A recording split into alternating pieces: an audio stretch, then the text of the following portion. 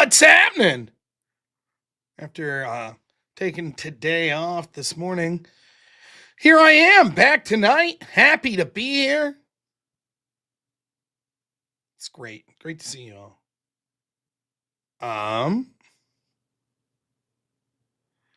If I had to choose a major city to live in, which one would I choose? Probably Pittsburgh because it's the one I'm most familiar with where my friends live.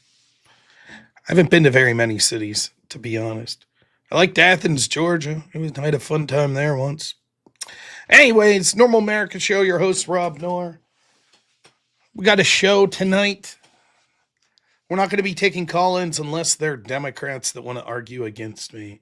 I didn't quite know what to talk about. I debated doing a debate review, but then I thought, well, maybe I'll do some debate reviews on my 24-hour stream this Friday.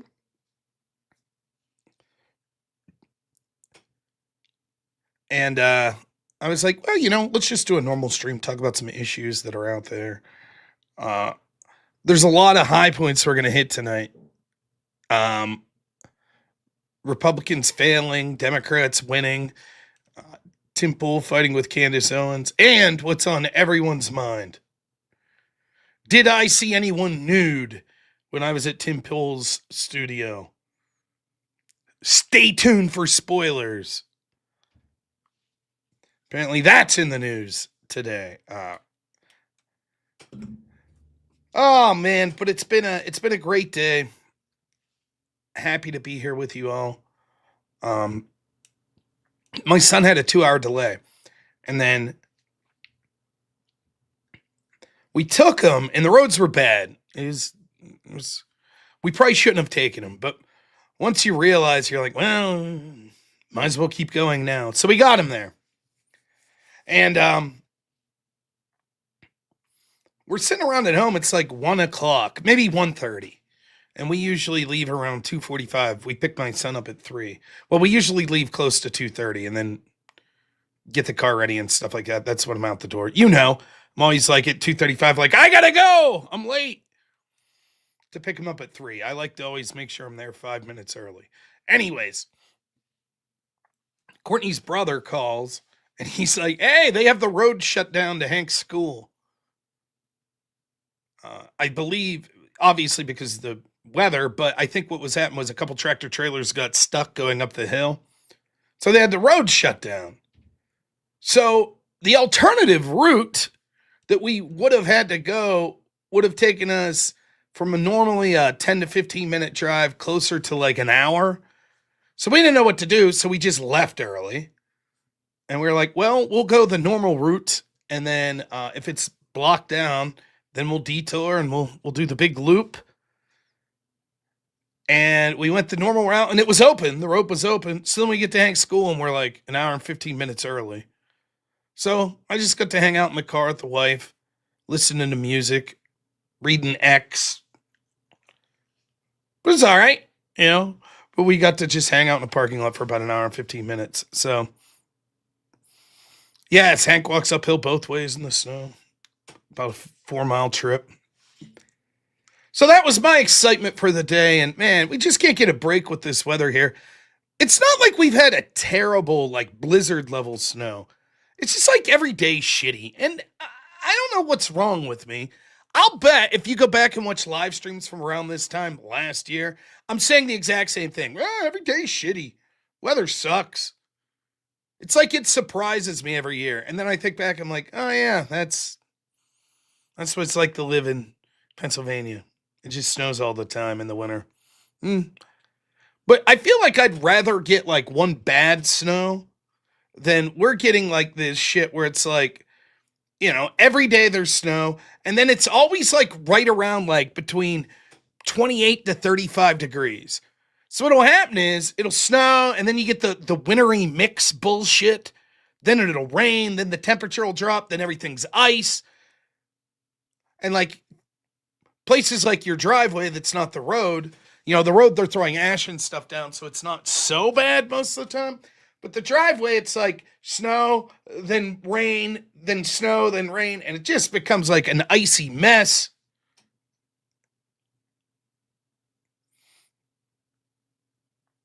So, oh yeah, our car had something called X mode.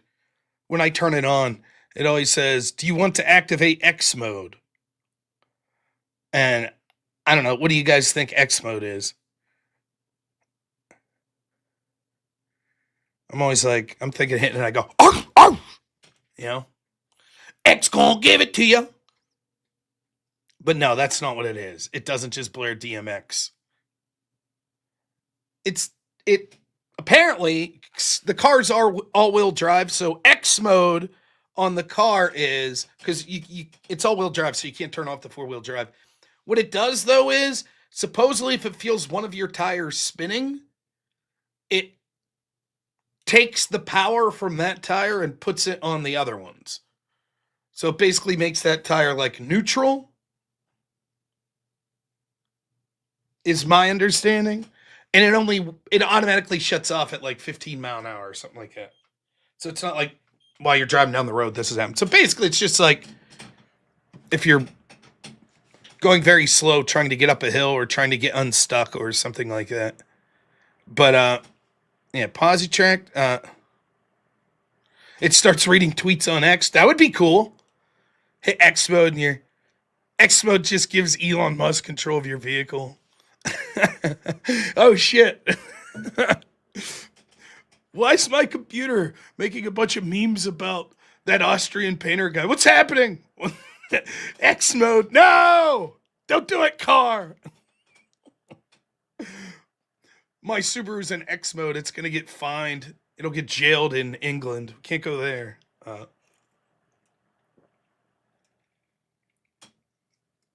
But fun times.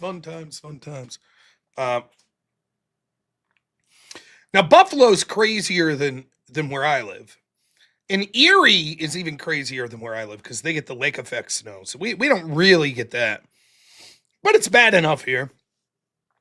You just learn to deal with it. And it's part of the reason you want a reliable car. My Dodge Journey that we've had for, I think we got the Dodge Journey like 12 years ago. I've been driving that piece of shit car. And it is absolute garbage in the winter. It's front wheel drive. This piece of shit slipping and sliding everywhere. I won't even put my family on it. Yeah, we got it in 2011. All right, there you go. It's just, this thing sucks.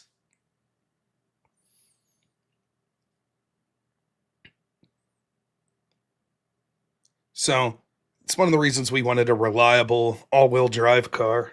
Because, you know, the weather. What can you do? Now, last when you left me, I debated this guy Brian Shapiro, and then he muted me and booted me off his show, and then called into my show after the radio show. I don't think it went particularly well for him, but you can check that out. I left the video up last night. And I'm sure my editor, Black Elk, will edit that all into one nice, neat package. But the video's up there, so we did a long call-in show yesterday, and then we went straight into that. So it was about a 7-hour stream. So I decided not to stream last night, and then this morning I had some stuff I was doing around the house. We've got a lot of packages that I think are from Santa Claus that have came, so trying to get those hidden while the man's at school. All of that good stuff. So that's what's been going on. Tomorrow I have a panel. So I'll do the call-in show tomorrow morning, and then I have a panel. And that is 8:30 tomorrow evening. And it's going to be about Somali fraud in Minnesota. Me and my co-host of Law and Order, Ryan Mullally, a radical coder is going to be there. I'm glad to see he got added on. That's funny. Grid Motorsports will be there. And then some other lefties that I don't really know. So it should be fun. Hosted by Admiral Gibbs. I've been Santa one time. It was a fun exchange. What can I say? But I saw someone comment 24-hour shows suck because sleep pattern. The show will be good, but then Rob will be complaining about being tired.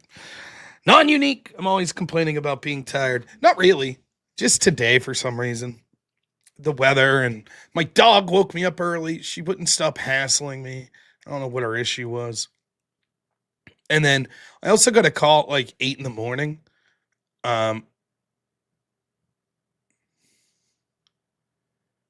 From my old job. So my gentleman that I worked with there, the autistic gentleman I took care of, I took care of for damn near 14 years every single medical appointment that guy had. With some exceptions. I left the job for like 5 months and then went back, and there were 1 or 2 times where something came up and someone else did a medical appointment. So the easiest thing for people, because what had happened is when you do healthcare like that, you have different people that are working in the house. So I'm only there half the week.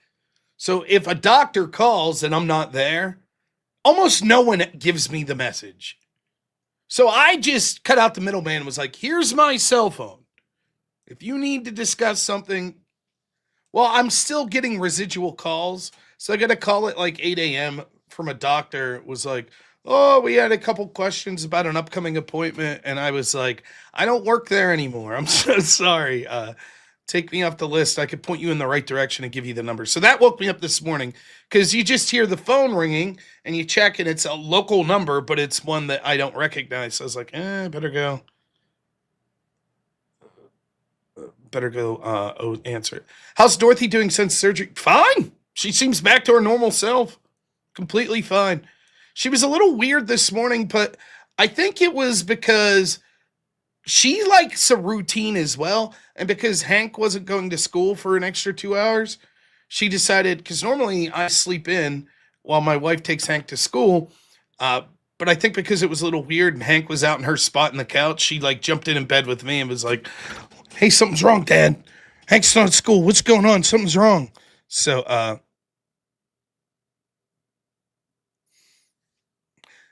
yeah, Dorothy got surgery there a couple months ago. Go Rams. Cost me $6,000. She had obstructed bowels. Now,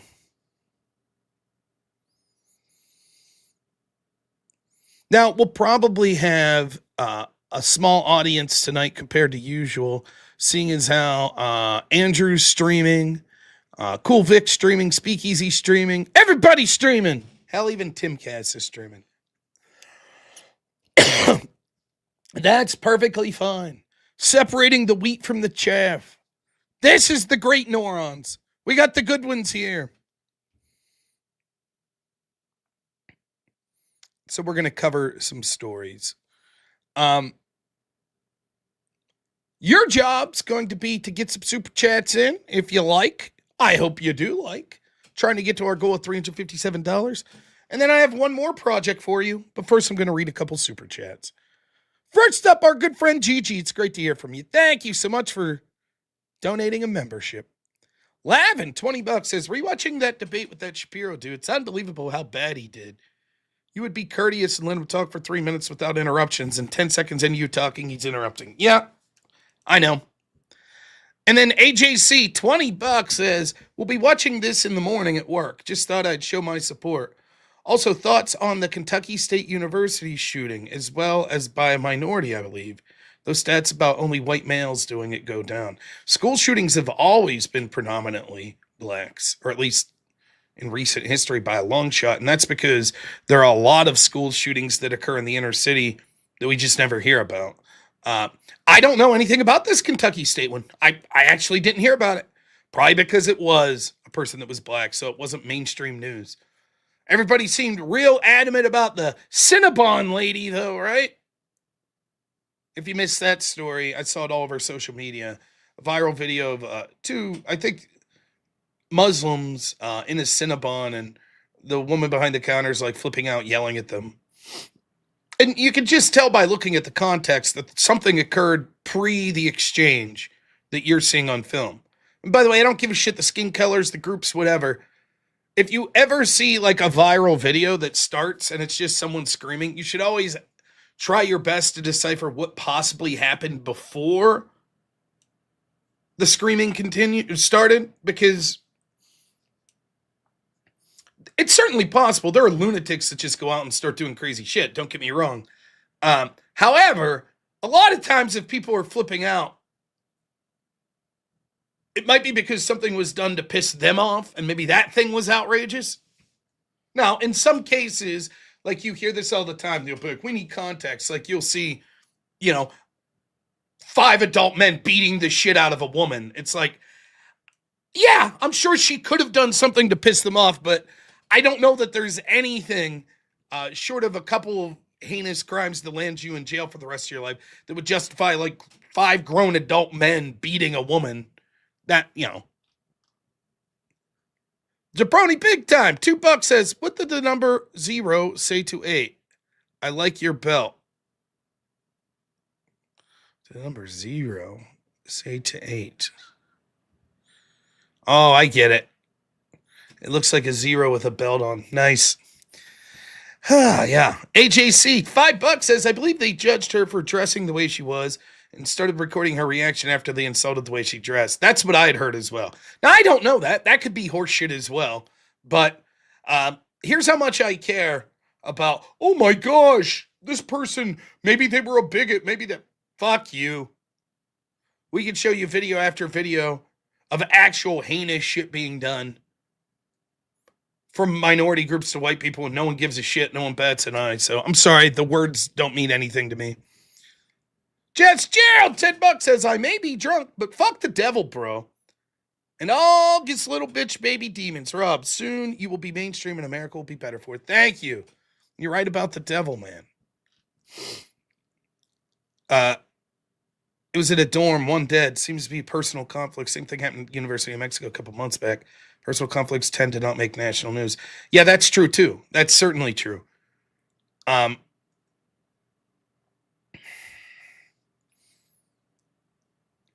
Look, any shooting's heinous. The reason that school shootings are particularly heinous, even in college, obviously more heinous when it comes to younger kids, it's because there's this idea of a school theoretically should be this environment that's safe for learning, and the last thing you would expect there is an act of violence.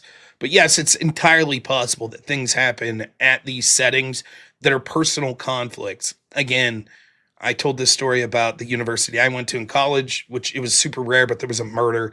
And what that was someone broke into a drug dealer's home that lived like right off campus and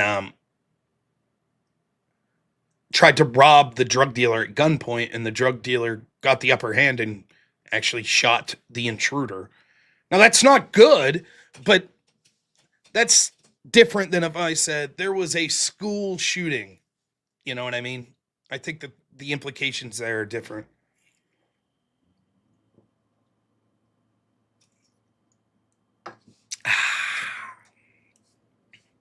Jabroni big time, 5 memberships, thank you.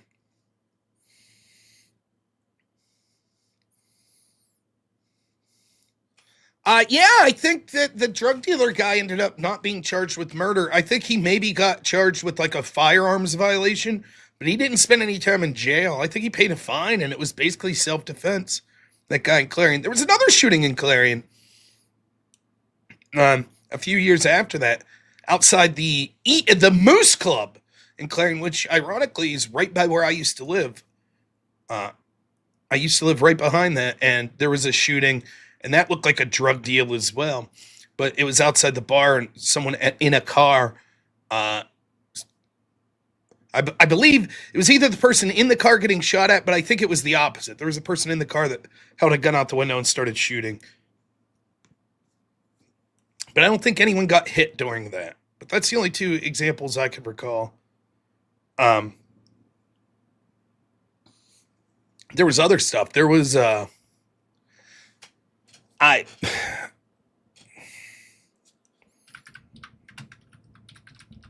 one second.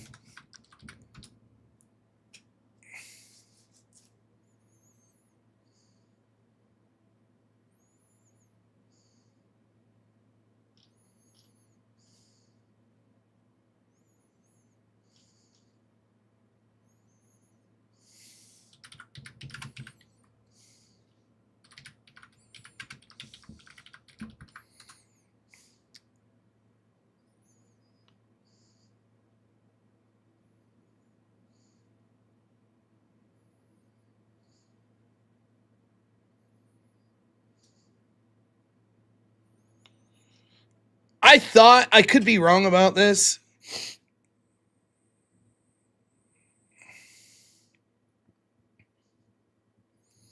I thought that there was a a girl that got charged with killing a baby. Basically, it was, as horrible as it is to say, um, she was pregnant and had a baby and basically threw it in the garbage. I thought that happened at the university around 2001, 2002. And then I believe there was someone who ended their own life around 2019.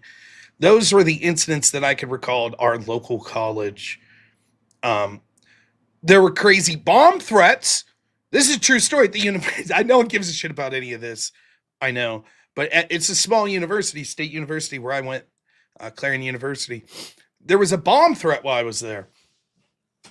And they found the person, and I'm not kidding you. The way they found this person that was making the bomb threats was they kept calling in the threats to certain buildings on campuses, and they basically looked at student records and found like the 2 or 3 students that were enrolled in classes at those exact buildings at those exact times. And sure enough, one of them was doing it. They were calling in threats to like get out of tests and assignments that they had to. That's a true story. That actually happened. And that's actually some like, they should have had, whoever it was working on that case should have worked the January 6th pipe bomber case. They would have had him a long time ago. You know? But yeah, it was a really crazy situation where it's like, yes, and I remember when that happened, and this blows my mind. Everybody's like, wow, that's outrageous. But there were a handful of people that I didn't think were the most unreasonable people in the world that were like, it's not that big of a deal. And I was like, are you fucking insane? Yes, that's a huge deal. And they were like, well, no one got hurt. It's not like they actually had an explosive. It's like, yeah, man, that you can't fucking call in threats like that. I remember being outraged. I was like, you've got to be shitting. I'm not alone here, right? Like, that's a huge fucking deal, right?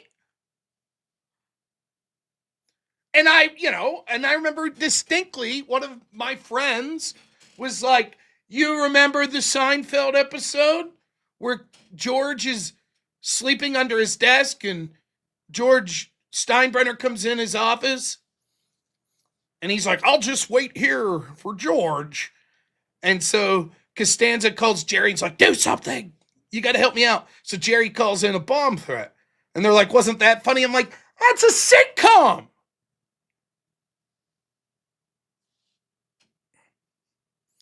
Crazy. It's absolute craziness. But Crisco, $10 says, Rob, in the face of so many invaders into Canada, I've decided to learn French.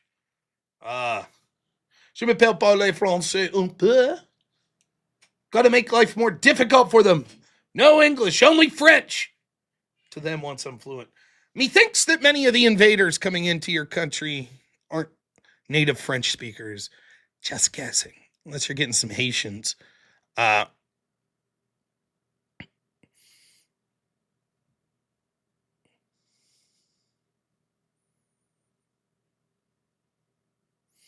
Ooh, good. You're going to hate what I have to say if you're blaming Tim.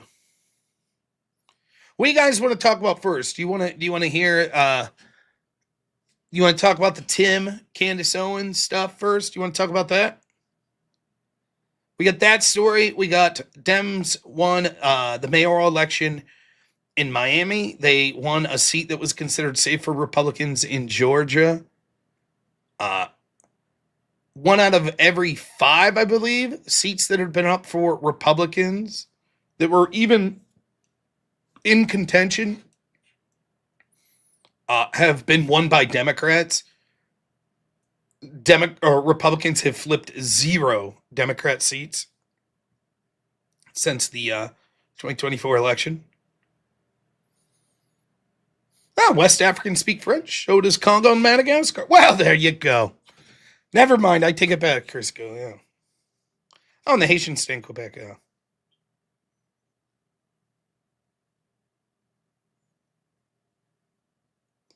So what do you guys think? You want to talk about the Tim Pool, Candace Owens stuff first? Tucker weighed in. What do you think? Or would you prefer to talk about the politics stuff? I thought we'd put the politics stuff at the back end. Want to talk about anything but Candace and Erica Kirk. It's what everyone's talking about, even Andrew as we speak. Anything obscure in this. That's funny. Well, no. Then I will talk about it now. Because if Andrew raids over and I end up talking about the same story, that's no good. So that decides it in the opposite way that you wanted. I'm not going to go too in depth in this.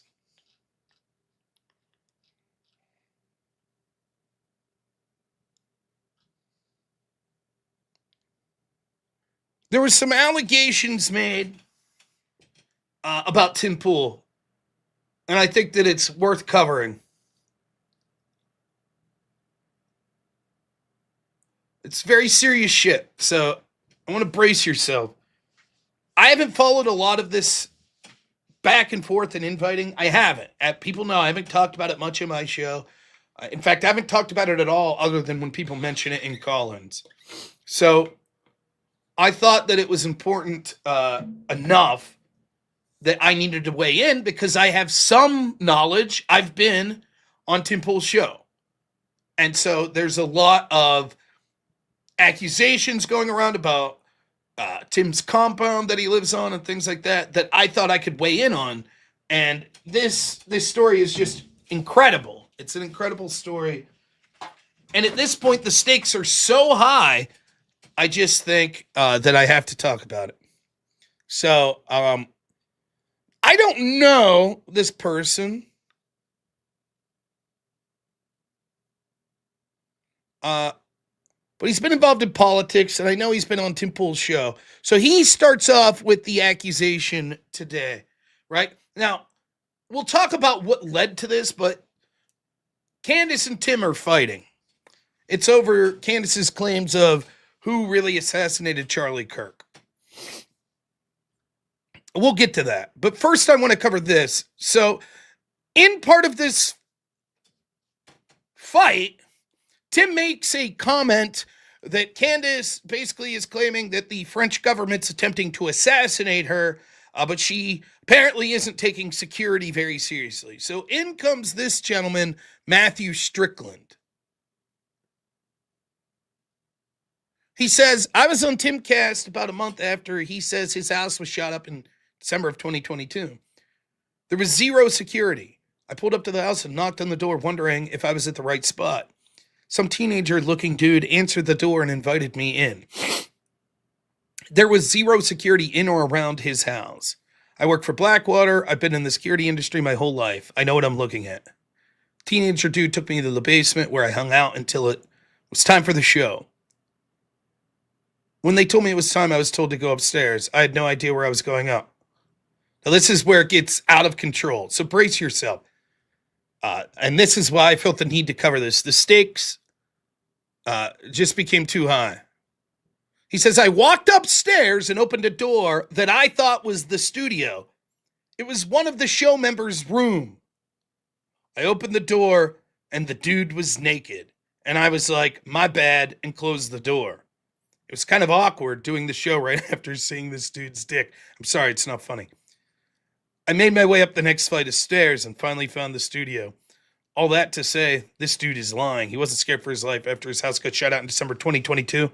I don't know anything about Candace Owens, but Tim Pool was definitely not fearing for his life when I did his show a month after he got shot at.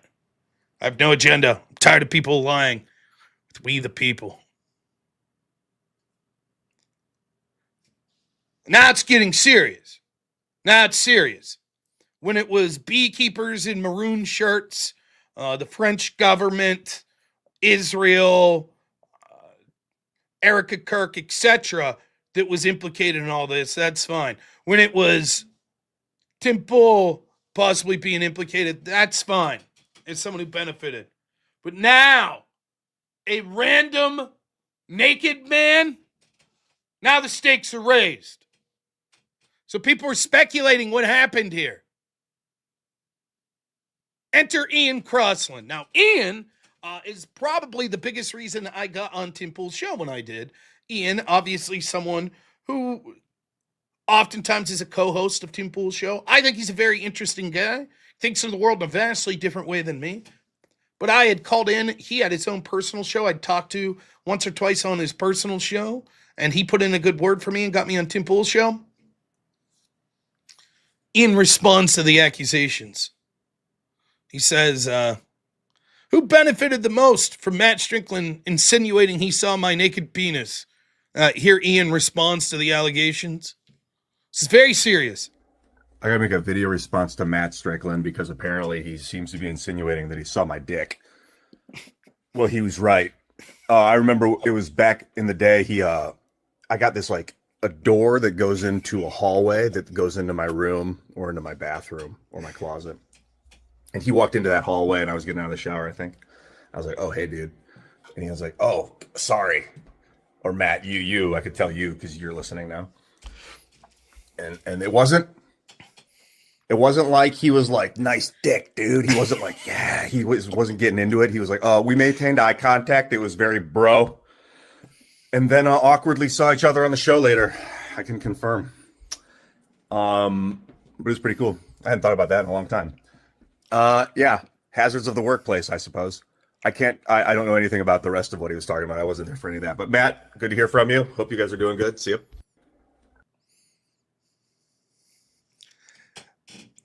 Now, as far as I'm concerned, this is the first story in this whole saga of Tim Pool, Candace Owens, Erica Kirk, Turning Point USA, French government, assassinations, etc. This is the first of that whole story. As far as I'm concerned, unless someone knows otherwise, this is the first bit of evidence I've seen confirmed. The first domino to fall. Yes! A gentleman did see Ian Crossland's penis. That happened. And so, if that part of it's true, well,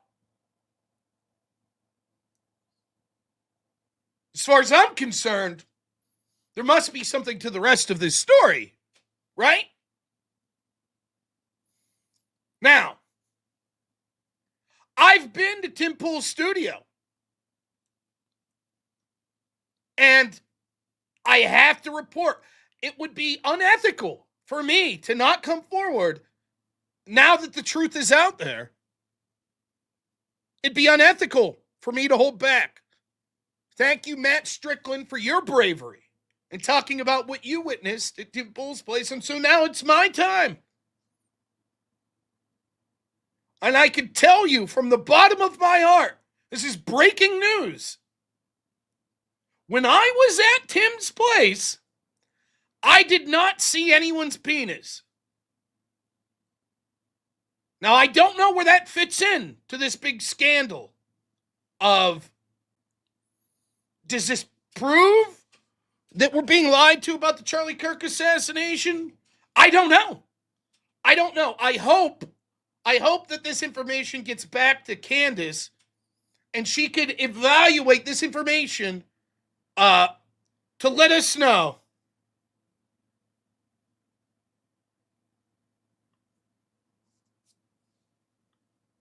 I don't know what this means. Surely this is some sort of evidence that proves the Macrones are both biological males and somehow involved in this, or maroon-shirted beekeepers. I don't know. Is that what it was, Wills? I'm not a favored guest. Only favored guests get to walk in on Ian Crossland coming out of the shower. Is that what's going on? Now, I will confirm this. It is a little confusing. There's like a little basement area that's like a man cave. They have a poker table and like, I think they had a pool table and like some video games and shit, like arcade machines set up and like a bar. And that's basically where everyone was hanging out, both before and after the show. And it is a bit confusing to go from that basement area up till maybe it's like the second floor. That's where the studio is. And there were doors which I didn't open any of them, but I assumed it was people that lived there. It was their rooms. I was not looking for a penis. That is true. So that's true. I wasn't going out of my way looking for penis. So, but there you go. I just thought with everything that's going on here, that I wanted to get my part out in the who assassinated Charlie Kirk scandal. Now that we're done joking about this a little, the idea of Tim Pool's accusation that he got shot at in 2022. I had read about this previous to it being brought up in this context, and I don't remember ever reading. I'm not saying it didn't happen. I'm not going to sit here and bullshit you and tell you I watch more than 5% of Tim Pool episodes. But my understanding was Tim said that he had some home intruders while he wasn't there, and one of his roommates or someone that he is friends with on his own property discharged a firearm, didn't hit anyone, and scared these home intruders away. That's a different version of Tim Pool told everyone he feared for his life because he was shot at in 2022. Or let's make sure I get, I don't want to misquote.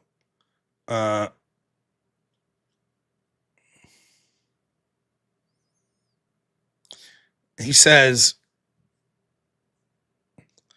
all does this say the dude's lying? He wasn't scared for his life after his house got shot at in December of 2022. And then he says, about a month after, he says his house was shot up in December 2022. I don't know that Tim said he was scared for his life. As far as security, I could say my experience with it was yes and no to security.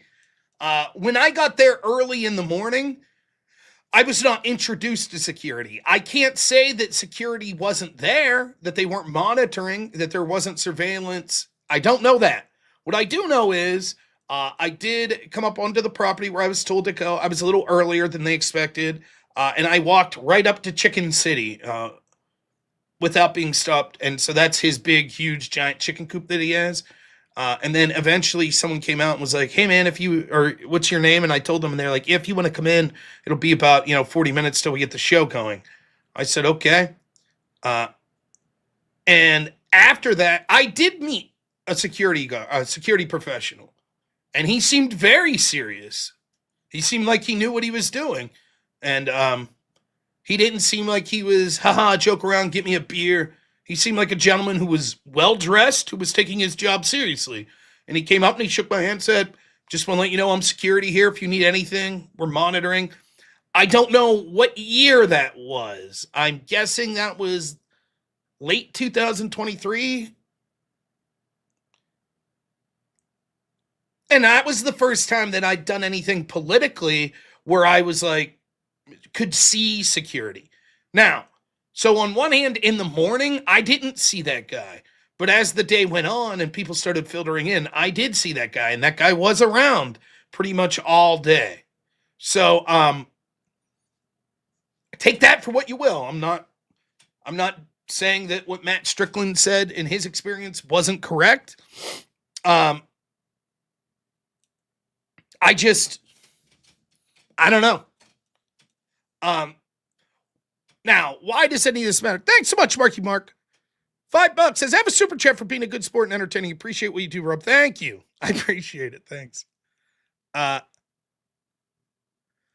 This all came about because basically, Tim Pool, I mean, I know very little about this story. We're going to talk about it quickly.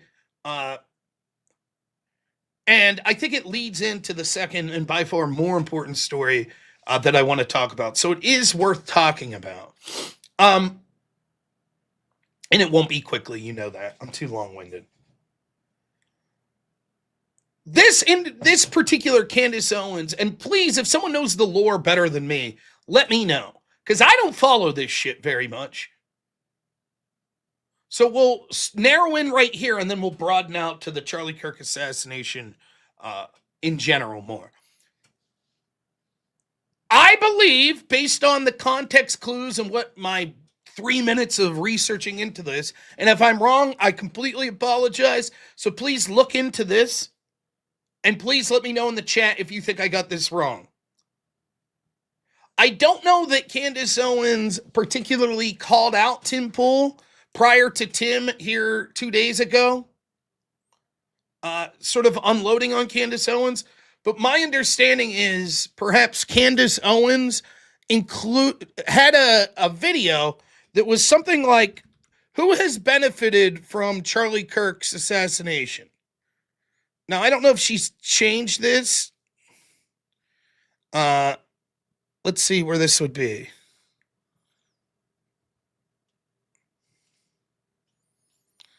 Maybe it's a live stream. Maybe it's a short. Yes. Okay. So I'm going to show you this. Now here, if I click on it, as you can see, you won't be able to see. But if you can see this thumbnail right here, the third video over, this was from 2 days ago with 1.5 million views. And it's episode 276, and it says, the $1 billion question, who stood to benefit from Charlie Kirk's assassination? And there's 3 pictures, as you can see in the thumbnail. The first picture looks to be Kash Patel. The second picture is Tim Pool. And the third picture is just an anonymous guy.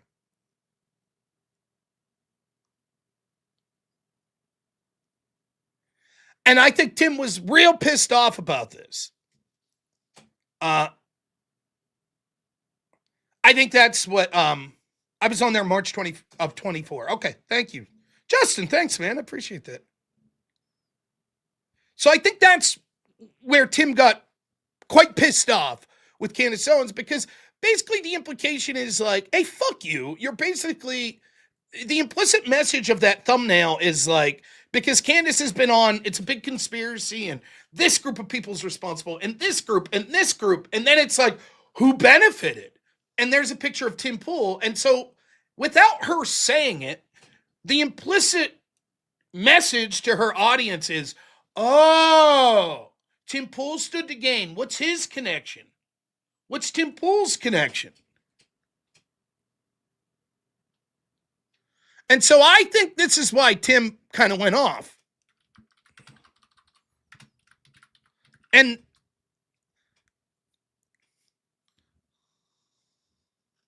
let's see if I can find the clip. Is this the right one? I think this is it. So let's hope this is terms of service. We're going to hope. I watched this, but I'm just kind of following. I'm like, huh, what? So here's what Tim had to say after seeing that thumbnail. Candace Owens is a fucking evil scumbag. She is a degenerate cunt. She is burning everything down, and she's gloating and smiling while she does it. And you know what you fucking told me? She has no security. She doesn't fucking deal with the shit we have to deal with. She's a piece of shit. Now, context here. Tim Pool's claiming, and I believe him, by the way, but Tim Pool's claiming that his property was just shot at the other day. Someone shot into it. And he, you know, people asked me in my show, they said, Tim's thinking of hanging it up because his security expenses at this point, of course, if you followed Tim whatsoever, or just pay attention to sort of the online conservative space, Tim has claimed to have been swatted on his show, over a dozen times, I believe. Don't quote me on that, but a lot. And so he's basically saying it's getting to the point where, through fear for my life and the people's lives that we're bringing on for the show, who we have a responsibility, post Charlie Kirk, and the reaction that you saw so many people that they were so pleased that Charlie Kirk was killed, that we don't feel safe.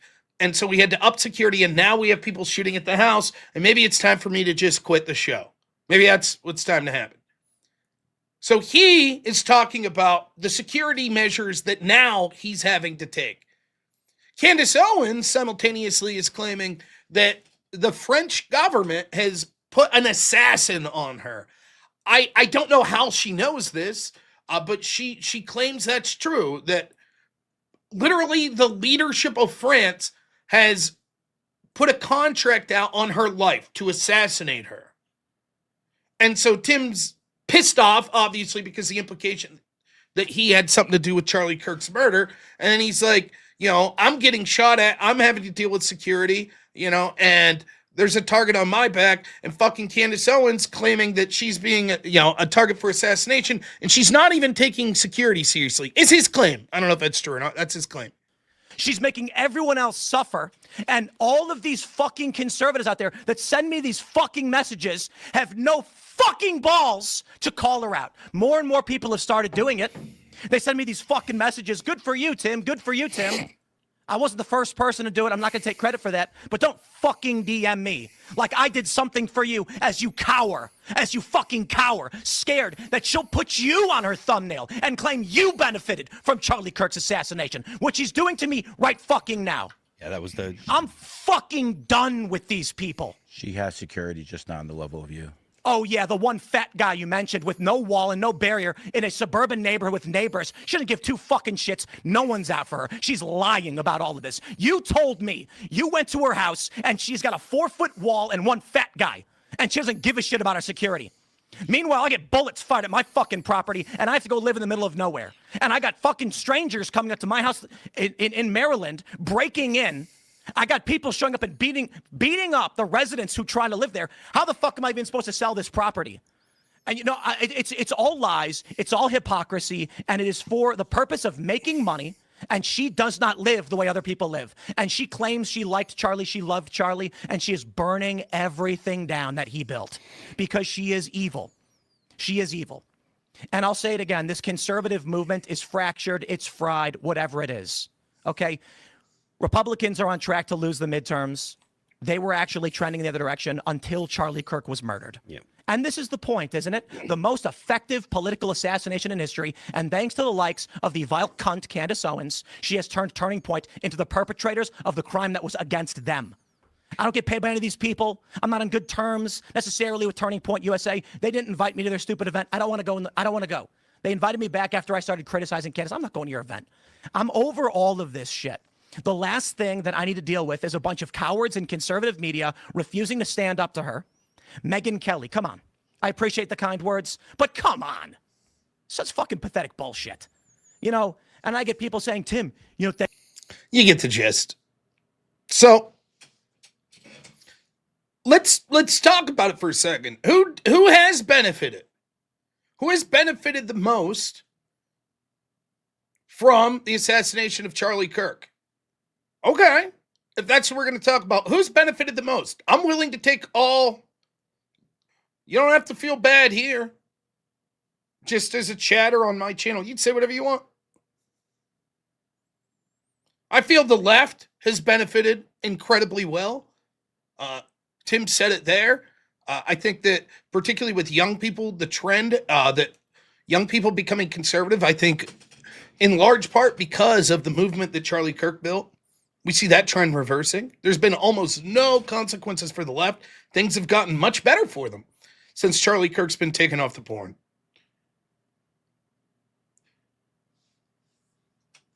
Turning Point USA, I don't think they've benefited. They may have made money in the short term, but they're certainly going to lose money in the long haul.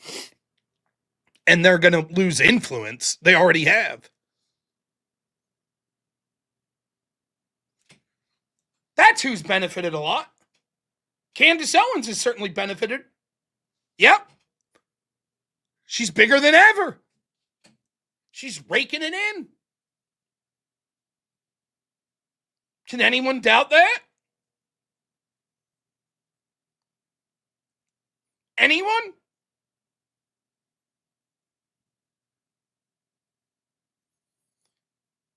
Even if you like Candace, has she not benefited? She has, right?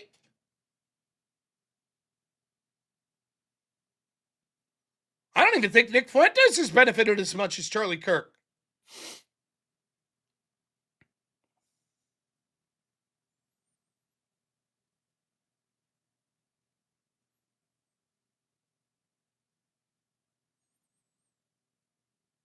So does that mean that Candace Owens is a suspect?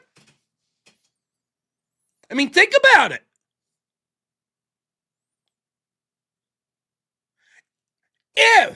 If you were involved in the assassination of Charlie Kirk, wouldn't you want to poison the well and blame other people?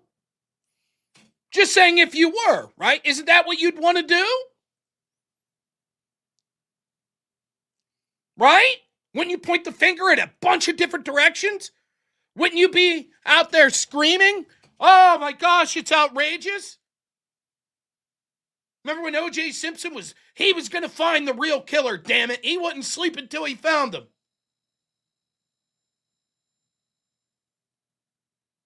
If she turns out to be correct, will I apologize? For what? Apologize for what? What have I said? What have I said? What would I need to apologize? Show me once where I've ever said anything about it. The only thing I'm saying is right now, all I'm doing is what Candace is doing. Who's benefiting? Who has motive? What have the actions been afterwards? Surely Candace would say this is completely reasonable, right? I haven't accused her. Far from it. I'm not accusing Candace. I'm just asking questions. That's all I'm doing. I'm just asking questions.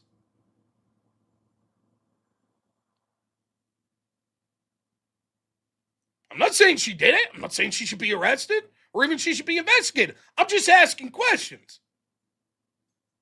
She certainly benefited. And if you were the person who did this or had a hand in it, wouldn't you want to point the finger at other people? That's it. That's all I'm doing is asking questions.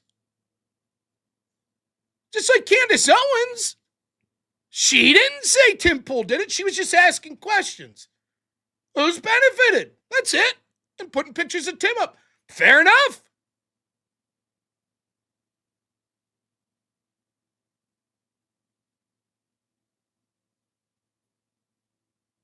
That's all. It's just asking questions.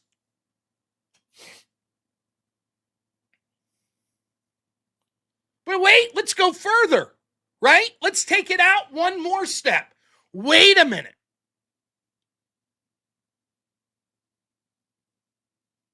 If you're looking purely at channel growth, whether it be the amount of people that watch a channel or the amount of people that donate to a channel,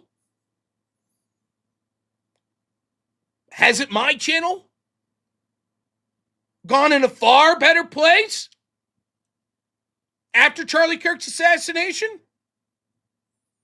Isn't that true? My own channel? And wouldn't it make sense if I was involved to ask questions about other people like Candace Owens, who's possibly trying to get to the truth? Wouldn't that make sense? Of course, then I would say, yes, but if I really was involved, why would I ever bring up that I could be someone that benefited? But that's exactly what someone who was involved would do. You see?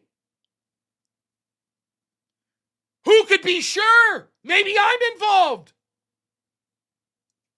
Maybe me and Tim Pool and Candace Owens and Tucker Carlson and Nick Fuentes all did it. Maybe.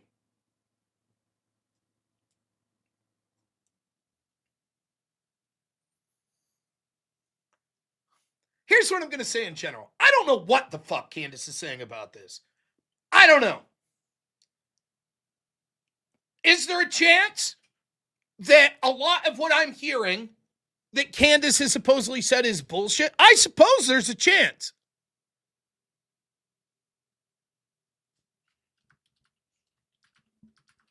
I see curated bullshit of people claiming what she says.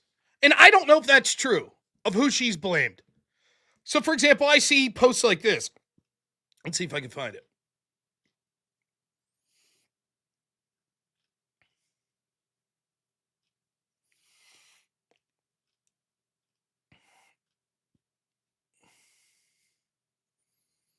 I had this saved, I thought.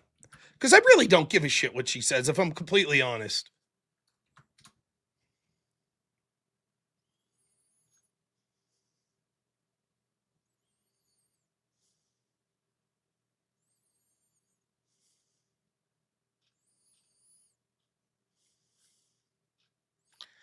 Ha.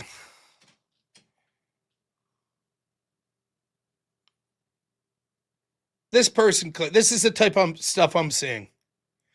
And if you're a Candace fan, tell me I'm wrong. Or tell me this is right. I guess not me. Tell me this is wrong or right.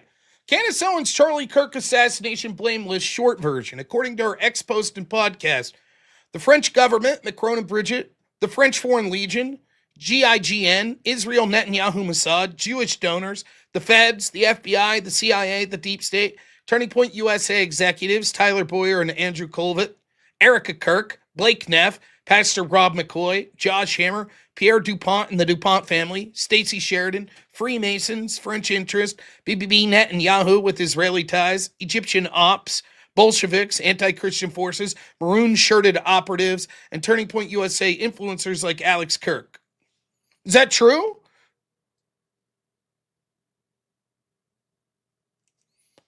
I don't know. Is that what she said? Or is that bullshit? Or is this people taking what she's saying to an extreme to make her look bad? Or do you believe that, yes, that is what she said, but she has proof for all of it? I don't know. I'm asking you all. Because I know there are fans of mine that like Candace Owens. There's no shame in that. You can like her or hate her. I don't give a shit. I'm not making a stance on it. There we go. I says that's a bullshit mischaracterization, a gaslight. That could be true. This has happened to me. People have said, oh, Rob thinks X. And I'm like, that's not true. I don't think that. I have a nuanced look at all of this. It says she implied all of it.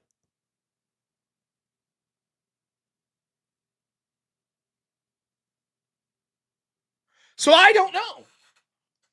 It's sort of the same thing I used to say about Nick Fuentes. I don't watch him. So when someone says, Nick Fuentes believes this, I'm like, does he? I don't know. I hear people say that.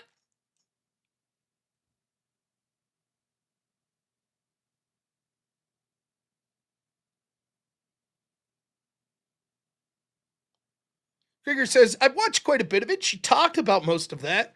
But just like the internet everything gets misconstrued quite a bit. Did I comment on Fuentes versus Morgan? No, because everyone else was. And I wouldn't have even covered this story if I knew that everyone else was covering it. I did comment in the call-in show yesterday, actually. I thought that Piers Morgan did very poorly. And he made Nick, even if you dislike Nick, and there were people that called in on my channel that dislike Nick, and I think that Piers did so bad that he made Nick sympathetic. It's a really bad showing. And Nick's sort of masterful at, exposing the people that are just going to be like, but you're an icky racist. He's like, yeah, I don't give a shit. And he's sort of charming and funny while he does it. So,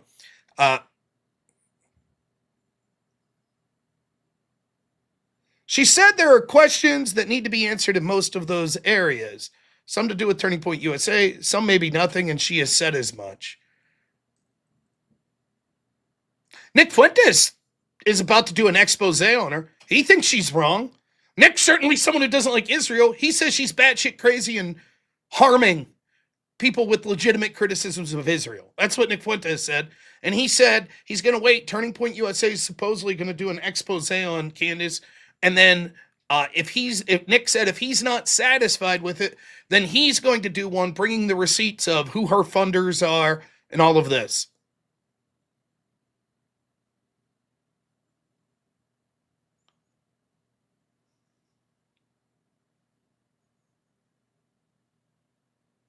So here's my general feeling on this, and some people are getting to this in the chat. It is absolutely perfectly reasonable and healthy to distrust official government narratives.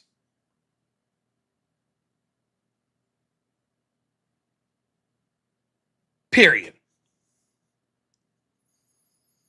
For example, seems like it was sort of a lefty type anarchist guy that has been arrested for the January 6th pipe bombs. Does it make you a shitty person if you're like, I don't know. I have questions about that. Of course not. I don't have a problem with it, and no one should.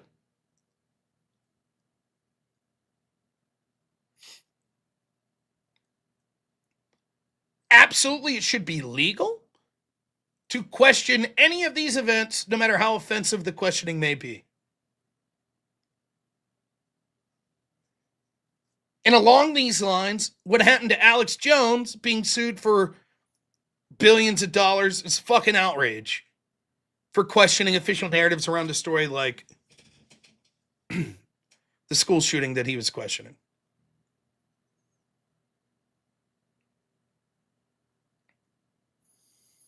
So legally, unless she comes blatantly right out and accuses some of the, I support her right to say this.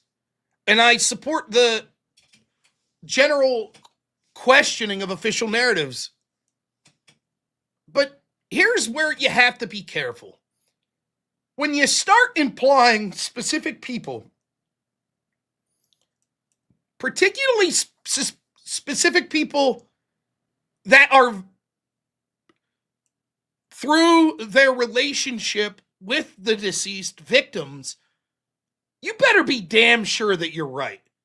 I don't know that it's acceptable to just publicly ask questions.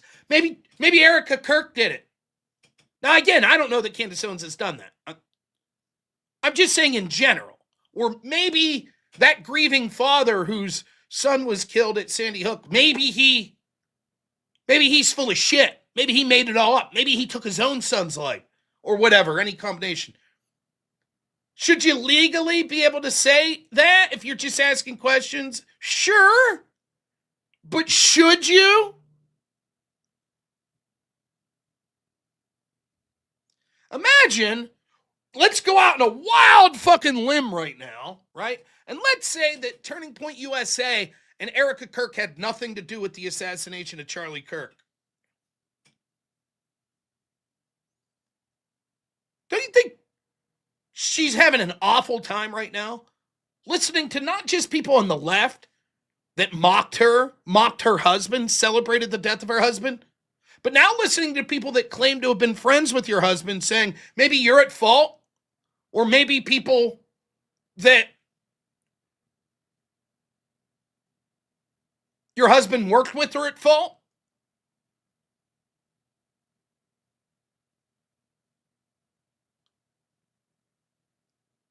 Once you start to say, look, I have suspicions or questions about, his wife, like, if you don't have, like, some pretty solid evidence that points to that as a likely direction, I don't know that you should be saying that shit publicly. I just don't know. It seems pretty fucking scummy.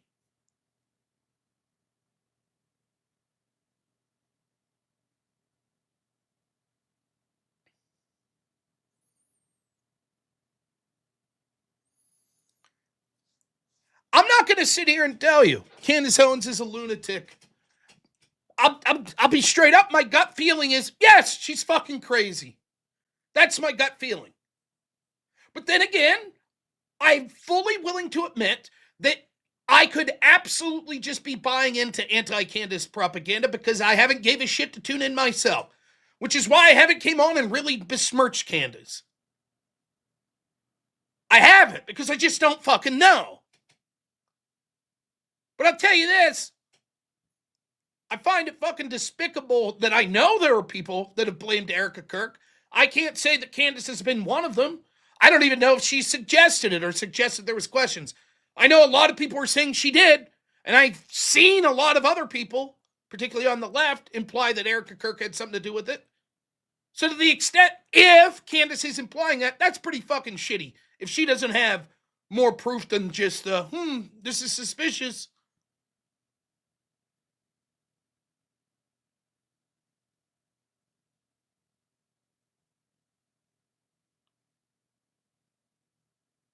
I don't believe you, I say I.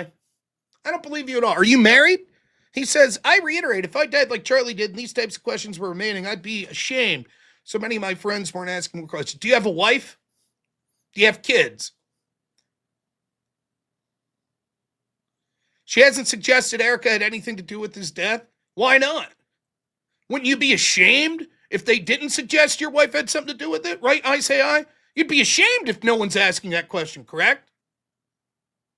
All right.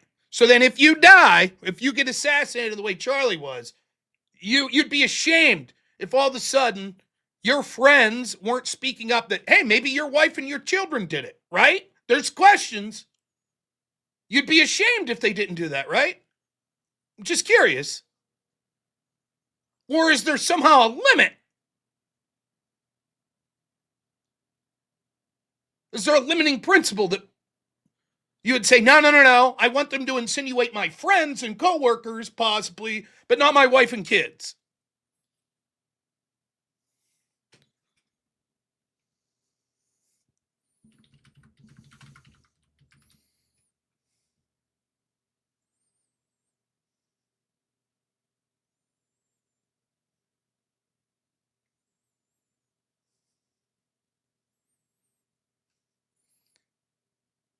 Now, I didn't watch this yet, but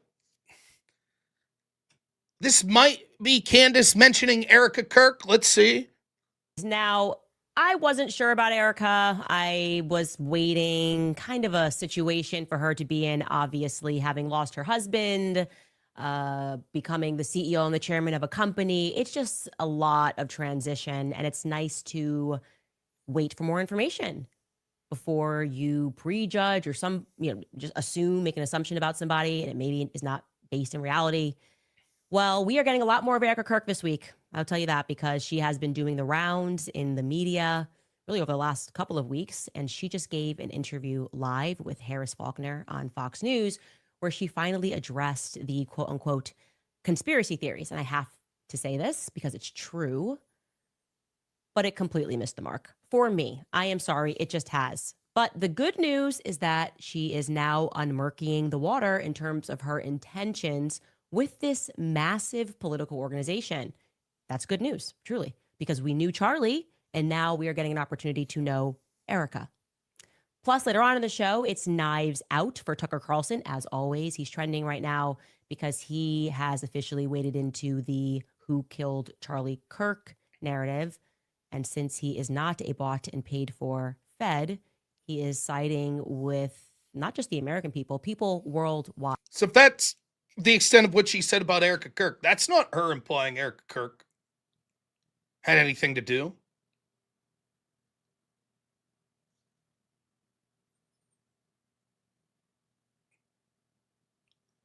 If that's the extent of what she said about Erica, right? That's just her. Like, look, it'd be scummy if she's out there saying, I don't like what Erica's doing. But that's different than implying that Erica had anything to do with the death.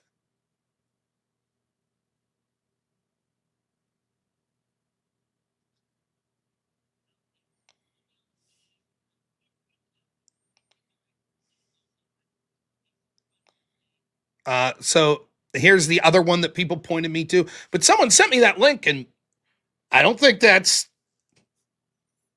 was her saying that Erica Kirk was responsible. I'm just going balls and strikes as I see it. Here's the other one that I got sent. Okay, super fun show today. You're probably seeing the clips, but Erica has gone off on conspiracy theorists. Obviously, every journalist out there is emailing me because it's about me. It's indirect, but it's also about me. And don't worry, in case you think it's not about me, she is going to name check me on stage with Barry Weiss on Saturday. How do we know? Because our mommy sleuths be everywhere, and they recorded the town hall today. And as soon as the town hall concluded, we got a flutter of emails. And what she says about the Egyptian planes, I'm sorry, not gonna lie, it's a little suspicious. It's weird. It's a weird response. So look, we got to go there. That seems to be a little more an implication, a little more. Now, again, she's not coming right out and saying it. It's suspicious. We got to go there. What's that?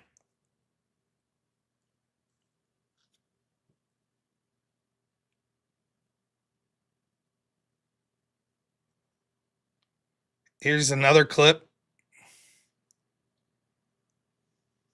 The widow has spoken. We're not dealing with the widow. We want the CEO and the chairman of Turning Point USA to answer. Okay? If you can't compartmentalize, then I don't see how you're going to be able to lead this organization in the future, because Charlie worked. We knew who Charlie was because he was authentic. Okay. He didn't just go, well, I only make time for like big pocket donors.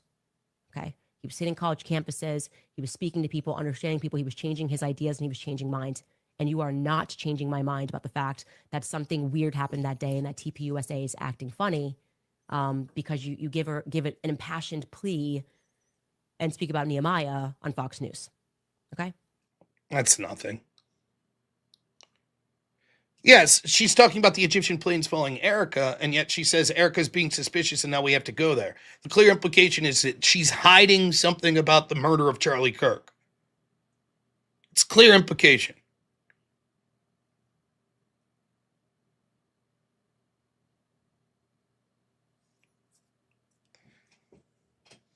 Just like you could say, well, Erica never said Tim Pool. Erica never said Tim Pool had anything to do with it. She just said, who benefited from the Kirk assassination, then put a picture of Tim Pool up. But she didn't say Tim Pool did it. That's not what she said.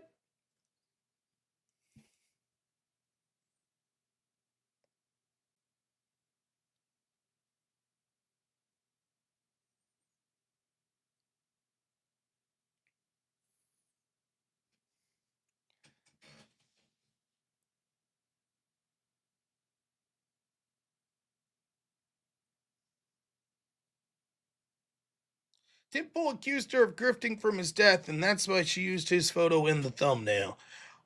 Maybe that's what happened. Nonetheless, I just want you to be honest, audience. Given that you know Candace Owens is heavily invested in talking about the cover-up of the assassination of Charlie Kirk, what's your implications from this thumbnail? Who stood to benefit from Charlie Kirk's assassination? And there's a picture of Kash Patel and Tim Pool.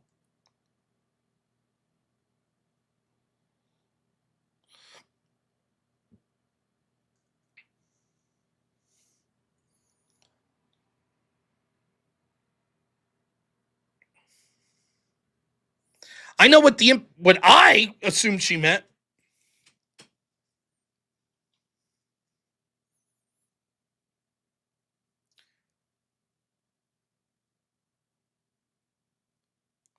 The idea that it's like, well, we want these questions answered from Turning Point. Okay, that could sound persuasive. I'm just going to throw this out there. I know that her and Steven Crowder had beef in part about this stuff. She was offered $30,000 to debate him on the subject in person at Word War. He offered to match the $30,000 and make it $60,000 for her, and she declined.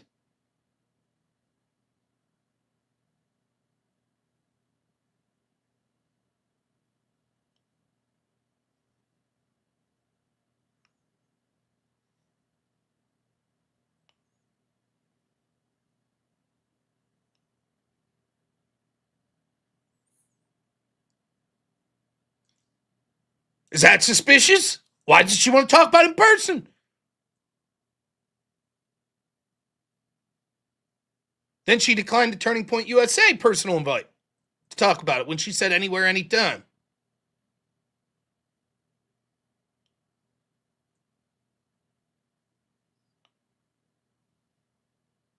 I don't even know what this allegation is about planes.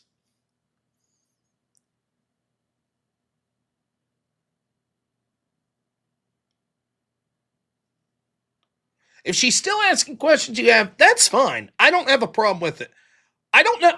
What are the questions that people have? I've seen people that I think are smart. Like, one of the questions was, this couldn't have been a single bullet from a 30-06 because the exit wound wouldn't be possible. I've seen smart people say, that's just not true, and show their work how that would be the case. Is that what we're starting with? Is it because people's reaction in the initial aftermath? I don't even know.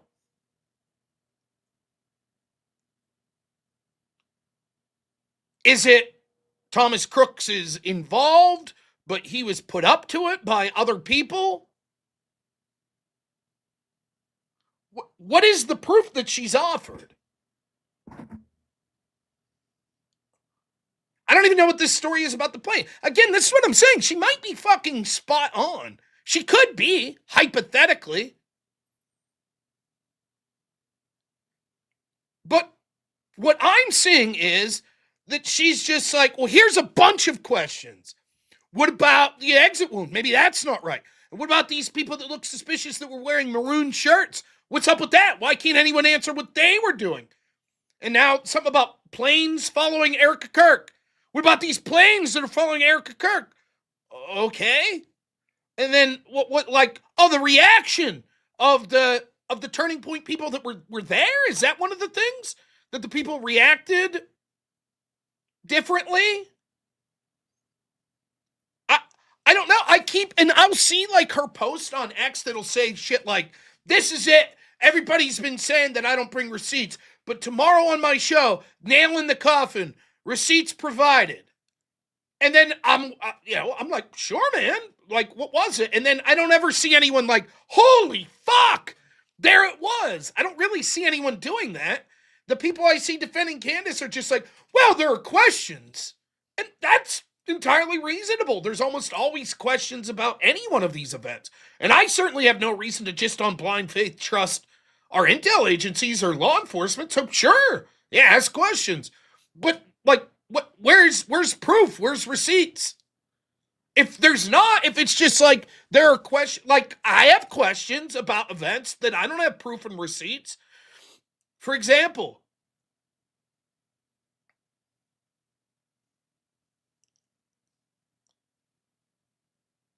I have significant questions. Why did the 9/11 Commission stop looking at who funded 9/11? Something's incredibly odd about that. But if I said, and therefore I know it was Bill Clinton, or yeah, Bill Clinton. There's the dog that's not barking. Bill Clinton. What's up with that, huh? It's like, well, okay. You're right. You bring up a point with a significant question that implies something shady's going on.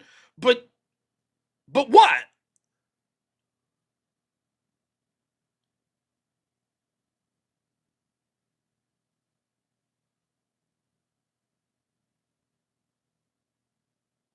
She makes a claim that Charlie said he was going to be killed, then was killed the next day. I haven't seen proof of that, though.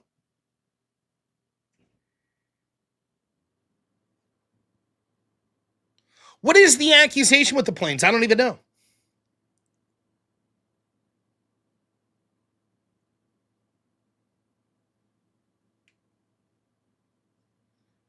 There were jets in the same place and same time as Erica, allegedly. Okay.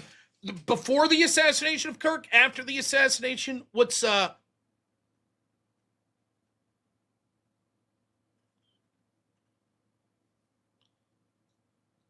if most of the time I could think through like what the allegation would be. So let me see. If I assume that, and I'm sure someone will tell me in the chat, if I assume before Charlie Kirk was assassinated, I'm guessing is the assumption, 73 times, if this story's accurate, there were Egyptian planes in the sky that seemed to be tailing Erica Kirk. Okay. So then the implication would be somehow the Egyptian government assassinated Charlie Kirk.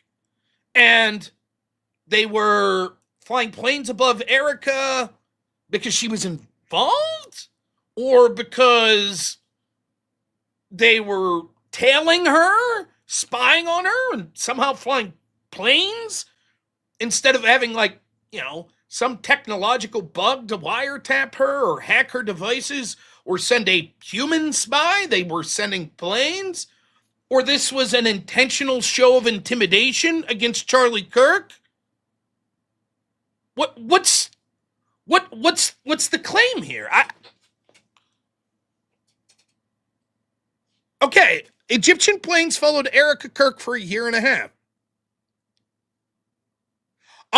Okay, they're Israeli planes out of Cairo tailing Erica Kirk. Okay, so let's take Egypt out of it. So Israeli planes are tailing Erica Kirk for a year and a half, 73 times. Oh, okay.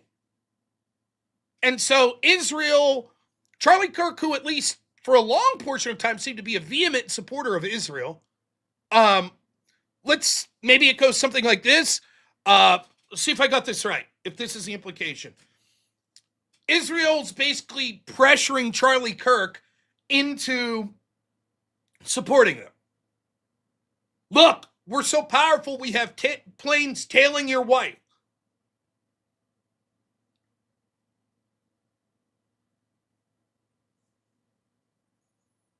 Is that the implication?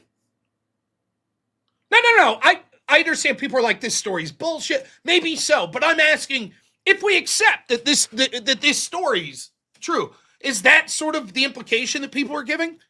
I'm not making a stance on whether or not this is true. This is the first I'm hearing about it.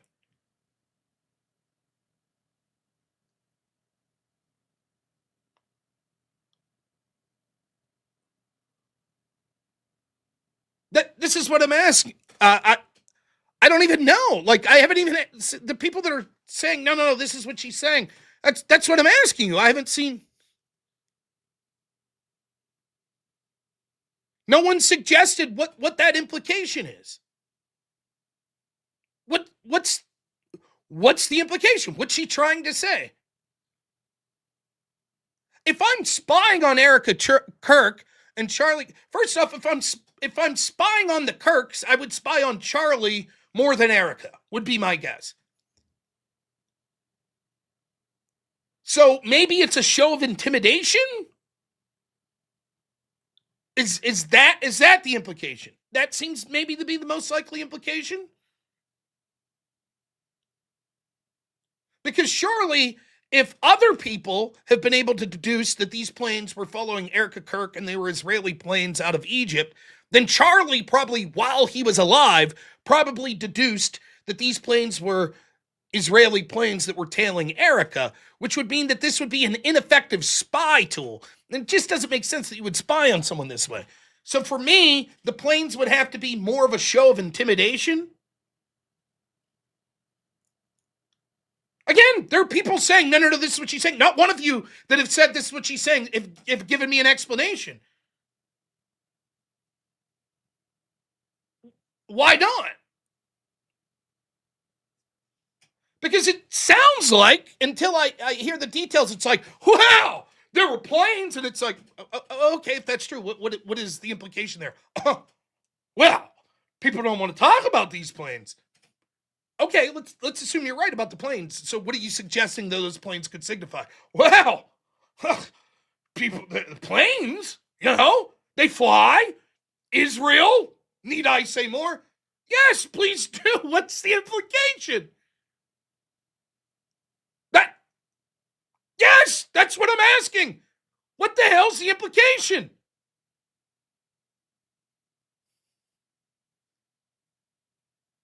It'd be like if I said this.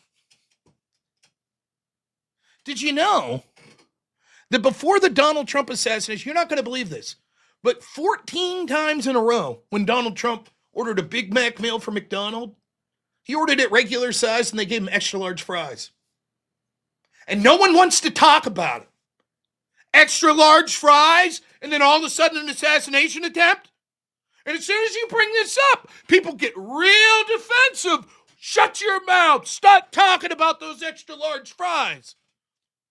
And you'd be like, okay, what's the implication here? See, look. Rob should change his name to Fed Slop Rob. I'm literally not even saying I'm saying she's wrong. I'm like, what is her story? And no one could give it to me. No one. No one could tell me what the... And so the mere fact... If Candace asks questions, then she's just a fucking great hero. If I say, hey, I'm trying to understand what Candace is saying, I'm not even saying if she's right or wrong. I'm trying to hear what she's saying. Then we got assholes like this go, oh, you believe the Fed slop. After I just got done saying, you have every reason to distrust the feds. You see? Where the fuck did I say, just trust the feds? I didn't say Candace is wrong. I'm like, what's the implication of these? Has she said, look, I believe that there's a chance that these Israeli planes were doing X. And so therefore it implies Y is responsible for the murder of Charlie Kirk. That's all I'm asking. What's the fucking story she's telling? That's it. And to even ask that, you have people that are probably, oh, so you believe everything the Fed said? I didn't say that. I'm saying, what the fuck is she saying happened? That's it. I understand she said a lot. That I get. We're just on this one thing. I was like, I didn't hear about these planes. What's up? Well, they're Egyptian planes. Okay. They were spying. They were intimidating. Well, they weren't really Egyptian. They were Israeli. Okay. Were they spying? Were they intimidating? Well, no one seems to know. No one seems, and I'm not even saying, oh, you don't have proof of what they're doing. No, I'm just saying, what's the suggestion that they may have been doing? What is the people that have focused on these planes? What are they suggesting this could mean? That's all I'm saying.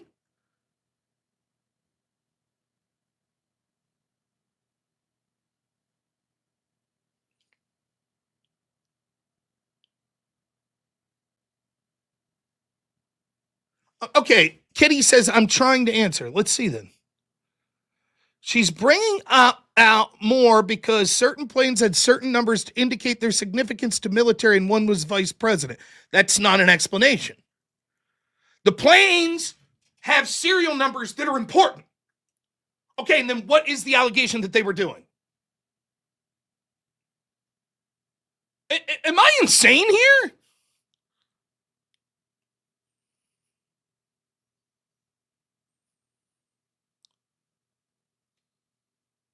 There were Egyptian planes that were really Israeli, and the numbers on them showed that they could have important people, including the vice president, presumably of Egypt.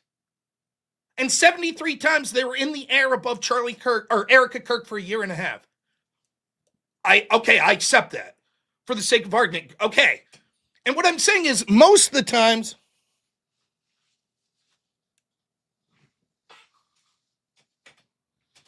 look, I understand this. It may absolutely all be bullshit.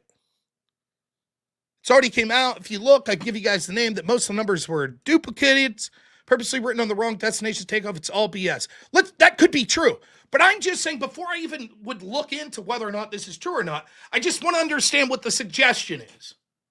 For example, if you have something like 9/11, people are like, well, Silverstein was involved in it because he moved all of his assets out and he made a bunch of insurance money, right? And he said, pull it. He intentionally said to pull it when it came to Building 7. Okay, I get that. I don't understand the connection of the planes. There's no allegation. It's just a weird observation.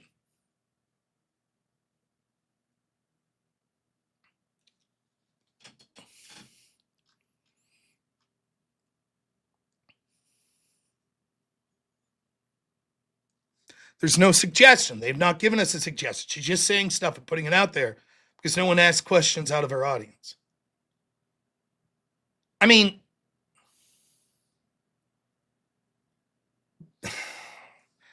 that's frustrating to me. I assumed that she had a theory.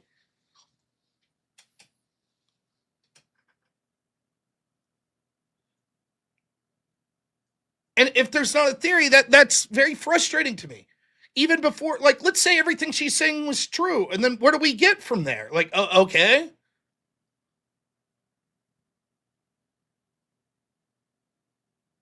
That's all I'm saying.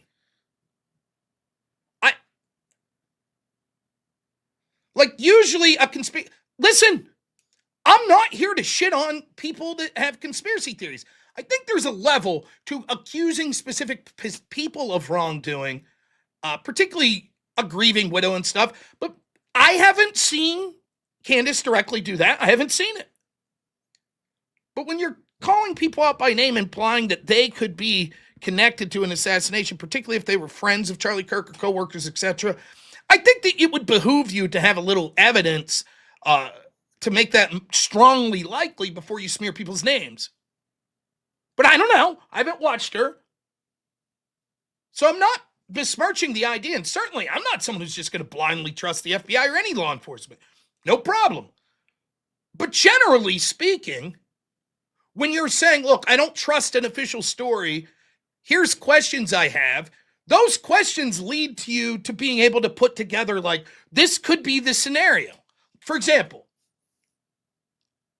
I think that the FBI intentionally let the clock run out on Hunter Biden's tax crimes and FARA violations, etc., because they didn't want to hurt his father in the Obama administration. So then when I look and I say, well, why didn't they bring charges?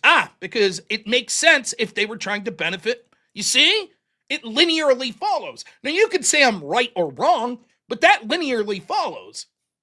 But if I said every time that Secret Service picked up Joe Biden, they had a red car. Every time. And so, I'm not so sure that I believe this Hunter Biden laptop. You'd be like, wait, what? It's true! Look, here it is. And when it came up, when they asked the Bidens, they were like, shut up! And you'd be like, okay, maybe that's true, but what are you implying here? What about this red car? Well, it's odd, isn't it? That's odd. Sure.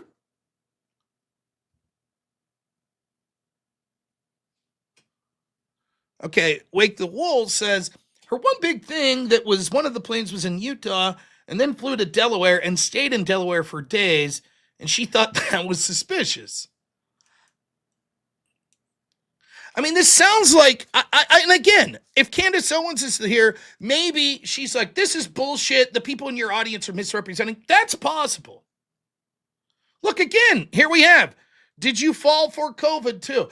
I don't like,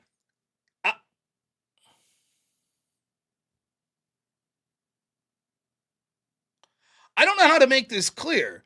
You might be a deranged fucking madman if you hear someone saying, yeah, I don't trust the government. Oh, you have a theory? Can you tell me the theory? And you're like, nah, I can't even tell you what the implication of the theory was. And I was like, oh, well, that's a bit frustrating. I wish you had like a theory. And you're like, oh, so you believe the COVID story too.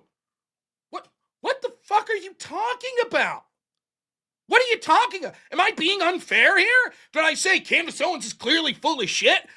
People were saying she blamed Erica Trump. I watched the videos. I was like, I don't know. I don't think she said that of the 3 videos people suggested I looked at. What the fuck are you talking about? Where am I being unfair here? It's possible that those of you in the chat that are sort of trying to give me Candace's story aren't giving it to me correctly. That's entirely possible.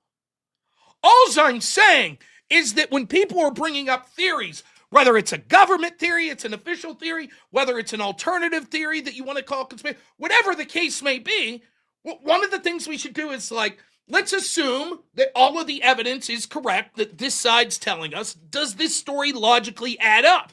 Can we say, And so in this case, with the planes, it's like Candace Owens, like, from what I'm being told, allegedly what she's saying is, well, there were all these planes that were Israeli from Egypt, 73 times in the air above Erica Kirk for a year and a half. Okay, so the implication is they were spying on Erica, or that this somehow, what do those planes say about the attempted assassination? And if it's just like, well, it's just odd. It's odd that planes were in the air. I don't know that you don't understand how I would be like, but I don't see the connection. That's it. And so far we've had 2 people basically be like, oh, you believe everything the FBI says. Who the fuck said that?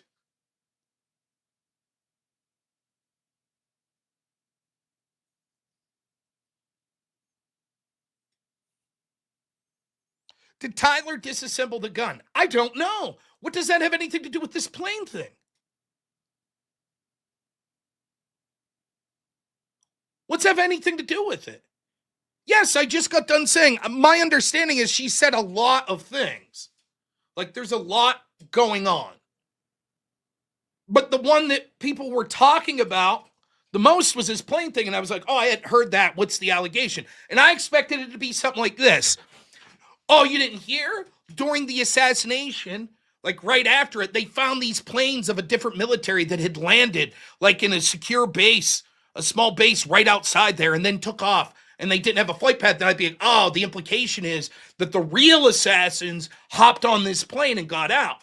I understand. I'm not saying that story's accurate, but I'd be like, yes, I could understand what the implication would be there. But with this story, I'm like, what's the deal with the planes?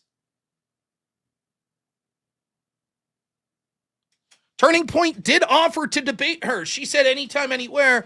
And when they offered to debate her, my understanding is she turned it down.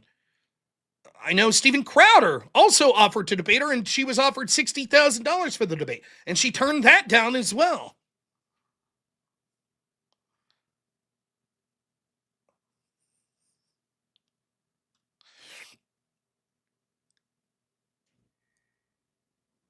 I'm not even saying you're wrong to bring up questions. It's perfectly reasonable to be like, wait a minute, what's up with these planes? That's a reasonable question, I guess, if that's true. Again, there are people saying it's bullshit, but I'm not even talking about whether it's true. I'm just saying, like, if you're going to say that it's connected somehow, like, at least have a theory of how that could be. If I'm doing my best, I think the best I could come up with, someone tell me if I'm wrong. Let's assume that that story's true. The way that that might implicate Israel would be something like this. It doesn't make sense that these planes would have been spying because planes are noticeable. An average person might be able to look up in the air, especially if it was 73 times, and say, what the fuck? Why are these planes always above me? And might be able to get to the bottom of it. So that's bad spying. Spying, it makes sense. You want it to be something that's not so easy to be noticed. So my guess would be that it would be intimidating. And so maybe the message was being sent to Charlie Kirk, like, listen, we're so powerful that over U.S. airspace, we could constantly circle your wife in airplanes. So you better do whatever the fuck we say. And then maybe Charlie did some things against what Israel said. And so we could already see through this intimidation of the Kirks that now they carried out this assassination. And now, of course, Erica wants them to shut up because she's fearful once they already killed her husband that maybe they'll kill her and kill her children. That's a theory, at least.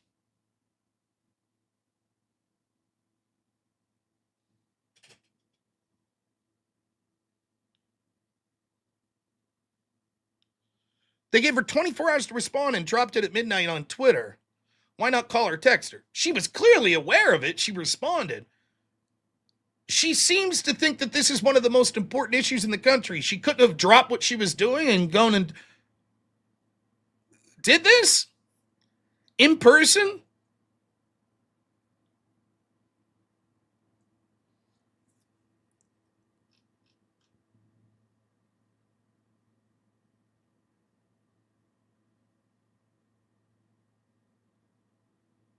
She said the night before she'd do it within 24 hours notice, and then she complained about it. She has kids she homeschools. I have kids, and last year my kid wasn't in school. And going up into the election, if Hunter Biden would have offered to debate me on the Hunter Biden laptop, I would have been like, wife, you're going to have to take care of this. I'm out. I'm going to fucking debate this dude. Even if he said I had 24 hours, I'd have found a way. Because that's a big, important story to me. And she was friends with Charlie Kirk, she claims.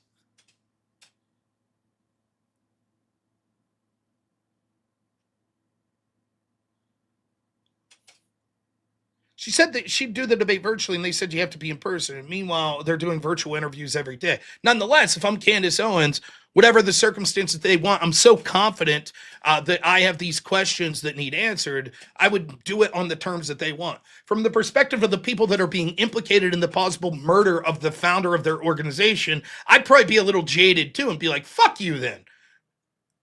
You want to say this shit? You want to talk to us? Fine. You come in person to our face, you say this shit. Yeah, I'd probably say something like that too. She said she'd do it today. Why wait until the 15th? Previously, she said she'd do it, apparently, the audience is saying, anytime, any place. A time and a place was offered. She said no. You're not saying, wait a minute, why'd she say no? That's suspicious. Instead, you're saying, wait a minute, why don't they take her up on her terms of how she wants to do it? If you're going to say that it's shady, and it somehow maybe implicates one side to say, here's when I could do it. If you choose not to, fine, tough luck, but not the other side. I don't know. What do you think? Tell me, what's your theory? Why would they offer that one time and place? Did they know she would not accept that one time and place? Give me your best theory. Do you think that they investigated her personal schedule and were like, here's one day and time that we know she can't make it. So we'll offer that knowing she has to say no. That seems a bit extreme. I would say that by merely offering this, they had to be under the understanding that she's most likely going to say yes, and so they were prepared to talk about it.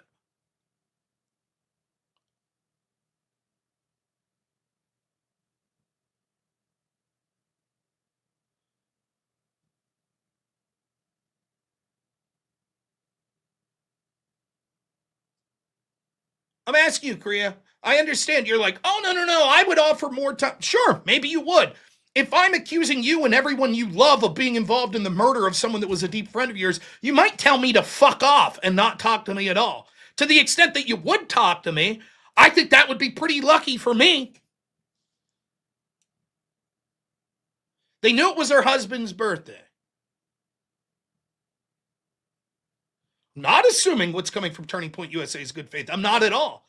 I'm saying if they're shady and involved in the murder, the easiest thing in the world for them to be would be like, this chick's a psychotic bitch. We're outraged that she would accuse us. We're never going to talk to her.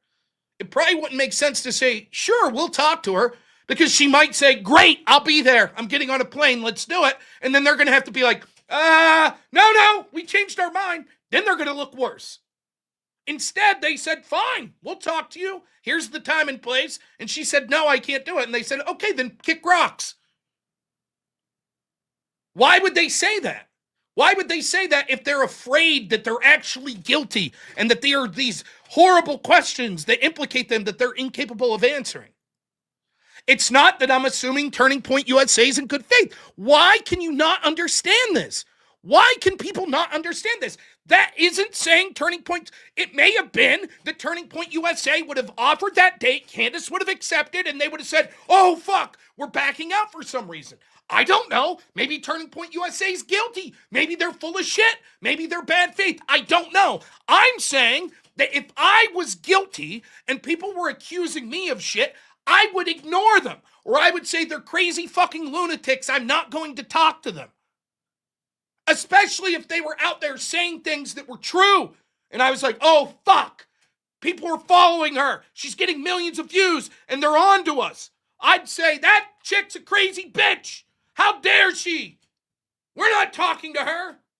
What I wouldn't do is say, okay, let's talk. That's all I'm saying. That's not me assuming Turning Point's operating in good faith.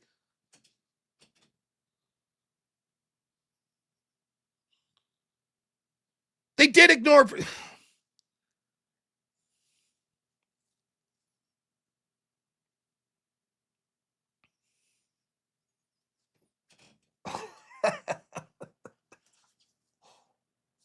All right, let's play this game. You're all assuming Candace Owens is operating in good faith. That's what it is. You're all assuming. Why are you assuming that she's operating in good faith? What is it about Candace Owens you 100% assume? Maybe she's working for the Israeli government. I assume that all these people in the chat must have some sort of connections to Netanyahu, because all they're doing, instead of looking at things objectively, they just 100% assume Candace Owens is operating in good faith. That's it. You don't know that I'm wrong when I say that about Candace. You don't know that. You don't know. I also was right about COVID. You would say, no, we're not assuming Candace is operating in good faith. We're saying, okay, let's see what she's saying. Let's see if it makes sense. Let's try to look for the evidence independently and see if what it's making sense.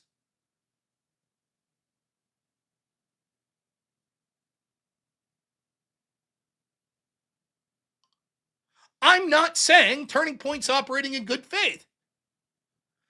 I'm saying something that I don't understand how anyone could say is not true. If you're guilty and there's some articulate woman out there showing the evidence of your guilt, why would you offer to talk to her at all?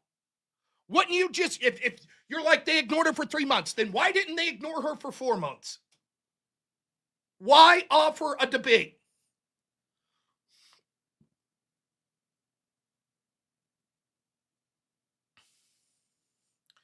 Can you answer any of Candace's questions? I mean, what kind of sense is that? Can you answer my questions about Candace? Did Candace benefit? Has her viewership and subscribers gone up since Charlie Kirk's death? Why can't you answer it? That's odd. Why can't you answer that? Or are you admitting she did benefit? Interesting. Here's another question. If Candace Owens did kill Charlie Kirk, don't you think it might make sense to point the finger at other people? Why can't you answer it? Why can't you answer that question? Why can't you answer?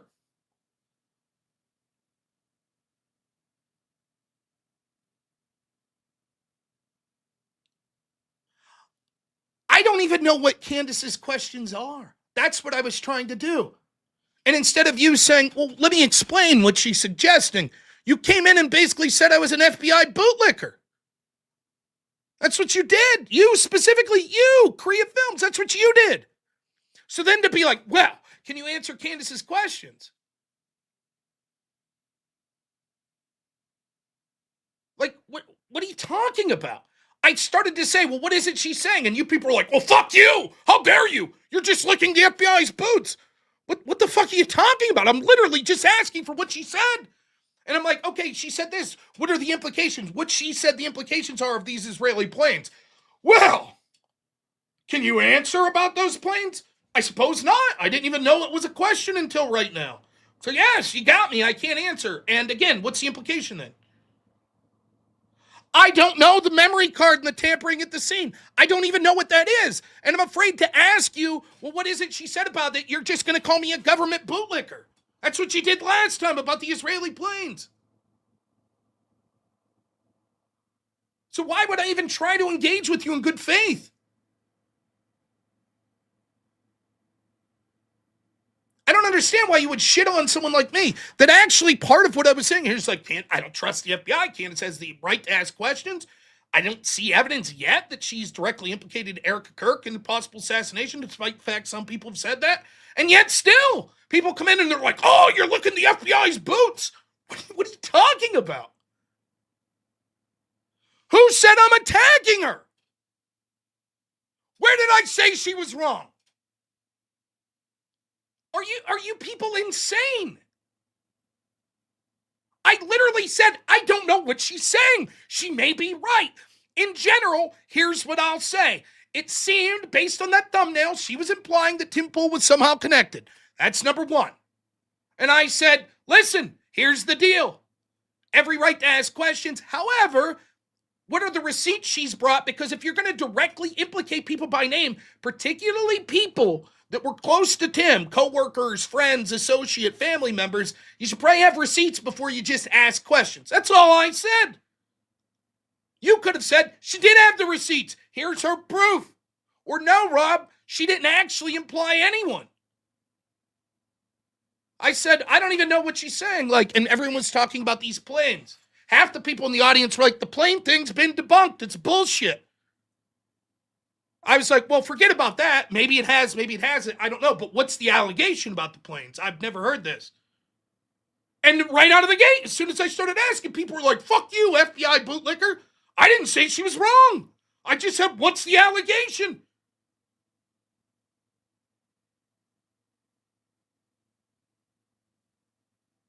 So can you all admit that you're being hostile to me? I don't think if this is how people that think Candace is doing good work treat people that are like, well, let's hear out what Candace is saying. Can you understand why a lot of people are like, you know what? Never mind. I'm not interested. For me, there's things I believe that people call conspiracies. I believe the FBI is unbelievably corrupt. And yet when I'm saying things that people say, well, tell me what your theory is. I mean, how far do you think if I get be like, oh, fuck you, FBI bootlicker? What? I wouldn't get very, I'd say, great, I'm glad you asked. Let me tell you what my theory is.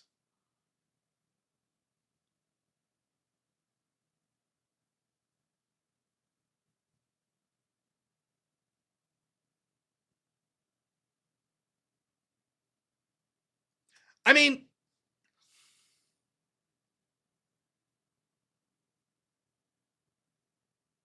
Horace says she did bring the receipts about the plane.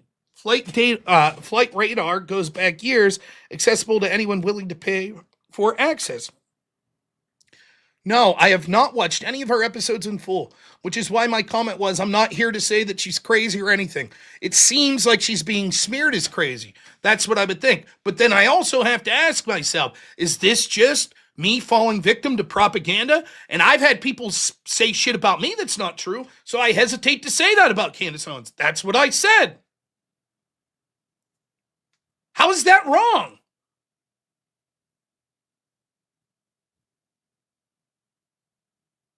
Hours says she was right about it, and then other people in the chat are saying, no, the data proves she's wrong.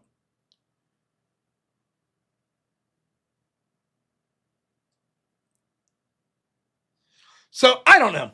But it seems like there's a lot of hostility, and this is, 73 plane trips, 73 consecutive whip songs. I'd be willing to bet we even have 73 variation of the 73 in the whip wheel. It all makes sense.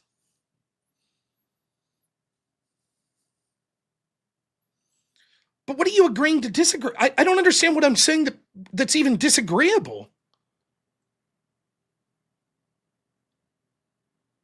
I'm literally just saying I don't know what she's saying. And when it came to this plane thing, I'm like, I'm trying to piece together how this could possibly make sense, as she said. And people were like, but you're a bootlicker. And I'm like, why?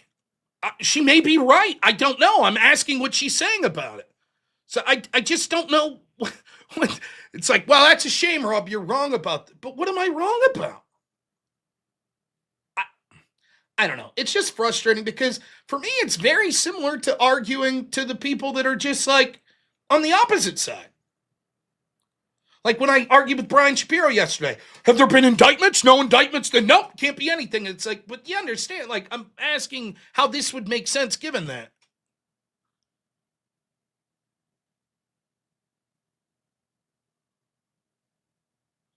There we go. Incapable of explaining any women's logic. All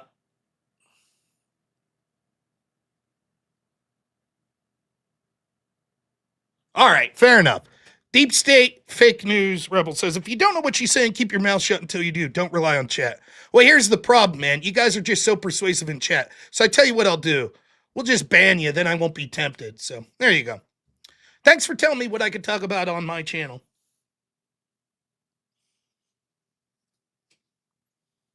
Appreciate that. Now I won't be tempted to listening to what the people in chat are saying about what Candace Owens said. Forgive me for trying to ask the people that I trust in chat that were defending Candace Owens what she said. Forgive me for that. I guess unless I sit down and watch the 80 plus hours that I'm not allowed to say, I don't know what she's saying. Maybe she's right. I was just wondering for a summary of what she said.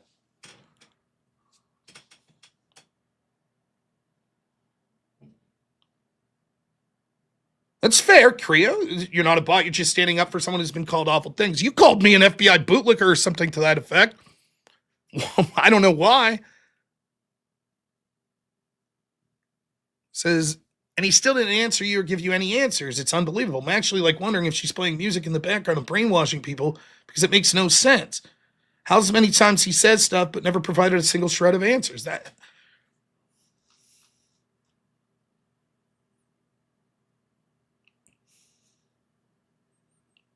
I don't know. You asked if I fell for COVID. I did not. I was one of the first people out there talking about how bullshit the lockdowns were.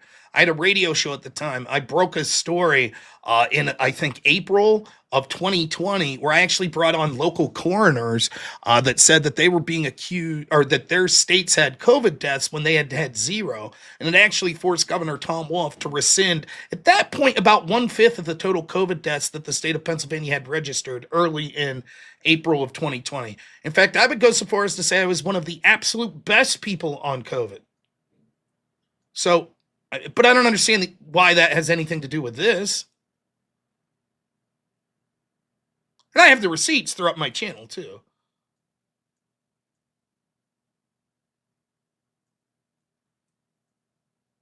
I'm willing to listen to Candace Owens. Like when Candace says, hey, tomorrow the receipts are coming out. It's going to prove everything. I'm like, great. I'm not going to watch the show live. I'm usually busy. In fact, she may stream at the same time as me. I'm not sure. But it's like, I do see some of her posts on X. So I was like, I can't wait. Presumably these posts will come out and it'll be like, here it is. Here's the email. Here's the flight record. Here's the purchase of the gun. Here's the video footage that proves something I'm saying. And that's all I was asking. It was like, oh, okay. Well, what were the receipts she's provided? Well, there were planes in the air.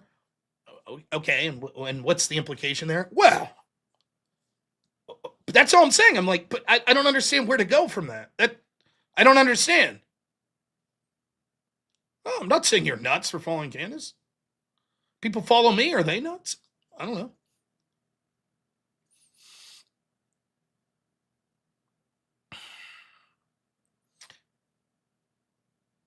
And I got to be honest. It's funny because I see Nick Fuentes fighting with not fighting, but saying that Candace is full of shit. You know, and it's sort of funny because in my run-ins with some people, not Nick Fuentes necessarily or the Groypers, but people that you might assume were aligned, like I've debated people that are like, well, the Jews do everything. I'm willing to listen. So, for example, I was debating a couple people one time and they said, did you know everyone involved with the prosecution of Kyle Rittenhouse is Jewish? And I was like, really? Everyone? I might even be able to find the clip for you because lefties took it out of context. I remember the guy, I think, that took it off.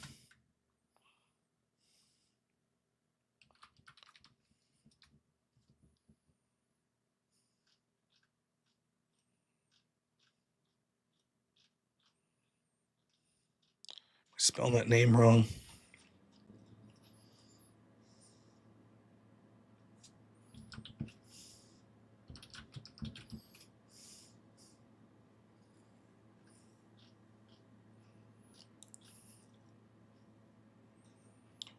Let's see. Whatever. You guys don't give a shit. But yeah, I got clipped out of context. Like, I was like, so you're saying that Jews were everyone and the left was like, see, robnoerr. And I was like, huh? But I just asked for proof. And then I had all these people like attack me, like, fuck you. You sold out your race. I'm like, what the fuck are you talking about? I just asked for proof. I asked where they got that. I was like, really? This guy's name's like Ben Smith. He's Jewish. Oh, fuck you. What's with the hostility? Oh, pickling eggs. There you go.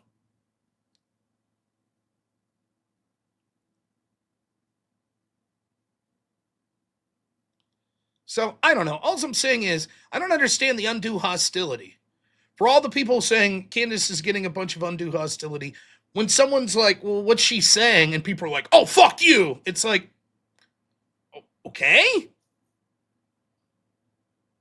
Maybe the hostility coming her way is because how she's treating other people or how her audience treats other people. I don't know. I just don't know. I haven't covered this. I don't much give a shit. I give a shit in this sense. Here's when I want to get to part 2. I know this. I know that Charlie Kirk was assassinated. He was a great man. And he was someone that was immensely effective for the conservative movement in this country. And I know that I watched the left celebrate it. And I know the official narrative is this was someone who seemingly had left-wing ideology. And even if you don't believe the official narrative, the majority of the people do believe that this person was the killer. And still, the left celebrated it. Or they made excuses and they blamed Charlie Kirk. For example, this poll, what I'm about to show you, is from Big Data Poll. And they've narrowed the results down in this pick to Democrats only.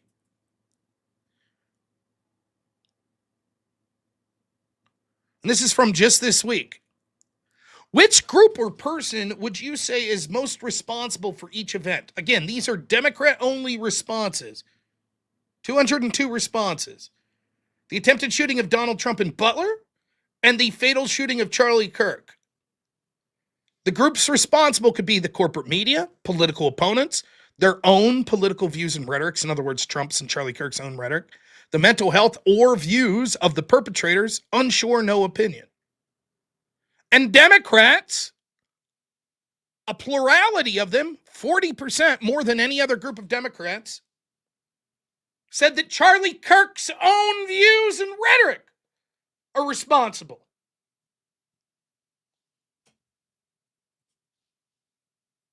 I'm not surprised. That's what the Democratic politicians were out there saying. That's what the New York Times was saying. Well, he is a fascist.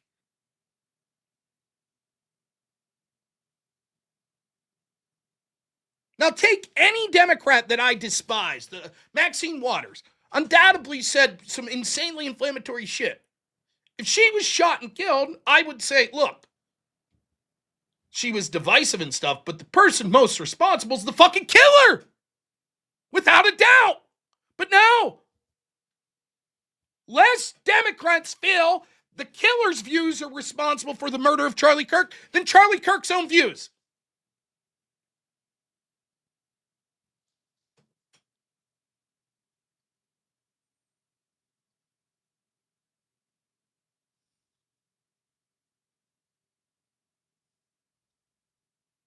Oh, I'm sorry. What you just saw there?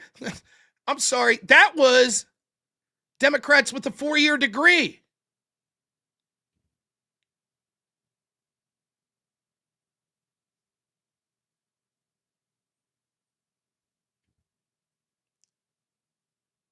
So they limited to bachelor's degree.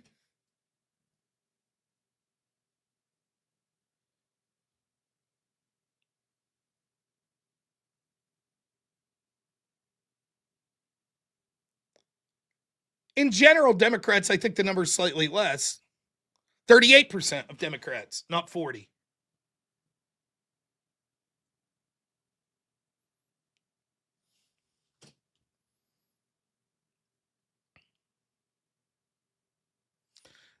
Now, this goes nicely into my second topic tonight, which is Democrats are winning big in elections. What I know about the Charlie Kirk assassination is this. The official narrative is that the left did it. Regardless if they did it or not, they celebrated it. The average person does not believe the left did it. More people believe that it wasn't the left.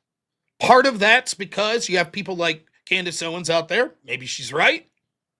And you have the mainstream media that did a tremendous job, including people like Jimmy Kimmel, of saying, nope, the Republicans are saying this isn't a right-winger, et cetera, et cetera. Amazing to see the juxtaposition, regardless of what Candace Owens and company's agenda is. I don't have any reason to believe that Candace Owens and the rest of the people that are questioning the official narrative from the right side of the perspective are intentionally helping the left. But it is helping the left immensely. It's absolutely immensely helping the left.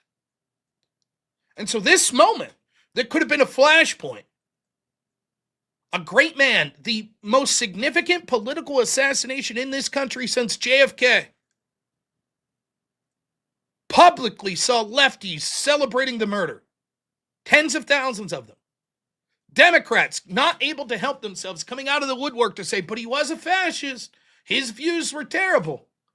Here was a point to be a rallying point, to bring the right together, to say we will not tolerate these lefties anymore.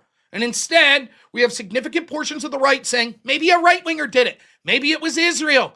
Maybe it was Turning Point USA itself that did it. I don't know. Do they have the right to ask those questions? Of course they do. Does this mean they're wrong? No, maybe not. But they're certainly helping the left. I think not as much as the media, etc., has helped the left, but the polling's stark. I have it somewhere. I'll see if I can find it.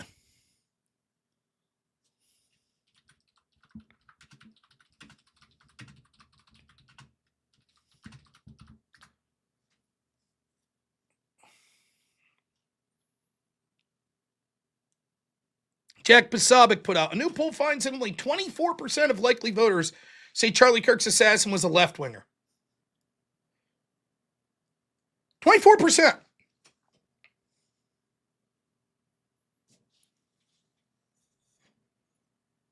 Now, whatever the story is, whatever you think about who the actual killer was, I know this, the left celebrated. That I know. And they face no repercussions whatsoever. And the people that you would assume on the right, that would have been some of the staunchest people out there, saying we need to rally, we need to go back against these violent lefties, are fighting amongst each other which one of their groups was responsible for the murder of Charlie Kirk.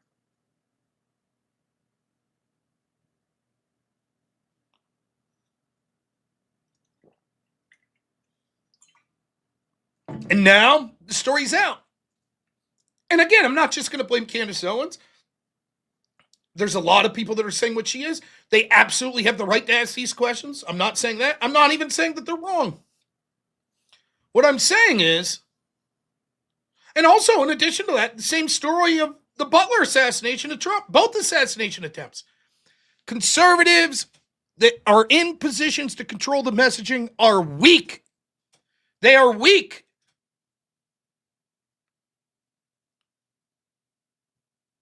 If Kamala Harris, leading in to the 2024 election, suffered not one but two assassination attempts, one bullet that grazed her ear and killed someone at one of her rallies, it would have been in the media cycle nonstop every day up until the election. Conservatives couldn't keep Donald Trump's attempted assassination, not one but two, in the news cycle for more than 2 weeks. And who's to blame for that? Conservatives. Me. Now, I'm just a little pittance of an influencer, but conservative influencers were unable to help set the narrative. Conservative politicians didn't do shit. Hell, Trump himself didn't do a very good job.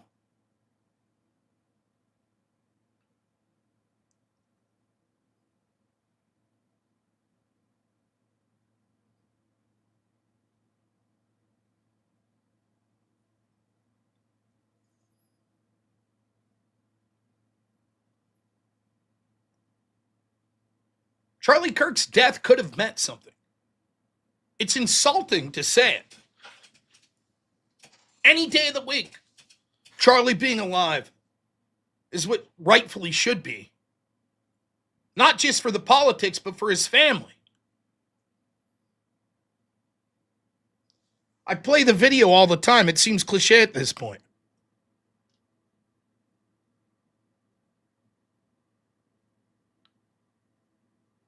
Only in America is it possible to say, you know what, I don't like the way the country is going, and to do something about it. Take that risk.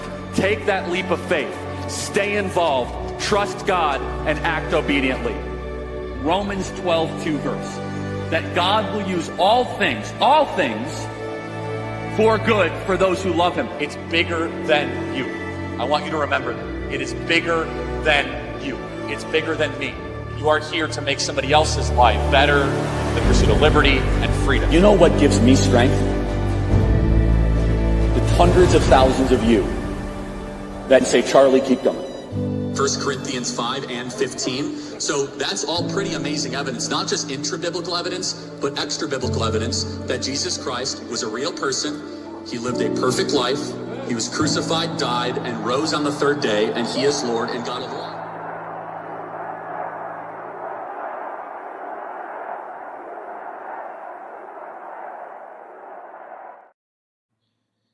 You watch that clip of his daughter running to him.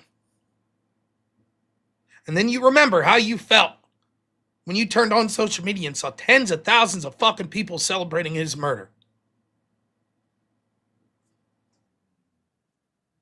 Including people that debated him, including people that shook his hand, celebrating his murder.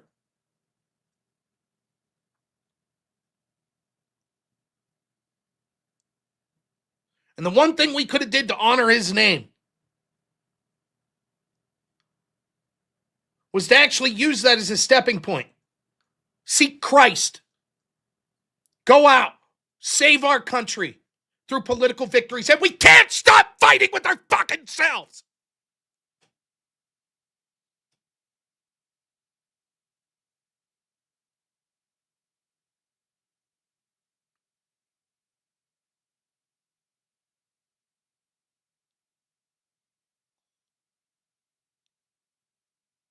Anyways, Venezuelan boats. Anyways, Israel, Palestine. Anyways, Ukraine.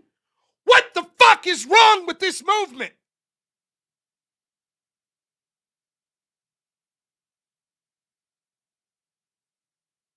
It's shitty to even say.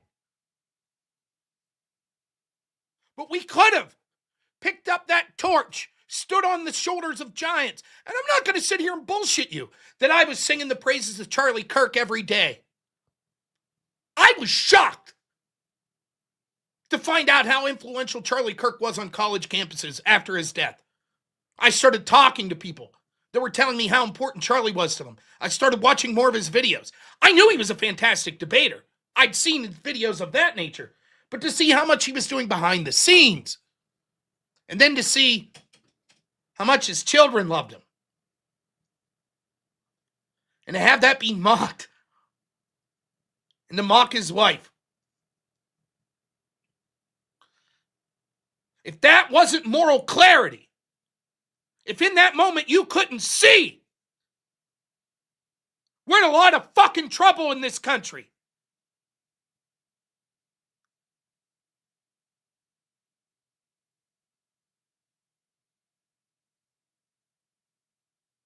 And the right as a whole has failed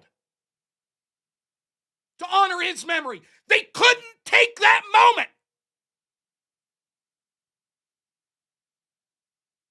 It's gone.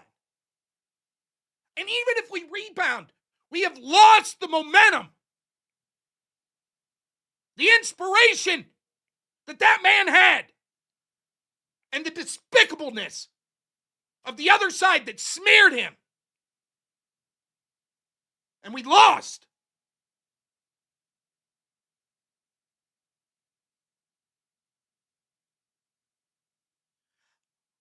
We as influencers failed.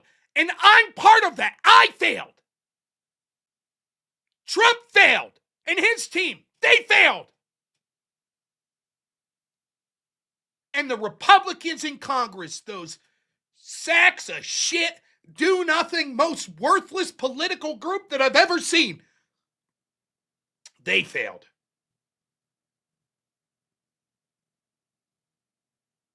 They absolutely failed. But they didn't just fail there.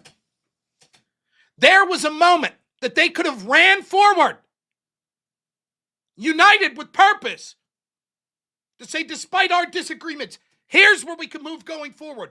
The corruption, the hatred, the indoctrination. We're not going to continue to fund universities that's churning out people that are doing things like celebrating the death of Charlie Kirk. We're not going to fund the NGOs. We're going to out this shit. And they did nothing. Show me one fucking bill worth of shit that Republicans have passed. Oh, they passed a clean CR that the Democrats, it was just a redo of the Democrat CR and the big beautiful bill that managed to spend a bunch of money. Any legislation on the border? Nope, didn't get around that. Any legislation on healthcare? Nope, didn't get around that. Any legislation to make homes more affordable? Nope, didn't get around to that. Are they confirming the people that Trump wanted put forth? Nope, didn't get around to doing that. What did they do? Someone tell me, what the fuck's the point? Okay, they're not good on policy. At least they're good on messaging, right? At least they're good on inspiring people. No!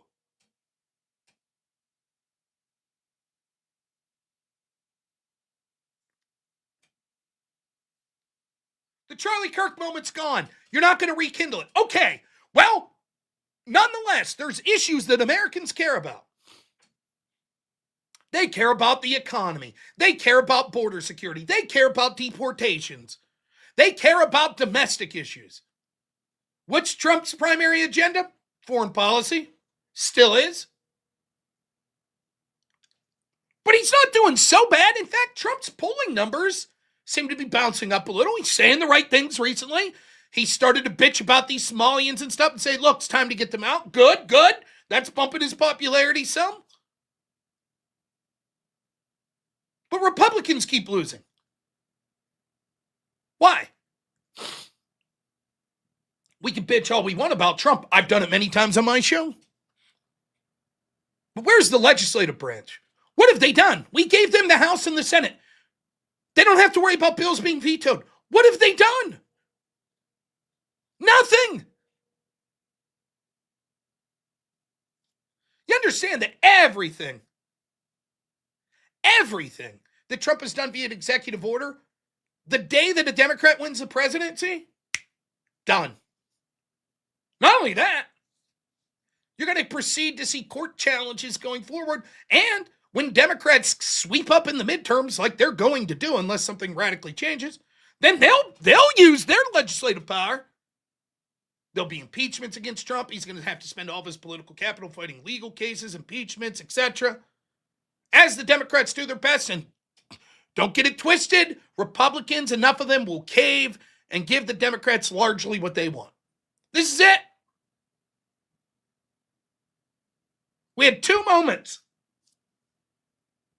We had the mandate of Trump winning, including winning the popular vote, the House, the Senate, the presidency. The man looked like an absolute boss, an assassination attempt. He gets up saying fight. Polling like I never thought I would see in 30 years. I couldn't believe it. People, yes, we've had it with this immigration shit. Yes, deport. Yes. We're tired of the fucking riots and shit. When you saw the left go back to that old playbook, the left's in shambles. The Democratic Party's in shambles after the election. They're going back to the old well of it's racism. Kamala lost because of racism. They don't know what the fuck they're talking about. Yes, we're good. And shit the bed. Okay? Charlie Kirk assassination. Surely now we could rally. We could come together. And they shit the bed. Oh, don't worry here, kitty kitty. What are our vaunted senators up to?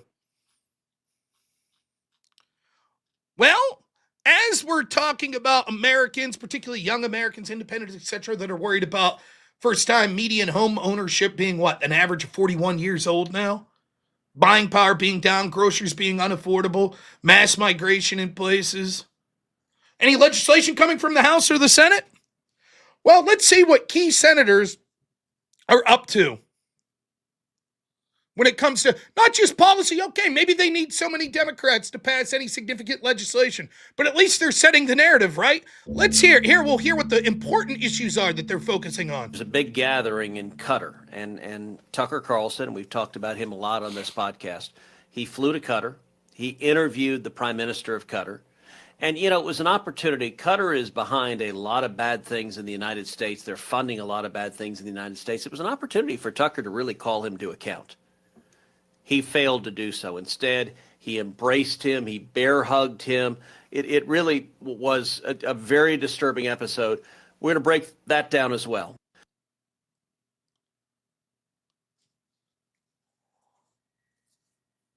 Why is a senator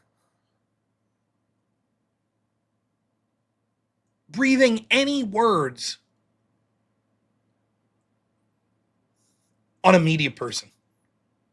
Let alone one that, even if they disagree with heavily on Israel, seem to be coming from largely the same side.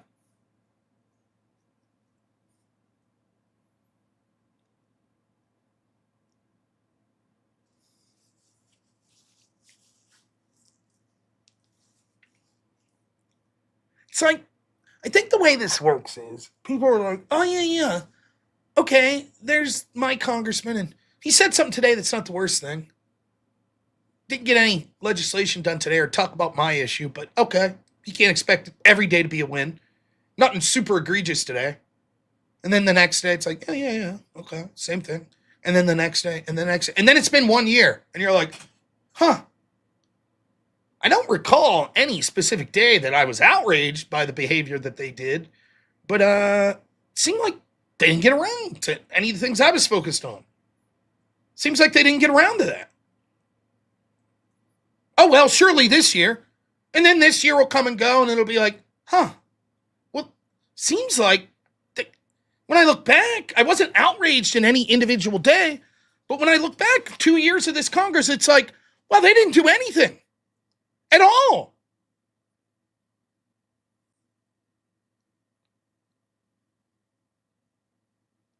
At all. They didn't do anything.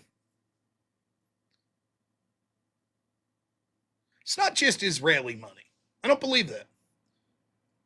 Ted Cruz openly says that he cares so much about Israel. Certainly, Israel has influence, as does other foreign policy. So does Ukraine. Their interests come first. That's not just because of the Israeli lobby. Oversimplification that it's just Israeli lobby. The truth is, not all, but key members that are necessary of the Republicans in the House and the Senate absolutely fucking hate Donald Trump because they are globalist. because they don't give a shit about their constituents. They give a shit about their real constituents, which are powerful people that are movers and shakers in these institutions. Powerful people controlling academia, controlling the entertainment industry, controlling social media, controlling corporate interests, powerful leaders in other countries, etc. Not just limited to Israel. They want a globalist system, and they absolutely despise Donald Trump because the game was rigged for them, which was heads we win, tails you lose. Hillary Clinton versus Jeb Bush, we don't give a fuck. Great, we win either way. But they didn't want someone who was a potential outsider coming in. That doesn't mean Donald Trump's great or can't be corrupt in other ways. But he was looked at by the factions that were in control as someone that was possibly outside of their immediate control, and they didn't like it. And they can't fucking wait to lose so that Donald Trump could be stymied so that they could swoop in 2028 and say, see, let's go back to the old neocon Mitch Romney days. Let's go back to the Paul Ryan days. That's what they can't wait to do. That's what's going on. They want to lose. They absolutely want to lose because they hate the leadership of their party. They hate him. And the reason they hate Trump is because they feel he can't be controlled. And they doubly hate the fucking people that voted for someone outside of their control, which is the majority of Trump supporters. They fucking hate them. They can't stand you. They fucking hate the fact they have to even pretend to like you or pretend to give a shit about the issues you do. They hate it. That's why you see so many Republicans like Paul Ryan clearly shows contempt when he leaves, or John Boehner, or Michael Steele. All of these people in key positions of leadership in the Republican Party. As soon as they're out of their positions, they can't hold back their contempt.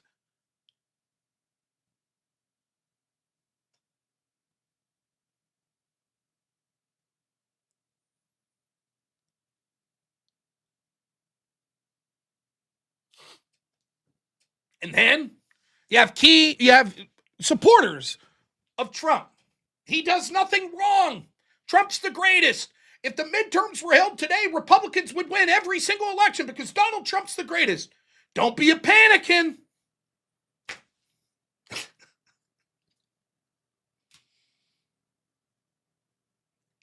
I don't even know what to say to these people.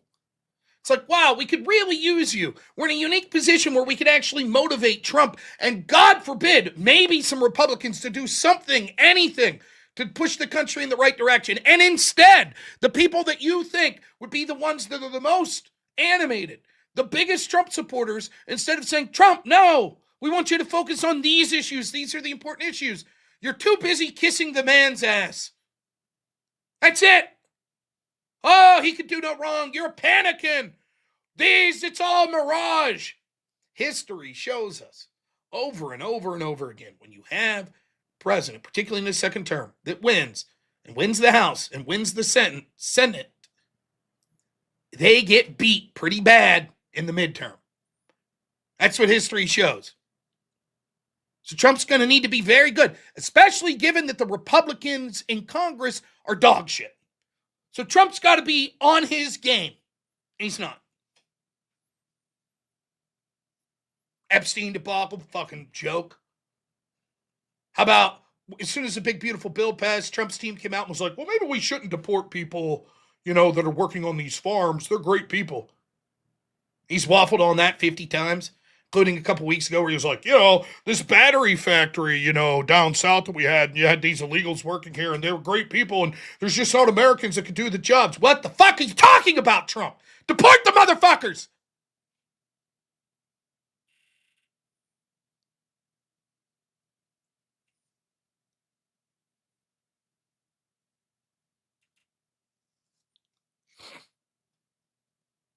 There they are, though. Rob's a panicking. Why are you talking about this shit, Rob? Why are you talking about it? I'm like, hey, can we stop fighting about Nick Fuentes and Tucker Carlson? Fuck, let's stop fighting about Candace Owens. How about Charlie Kirk? Why don't we talk about Charlie Kirk and how the left celebrated his death? No, can't do that. Can't do that. Okay, fine, great, grand. Can we start talking about domestic issues? There's an awful lot of people that are pissed off they can't afford houses.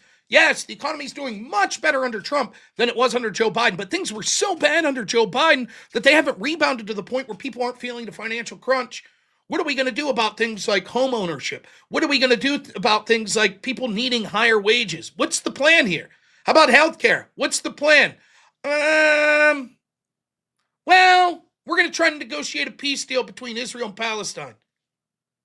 Great. Awesome.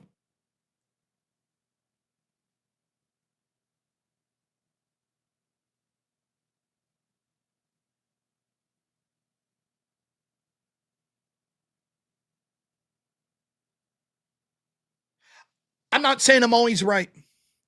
I think I got pretty damn good instincts. But I'm not always right. I remember last year, I bought this shitty laptop. I just started streaming full time or hadn't been doing it long. So I really wanted to keep the momentum going of making sure I was streaming every night so that the algorithm picked up, hey, Rob's streaming every night at 10. And we went in the summer, we took my son to a camp called Jellystone. It's not that far from us. They're all over east here. It's fun, little water park there and some cool camping shit to do. I took my laptop, and on that trip, Trump bombed Iran. Flipped open my little laptop, my little cubby in this little cabin that we rented. And the 3 nights that I was there and streaming, I was like fucking on tilt. I was like, this is bad. And the majority of my audience were like, oh, look at you, doom and gloom. This is good. This is good. And I kept saying things like this. It seems like every group is getting what they wanted out of Trump except, me. Basically, his core base. Mass deportations? No, not really. Draining the swamp? No, not really. Key arrest and the corrupt people? No, not really. Policies to make mass deportation? No, not really. But we got funding Ukraine. That's on the list. We got what the neocons wanted. Funding Ukraine. Bombing Iran to help Israel, etc. Neocons? Happy. They're getting what they want. What about us? When's it our turn? When do we get some of the shit we want? And the response I got from most of my audience was, come on, Rob, this was a good thing. Okay. Now, to be fair, I don't think it's gotten as bad as it could have, and it still could get bad if we see a mass terror attack or something from Iran as retaliation.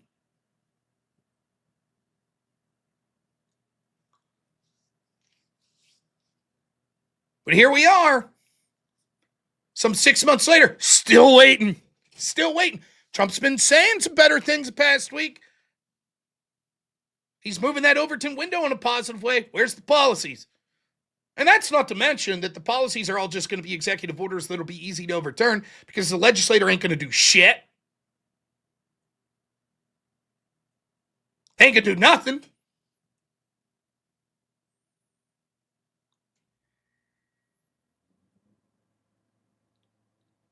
And so here we are. And then, mark my words, though, don't fret, because here, let me tell you how the story ends. Wouldn't you know it? Now, listen, hear me out. Wouldn't you know it? You ready? Someone tell me that I'm wrong about this. Once Republicans lose the midterms, you're going to see people like Mike Johnson. You're going to see prominent senators, your Lindsey Grahams, etc. They're going to come out and they're going to say, wouldn't you know it? We were just about to get to start doing those things like repealing Obamacare, and we are about to get to pass legislation to end mail-in voting. We were just literally the next day, and then unfortunately Democrats won the midterms, and so now they're preventing us from doing it. We were just about to get to that stuff. There you go. Oh, shucks. That's a shame. Almost. We were on the cusp of them doing shit. Whoops. This is what I said. Everyone that was saying, you know what it needs to happen? Republicans in the Senate need to end the filibuster. Why? Why would they do that? Why would Republicans end the filibuster? The filibuster is the best thing that ever happened to Republicans.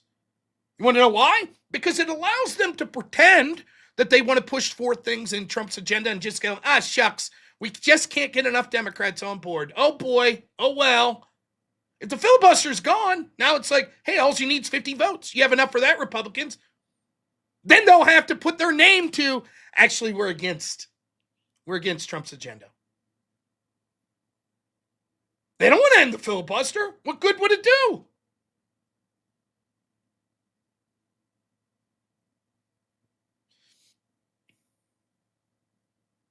Yes, that's right. But we got to vote for them again to find out what their plans are. So get out there and get enthusiastic for voting for Republicans in the midterms, right?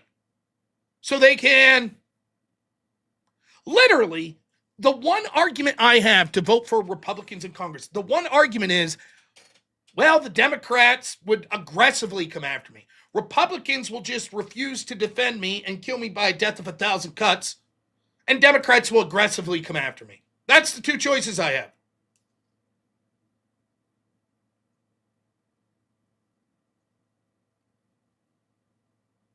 If they win the midterms, there's no excuses, right?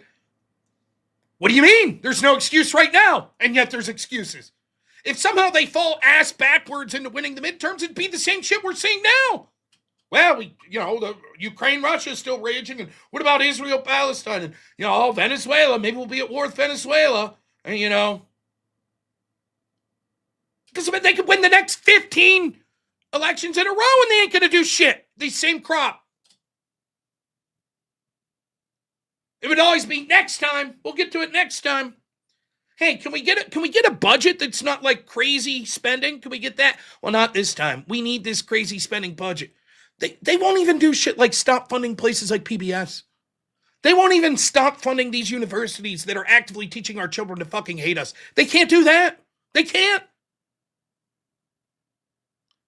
13 Republicans in the House today voted against one of Trump's executive order to basically be able to fire people even though they unionize. 13 Republicans voted against it.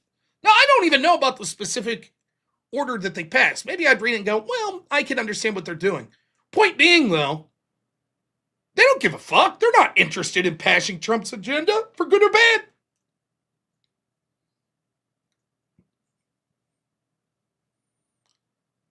Biden gets Republicans to vote for his agenda, but Republicans can't get Biden because Republicans are Biden.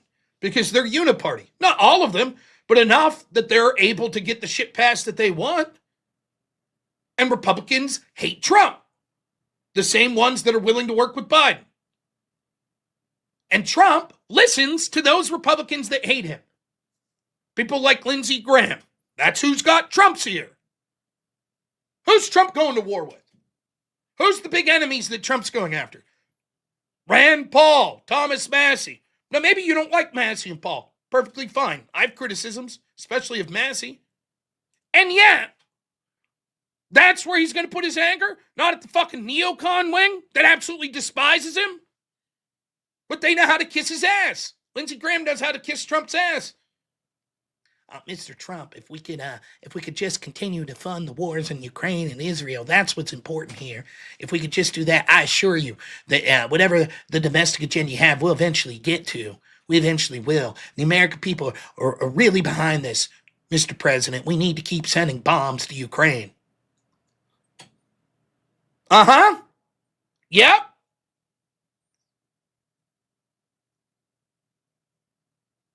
The big contention I have with Massie is that he came out after Charlie Kirk was killed and said that Trump needs to tone down the rhetoric. Thomas Massie could fuck off forever as far as I'm concerned for that comment.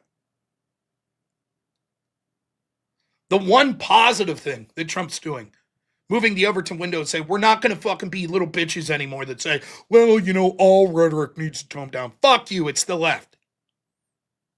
I'm going to do super chats. Just give me a second.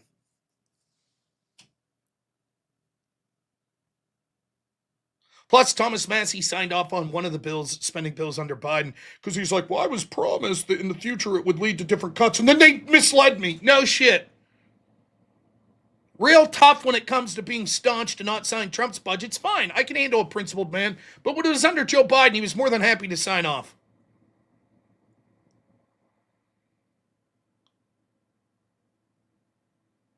Marjorie Taylor Greene sucks.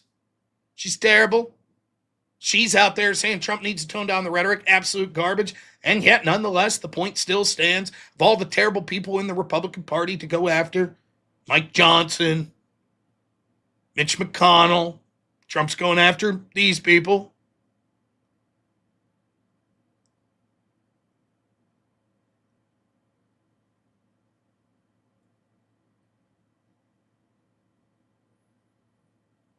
So, all right, I'm going to go to the rester.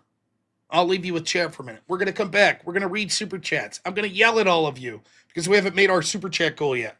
I'm enjoying the show so far.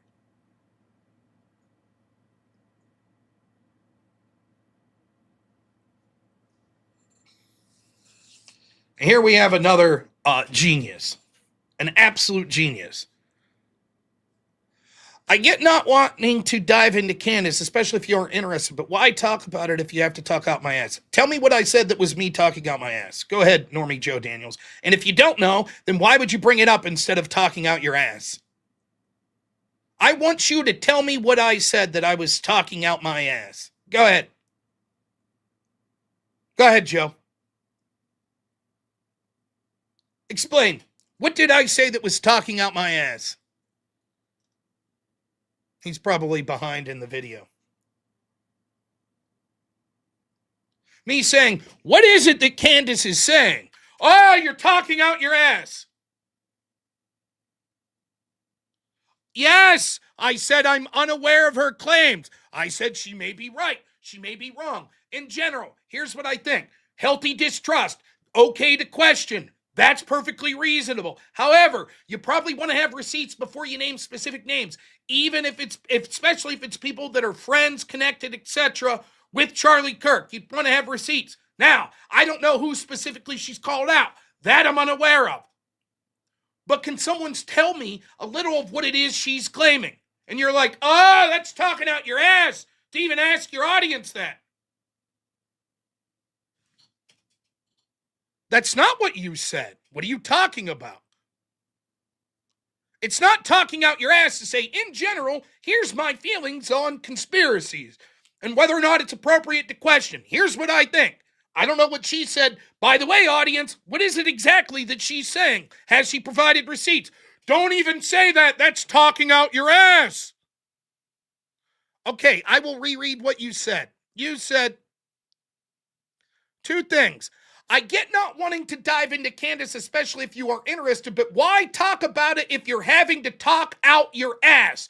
It's not talking out my ass. In other words, the term talking out your ass means that you're just making shit up, bullshitting on the fly. That's clearly not what I was doing. The next thing you said was, you said you were unaware of her claims. No, yes, I did say I was unaware of her claims. And yet still, that doesn't meet the definition of talking out your ass. Check before that. All right, motherfucker. I'll check before that. Now I got to go to... There we go.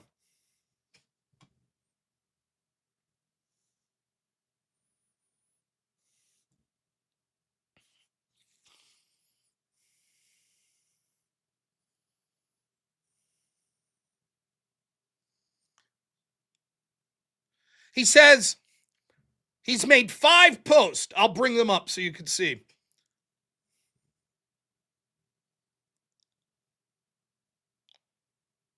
Post 1. I'm way behind and maybe you address this later, but it is very disappointing to hear you say you're unaware of what Candace has said and then make claims about it. I get not wanting to dive into Candace, especially if you are interested, but why talk about it if you're talking out your ass? You said you were unaware of her claims, no? That was what I said? Maybe reread what I said. Check before that. Okay, now, I've reread what you said. What you said was that I was, quote, talking out my ass. Which is exactly what I said. Now I've read your comment before. Your comment before doesn't do anything to change the context of you saying that I'm talking out my ass. By me asking, giving general thoughts of what I think about accusing specific people of being involved in their friend's murder, giving my general thoughts on distrusting official FBI narratives, saying I don't know exactly what Candace has done, and then asking my audience what he's done.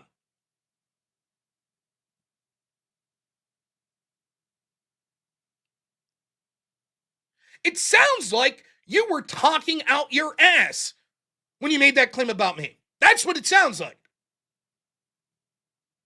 That's what it sounds like to me. I'm starting to think that some of these people actually are Candace haters. And that's why they come in here seemingly defend her like the dumbest fucking most arrogant asshole piece of shit belligerent fuck faces that you've ever seen. That's what I'm thinking. I'm thinking normal Joe Daniels must be a Candace hater. He must be. Because only someone that hated her would make her look so bad by pretending to be someone that supported her that's such a motherfucking stupid belligerent piece of shit.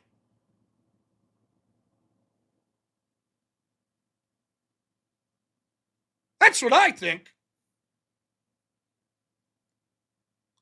They're actually fans. They're that bad. Bro hits 11 at the mildest critique. No, all I'm saying is maybe you shouldn't talk out your ass before you're commenting on me. That's all I'm saying. Why are you getting so defensive, man? Whoa, you're hitting 11. All I'm saying is you shouldn't talk out your ass. That's all I'm saying. When you say, I'm sorry, Rob. I'm sorry for talking out my ass about what you said. I'm sorry. I didn't understand what you're saying because I'm a fucking idiot. Because I'm a piece of shit that's incapable of using critical thought. And I demand that everybody just supports 100% the people I like unquestioningly. And they don't bother to ask any questions, say, I'm intrigued by what this person's saying. I'm just a piece of shit. I'm incapable of defending my beliefs because I'm a fucking loser. And I have to have this cult of identity because I have this parasocial relationship. And I hope that someday Candace Owens will touch me on the shoulder so I could feel like a big man. So I have to defend her at all costs and even say shit that's fucking ridiculous on any stream that's possibly mentioning anything she ever said. Go ahead, just say that, right?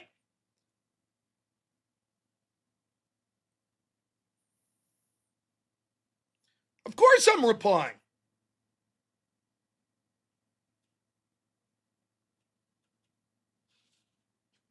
That's exactly what I did, was reply to your nonsensical points.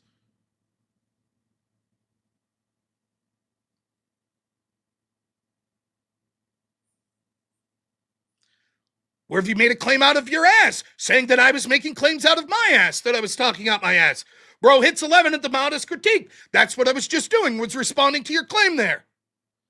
I've seen both vids. Congratulations. I have no doubt that you've seen Candace Owens' vids. Clearly, you're a fucking piece of shit that worships the ground she walks on and can't handle someone saying something as simple as, I don't know what she's saying. Can someone explain to me what her theory is? That you are outraged and say, you shouldn't talk about that.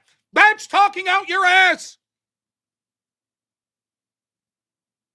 Yes, I was replying. That's what I'm doing and continuing to do. What are you even talking about? Your stupid fucking comments. That's exactly what I'm talking about. Are these replies sufficient for you? What points did you reply to? I replied to the point that you said I was talking out my ass. I explained clearly what I was doing, as I've done about 14 times here. I gave general points on what I think about the situation regarding whether or not you could believe an official narrative and how it's healthy to distrust the official narrative and ask questions. I said, though, if you're going to accuse specific people, especially people that are family members or friends or work associates of the person that died, that you should probably have some more receipts than just sort of implicating them without any sort of receipts. I said I'm unsure of exactly who Candace Owens is implicated or anything like that. I've heard a lot of things and it sounds batshit crazy, but I also could be the victim of propaganda, so I don't know. Then I asked the audience, well, what is it exactly she's saying? I see a lot of you are saying things about airplanes. Can you tell me? I had people talk about the airplanes. They said that 73 times Egyptian airplanes have been in the air over Erica Kirk. I said, when? Like before Charlie Kirk's death? After? What's the story with this? Then someone said, well, it wasn't that they're Egyptian, it's that they're Israeli, that they were flying out of Cairo. I said, oh, okay, cool. So what's the implication here? That they're spying on Erica Kirk? And then I had people start to say, oh, you're an FBI bootlicker. And I was like, what are you talking about? I'm not saying whether or not Candace Owens is right or wrong. I'm asking what her theory is. And then it turned out most people said, well, she doesn't really have a theory. Then I have people like you that are like, stop talking out your ass. Just don't talk about it. That's the points I'm replying to. So yes, you saying I'm talking out my ass, I was not. Thereby implying that you don't know what the fuck you're talking about, what I'm saying, and you're making declarative statements about it. I.e., yes, you are disappointing.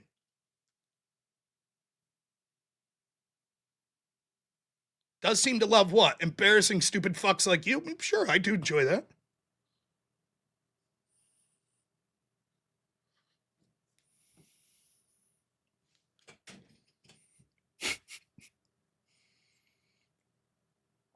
Just let me know, Normie Joe Daniels, if you'd like to call in.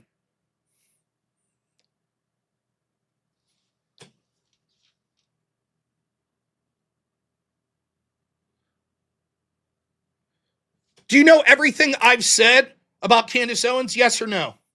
Are you aware of everything I've said about Candace Owens? Yes or no?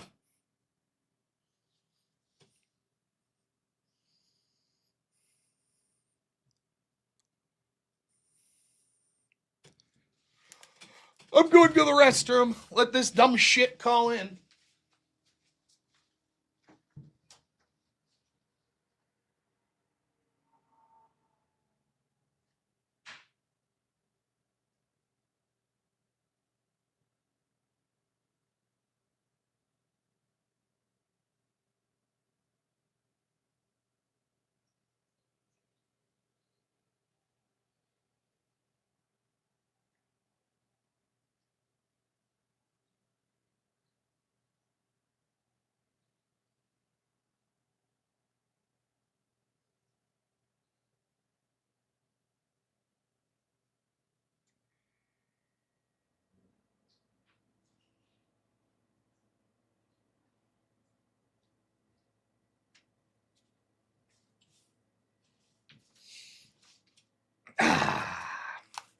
By the way, I'll have fun doing this. But please get your super chats in. I promise I'll read them.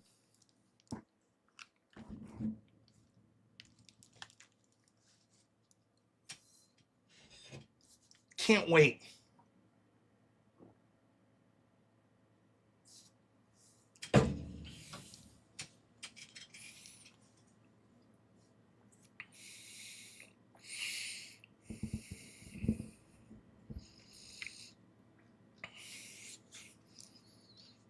I promise. I know I'm behind on super chats. In fact, as we wait for this guy to not call in, probably.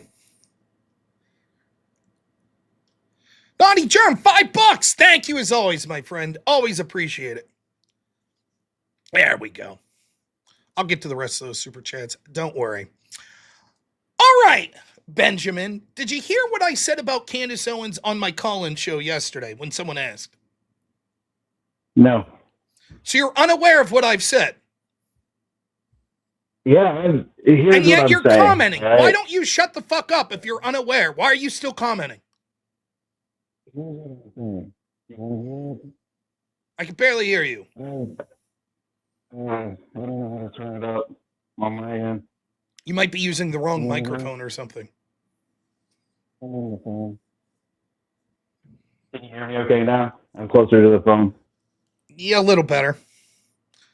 So why are you, if you're unaware of everything I've said on this, and you haven't watched all the videos that I've commented, how are you ever even making a claim? Are you admitting that you're talking out your ass? I'm watching your video today, right? You're aware of that? I am aware of that. Just like I watched videos, just like I watched videos of Candace Owens and commented, and you said I haven't watched them all, so therefore I shouldn't be allowed to comment. I'm commenting on the things that I've seen in ways that make sense. You're saying that that's me talking out my ass. Please explain. When did I say you need to watch every Candace Owens video? Uh-huh. So am I allowed to say, am I allowed to say, you tell me when I'm talking on my ass. Am I allowed to say this? Here's what I generally think. It's okay to be distrusting of the FBI. Am I allowed to say that, or is that me talking out my ass because I haven't watched enough Candace Owens videos? Go ahead, tell me. Is that acceptable? What was the claim? I can't hear you well. What was the claim? First claim. It's very acceptable and encouraged to be distrusting of official law enforcement like the FBI. Am I allowed to make that claim, or is that talking out my ass?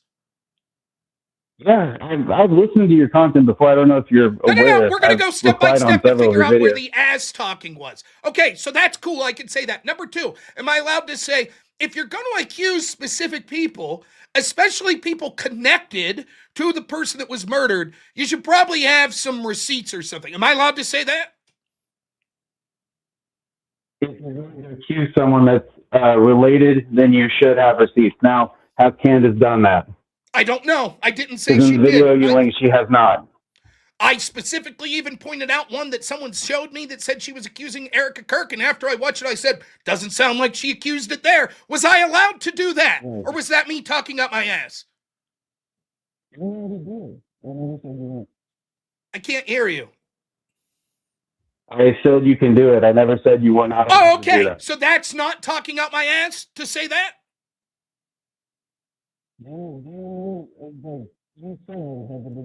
Can't hear you again. I think your case is on your phone, which is why we can't hear you. Can you hear me now? Vaguely. Okay. You said at the beginning that you're not aware, and you're asking your viewers to fill you in, correct? Yes, that is correct. Okay. I can't hear you again. What? I don't know what you're doing to change. Sometimes I can hear you quite clearly, and then other times you need to hold the mic up right to your phone, possibly, or your face. I think I'm right at the microphone. I'm holding it right up to my face. Okay, it sounded good there. I wasn't expecting to call in. I'm at my phone. Okay. So if you're willing to hear what I'm having to say, okay, I've listened to Jake the Rattlesnake cover this. I've listened to Andrew Wilson cover this, and now I've listened to you, and it's the same story every time. Like, we're not interested in Candace, whatever her name is. We're not. You don't even know her name. So you're unaware of her name. It. That's what you're saying? You're unaware of her name? So you should shut the fuck up and stop talking out your ass, correct? There, I can't hear you again. You must be taking the mic away from your face, or you're putting your hand over the speaker or something to that effect.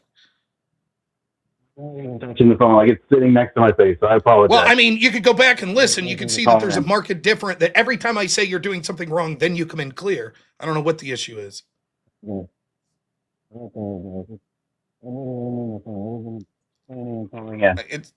you asked me to. The point I'm trying to get to is I didn't say she was right or wrong. I said, here's my general thoughts on conspiracies. I've heard people say she is accused X. Is this true that she's accused all these people? If you're going to accuse specific people, you should have receipts. I don't know if she's provided receipts, and I don't know that she's accused specific people. Audience, what have you seen? And I had people that are Candace Owens fans telling me, tell me what's talking out my ass about that.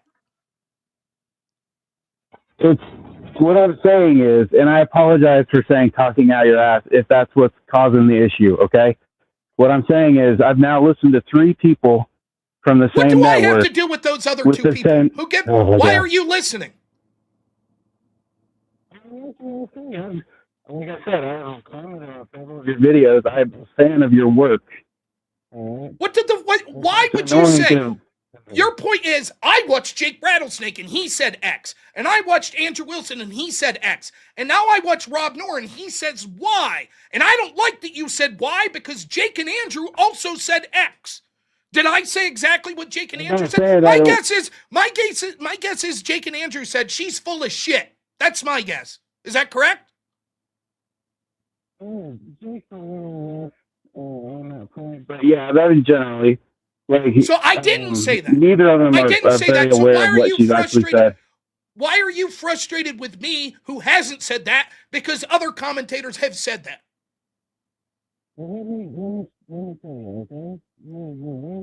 I can't hear you again. You're worried about the right wing, correct?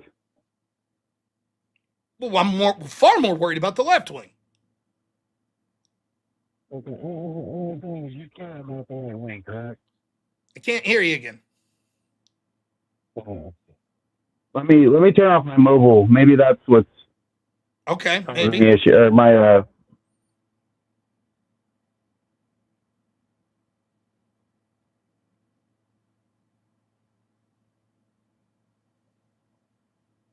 or maybe I dropped. You sounded good there. Hello? Yeah, you sound good there. Okay.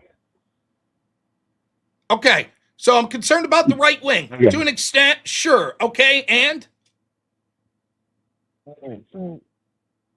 Candace is crazy, and she's making crazy claims that nobody even has the time to follow up on. Then why are we wasting airtime talking about it? Why are you wasting time? Why are you wasting time? More important? Why are you wasting time after I've moved on and talked about the failures of the Republicans for bringing it back up by saying that I'm talking out my ass? Can't hear you again. I cannot hear you again. I mean, I'm probably just gonna. There you go. There it goes. That's better. Okay, I was at the beginning of the video, and I sent the head because I saw people were saying you were responding, and I was like, oh, that's nice. I mean, I don't know what to say. It sounds like you said it was the title of my video, and so that's why you're responding to it. I was behind in the video. I was at the beginning of the video. The beginning of the video. You were at the beginning of the video, and so you said that I was talking out my ass. You were responding. Yeah. You said you were. So if, let me ask you that. I can't do this because I can barely hear you, but I bet you're talking out your ass. I bet I could start to ask you what Candace's feelings are on certain things, and you'd say, I don't know. And if that's the case, then you're talking out your ass here, correct? I'm vaguely aware, like I've started following it because everybody's made a big deal out of it. So I am probably aware of her position on things. Yes. Great. Okay. So what is she saying that the story is with the Egyptian airplanes? Can't hear you.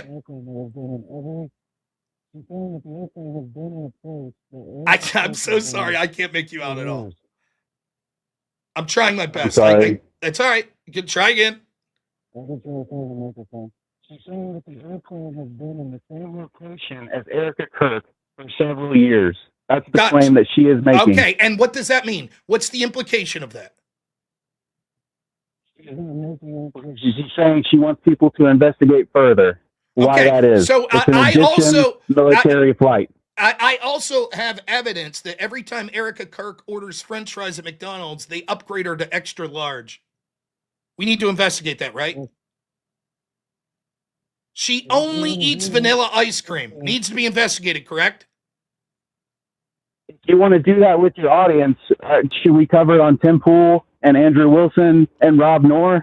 No, I think that it's reasonable to say, if you're going to have some sort of claim, it'd be like, here's an interesting factoid. You have to have an argument of how that factoid could implicate the thing that you want to talk about. So she should have some sort of theory. Like, I think the fact that I think Israeli jets have been following Erica Kirk for 2 years could mean that they were blackmailing her. Or could mean that it was a show of force against Charlie Kirk. Or it could mean that they were spying on the Kirks, right? Something like that. Yeah. Just saying, here's an interesting aside, and I think that needs to be investigated, doesn't really do anything. That's the point that I was trying to make for the audience. Now, if I accept you at face value that you generally, because you've watched our videos, are capable of speaking based on the arguments that she's making, I would say that she's not making a very good case there. Because most of the times when people talk about these things, I don't believe the official story. Why? Well, I think that the FBI was intentionally allowing charges to lapse of Hunter Biden. Well, why would they do that? Well, because they like the Bidens and they hate Trump. And so they wanted to support the groups that were against him. And by letting these charges drop, that helped protect Biden in the election. See? The story makes sense. If my story was something like this, I think the FBI put extra salt on Joe Biden's food every time they had a meeting with him. You'd be like, okay, and what's that? And I'd be like, I'm just saying, I have the evidence. You'd be like, great, what does that have to do with anything? Joe Biden dies of heart failure. You have made a very strong case, right? You've connected all the dots. I suppose that, but look at that. Even you were like, you have to connect a dot for this to make any sense. That's what I'm suggesting. The main claim that she seems to be making is that Israel is responsible. Like, that seems to be what she's alluding to. Like, what do you mean? Seems she said that, or she's just alluding? She uses that as an example because apparently Egypt and Israel coordinate. She has said that Charlie was leaning away from Israel before his death.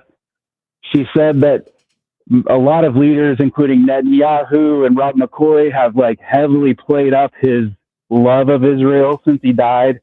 So that seems to be like the thread that connects all the points that she's making. She hasn't said Israel did it, or she said it's possible Israel. She's just saying Netanyahu played it up, and it seemed Charlie Kirk was going against Israel, and Israeli jets were around Erica Kirk, but she hasn't said, it's my theory that Israel possibly did this. She hasn't said that.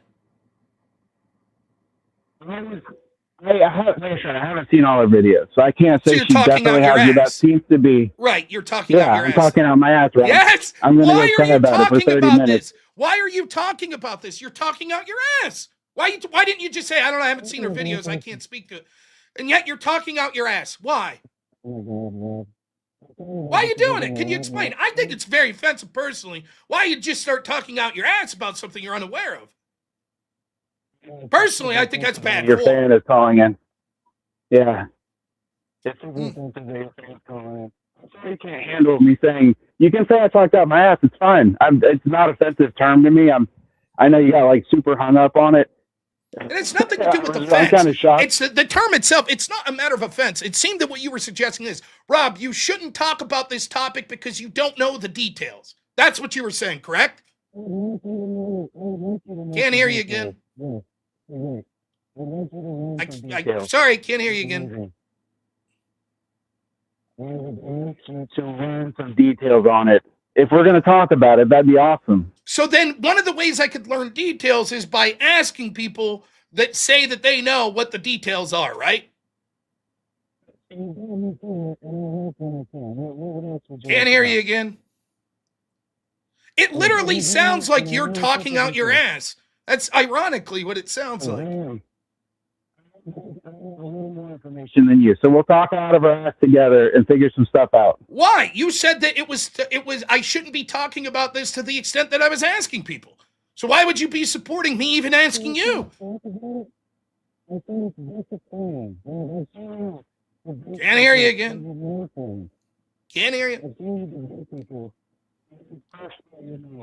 I cannot hear you. I'm gonna have to let you go. It's like at this point, it's like every fifth word I could hear. It does sound like Charlie Brown's parents. I don't know what to say. I'll make this point. You can try to say something if you want, and if it doesn't come through, then I'll have to let you go. Like, one of the things that aggravates me more than anything is when people tell me what I should or should not be talking about in my show.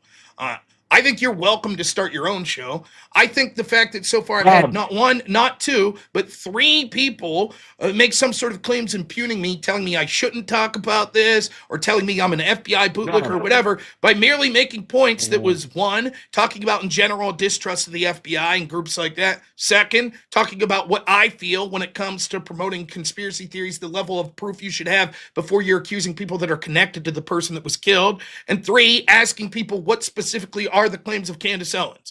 You taking umbrage and saying I shouldn't be talking about those things. I think that the solution for that would be go find another show to watch, one, or second, start a channel and talk about the things you think are important. That's what I think. I'm not taking offense at the phrase that you said. Hear me. Okay. Here's what I would like. I would like for you to learn more about it and discuss it. I'd like for you to get a better. I'd like for you to get a better mic and have a thought that anyone gave a fuck about. But that's probably not going to happen, is it? Either of those. No one gives a fuck about you. We just don't care. That's what I would like for your life. I'd like you to be someone that anyone gives a shit about when it comes to this political sphere. I'm sure you have a great family, and that's great, and I'm sure they care about you. But no one else does. You're a bump on an ass that no one gives a shit, right? So I get that you have some likes that you would like for me to do. I'd like for you to go fuck yourself. How about that? That's what I would like. You to go fuck yourself. How about that?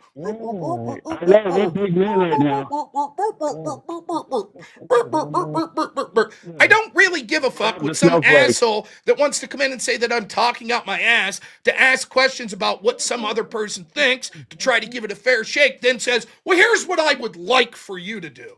I'd like for you to have a little better etiquette before you request what other people talk about in their show. Maybe have a little etiquette, right?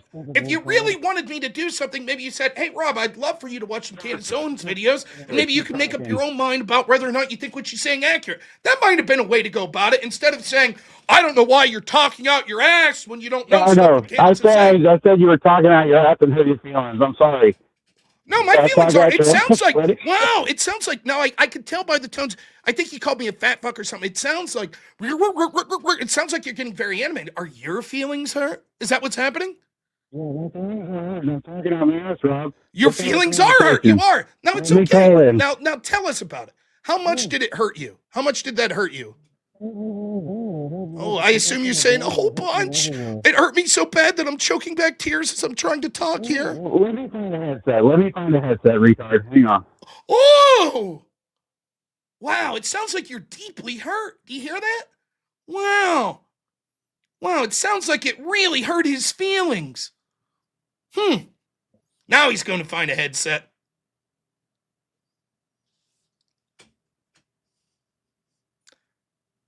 A reminder, please get those super chats in. I remind you also what he said here was, I get not wanting to dive into Candace if you're an innocent, but why talk about it if you're having to talk out your ass? Yes, asking questions to an audience. What is it that she said? Why even do that? Got it, great. And then he's like, oh, I get it, you're so offended. As he, you're a retard. As his feelings are hurt. Oh boy, poor guy. Poor man's triggered. Oh, let me go get my headset. Oh, it's okay. I can't find my headset.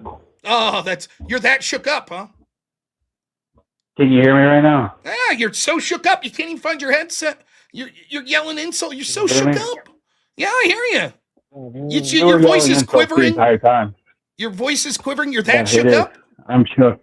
Yes. Yeah. Now, do you think that I was shook up? Do you think I was shook up? Now, wait a minute. If it's not evidence that you're shook up and you're being sarcastic now, based on your frustrations and yelling back at me, how do you know that I was shook up just because I was telling you that I think you're full of shit? How do you know that? Keep going. Yes, apples to apples comparison. Now, could it be that I'm not shook up and not heavily insulted, that I just find it interesting and think it's worth pushing back on people that tell me what I should do on my show? Could it be that? Go ahead and go back and tell me when I said you shouldn't do something on your show. I asked you specifically. You said when I was talking out my ass that what you were saying is, and you admitted that this was what you were saying. We'll look at the post one more time, you disingenuous fuck. You said, quote, I get not wanting to dive into Candace, especially if you aren't interested, but why talk about it if you are having to talk out of your ass? And you were like, oh, you're very offended by that term. And I said, basically what you were saying there is, I shouldn't talk about this subject unless I hear more about Candace. And you said, yes. And now you're saying, tell me when I said you shouldn't talk about it. When you clarified, that's exactly what you meant by saying I shouldn't be talking about it if I have to talk out my ass. Can you hear me right now? A little bit. You still sound shook up, though. But go ahead. I couldn't hear you there.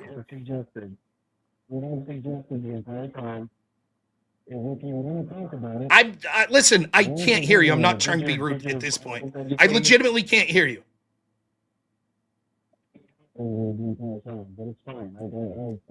I can't. You can go back and look back. I'm not trying to be a dick. I really can't hear you. All right. There. Now I heard that. I heard that. All right, man. I'm sorry. I don't know how we could continue the conversation if you can't find a headset. Try to find a headphone and we can talk again sometime if you want to. I mean, I know you don't care about my opinion, but it's fine. What's funny, I just think it's funny, like the hubris. I don't understand what the point is, why I can't make 3 points that I made here, why I would have to. I should be able to say those about anything. I've said similar things about Nick Fuentes. Nick Fuentes has the right to say whatever he wants. I think that oftentimes people like that get smeared, so I hesitate to judge them based on comments that I hear of other people. But for those of you that watch Nick, what has he said about this subject? And you'd be like, no, don't even do that. That's outrageous. What's wrong with doing that? How, like, I don't even understand. I don't think it's outrageous. Okay, forget outrageous. Why is it that you would recommend that I not do that? If you want to, let's learn some stuff about it. And I don't know if the audience educated you about it later. Like I said, I started at the beginning of the video, and then you started responding to my comment, so I jumped ahead. How did you know I was responding to your comment if you didn't jump ahead? What? I'm sorry, I couldn't hear you. Crazy, so I was like, oh, he's talking to me, so I jumped ahead. Well, that may be. Maybe the chat did mention your name. I don't know. But, yeah, well, I don't know what to say. My recommendation to you, since you've generously given recommendations to me, is you probably don't want to suggest that people shouldn't do something on their show or something like that, particularly if you want to use terms, that are like derogatory, like suggesting that they shouldn't talk out their ass. That's my advice to you. I know, it's a hurtful thing to say. I apologize. Now, listen, I'm not saying it was hurtful. I think I've actually enjoyed this interaction tremendously. You're the one that seemed to be pissing your pants, crying, and started yelling and stuff like that because you felt that I was hurtful with the things I said of you. How did it make you feel? Tell us. No, it seems like you really need to get it off your chest. Tell us with your muffled up mic here how it made you feel. How did it make you feel when I criticized you? Go ahead, tell us. This is like therapy for you. I get it. Go ahead. Tell us how it made you feel. I'm shaking. See, now he admits it. He's shaking. It sounds like it. It really does. You desperately, I imagine your hand was shaking furiously as you're searching for a headset. Oh, I need it. I need to find it. Yeah, right? I'm a keyboard warrior, so that's what I do. Well, that is certainly true. You are a keyboard warrior. Yes. I mean, it's great. I'm glad you're making these concessions. Yes, it's true. I am. Yes, I am shaking. Yeah, I know. Is this fun? I'm having a blast. I'm once more will reiterate, just like you're saying, no, I wasn't shook up by when you were insulting me. I also was not shook up by you insulting me. I was not shook up or anything like that. I was not offended. What I was saying was a person that's telling me talking out your ass is a derogatory way of saying you shouldn't talk about things because you don't know what you're talking about. You're talking about things you don't know, so be quiet. You shouldn't talk about it. As you admitted, which is exactly what you were saying. You said that I shouldn't talk about things. Right, you didn't use it. So here's what we go. So now what you're suggesting is you didn't say be quiet. That's true. You used the specific term talking out your ass. You then later said, well, okay, I'm sorry I used that term. I was like, it's not the specific term, but the implication. The implication was... I clarified like 4 times or 5. Yes, and then claimed that the clarification wasn't... Yes, you clarified. Then when I reiterated what the clarification was to you, you said you never told me not to talk about it, which is exactly what the clarification was. What was the clarification? The clarification was that I do want you to talk about it with more information. That's bullshit. That is not what you said. You want me to go back in the... You want me to go back... Do you want me to go back in this conversation and find the clip when I asked you this? I said, so what you're saying is that you don't think I should talk about this until I learn more. And you said yes. And now you're saying, no, I said the opposite. I do want you talking about it. Bullshit. That's not what you said. That's not what you said. Never have. What? Hey, you can hear me now. I'm saying I want you to talk about it with more information. That's what you want to do. It's your show. The opposite was what you were intending. And if you don't have more information, you shouldn't talk about it.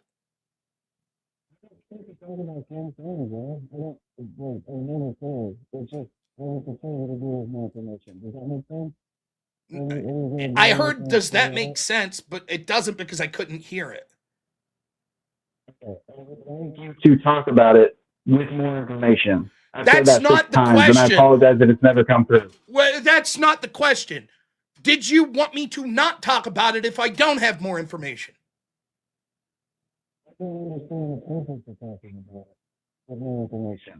I can't hear it.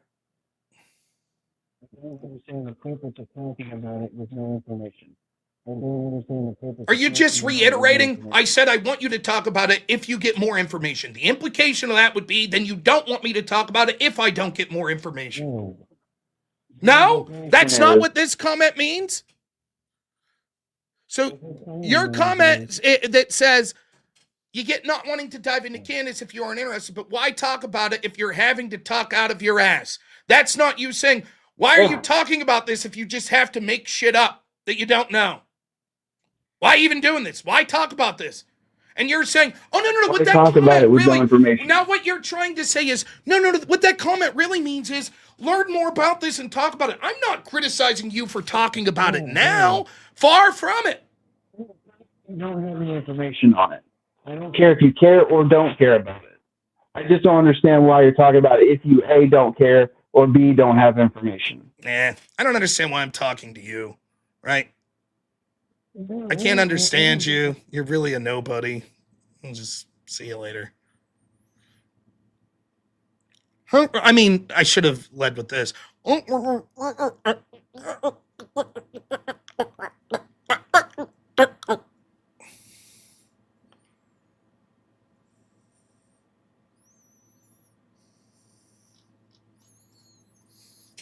Ugh.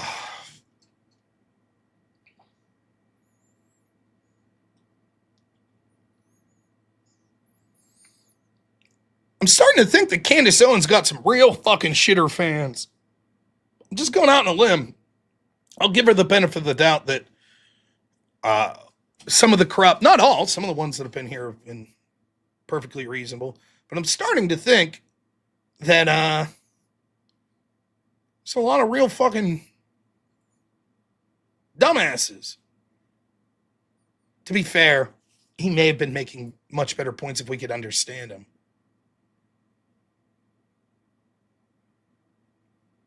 I don't understand the implications. I don't get it at all. I guess I'll repeat one more time. I don't see what the problem is saying, generally, here's what I feel about believing official stories. Generally, here's what I feel about when you're accusing specific people of things. And, hey, chat, what is it exactly that's sort of a nutshell of what Candace Owens is saying? That's it. And to see so many people that are like, no, I don't understand this. Why would you even do this?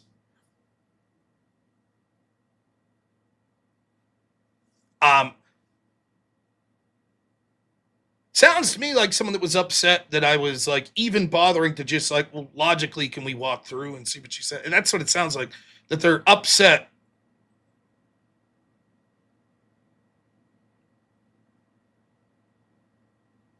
That I would even like, it's like, my gut feeling is that you just need to blindly support. And that if you're like, I just literally have questions about what you're saying. My point was, I don't understand why you want to talk about it with limited knowledge, he's going to say. No information or not enough interest to watch. I want to talk about it because it is a big story out there that a lot of people are talking about. I want to talk about it because it is a story that's sucking up so much of the oxygen when it comes to sort of conversations, particularly from the right now. I want to talk about it because even you have sitting senators that are pointing to people like Candace Owens and Tucker Carlson as their top agenda. And so I want to talk about the things they're talking about. That's why I want to talk about it. I want to talk about it because I fucking feel like it. And it's my show. And you can talk about whatever the fuck you want on your show that no one's going to watch because no one gives a shit what you think. What does it matter to you why I want to talk about something?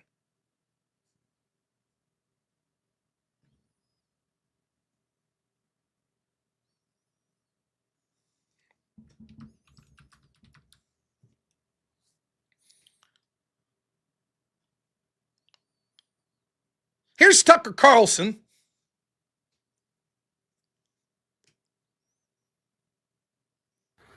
In the 3 months since Charlie Kirk was murdered, I've really tried not to comment on the murder investigation in public, and it's not because I don't care. Of course, I love Charlie and knew him well since he was a teenager. But I haven't said anything about it. I really tried not to say anything about it. First, because I don't really know anything that everyone. Wow, why is he talking about this? He just said he doesn't really know. Why would he talk about this? Right? Why is he talking about it? Why is Tucker talking about this? He just said he doesn't know. Oh my goodness. This is outrageous. Tucker's talking out his ass. He's talking out his ass here. This is ridiculous.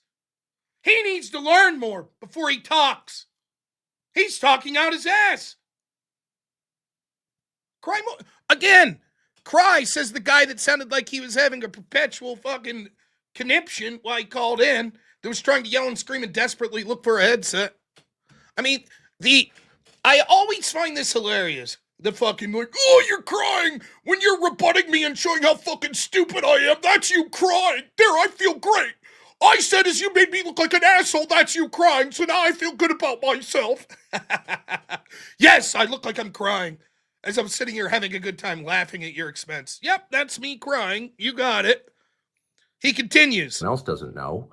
I've asked around, but of course, how do you know what the truth is?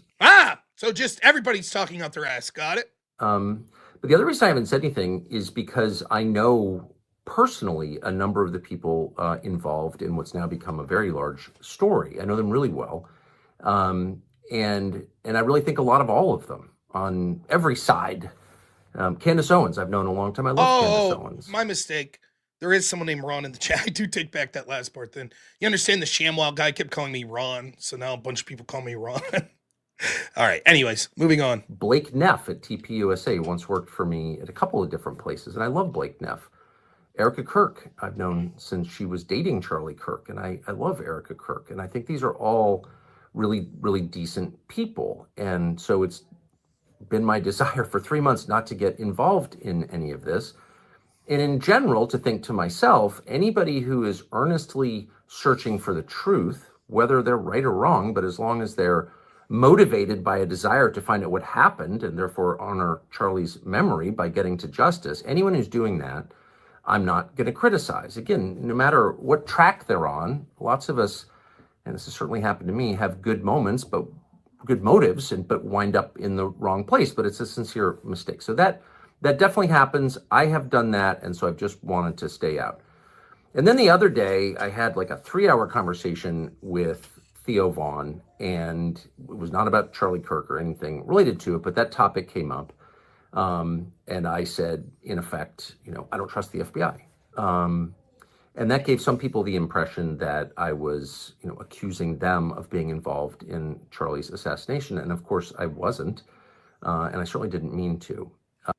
Wow, sounds like almost identical to what I'm saying. Yes, I have a healthy distrust of these law enforcement agencies like the FBI, but I'm certainly not saying that these other people are responsible. I think that anyone that wants to talk about these questions, sure. The only thing that I added on top of this, the two parts were, if you're going to specifically accuse someone, which I'm not sure if Candace has, I don't know exactly who she's accused, but if you're going to specifically accuse someone, you should have receipts to be pretty damn certain, because it's pretty heinous to accuse someone by name that was friends with this dude or worked with this dude, but I don't know that she's done that. And then I said, and furthermore, what is it exactly that Candace said?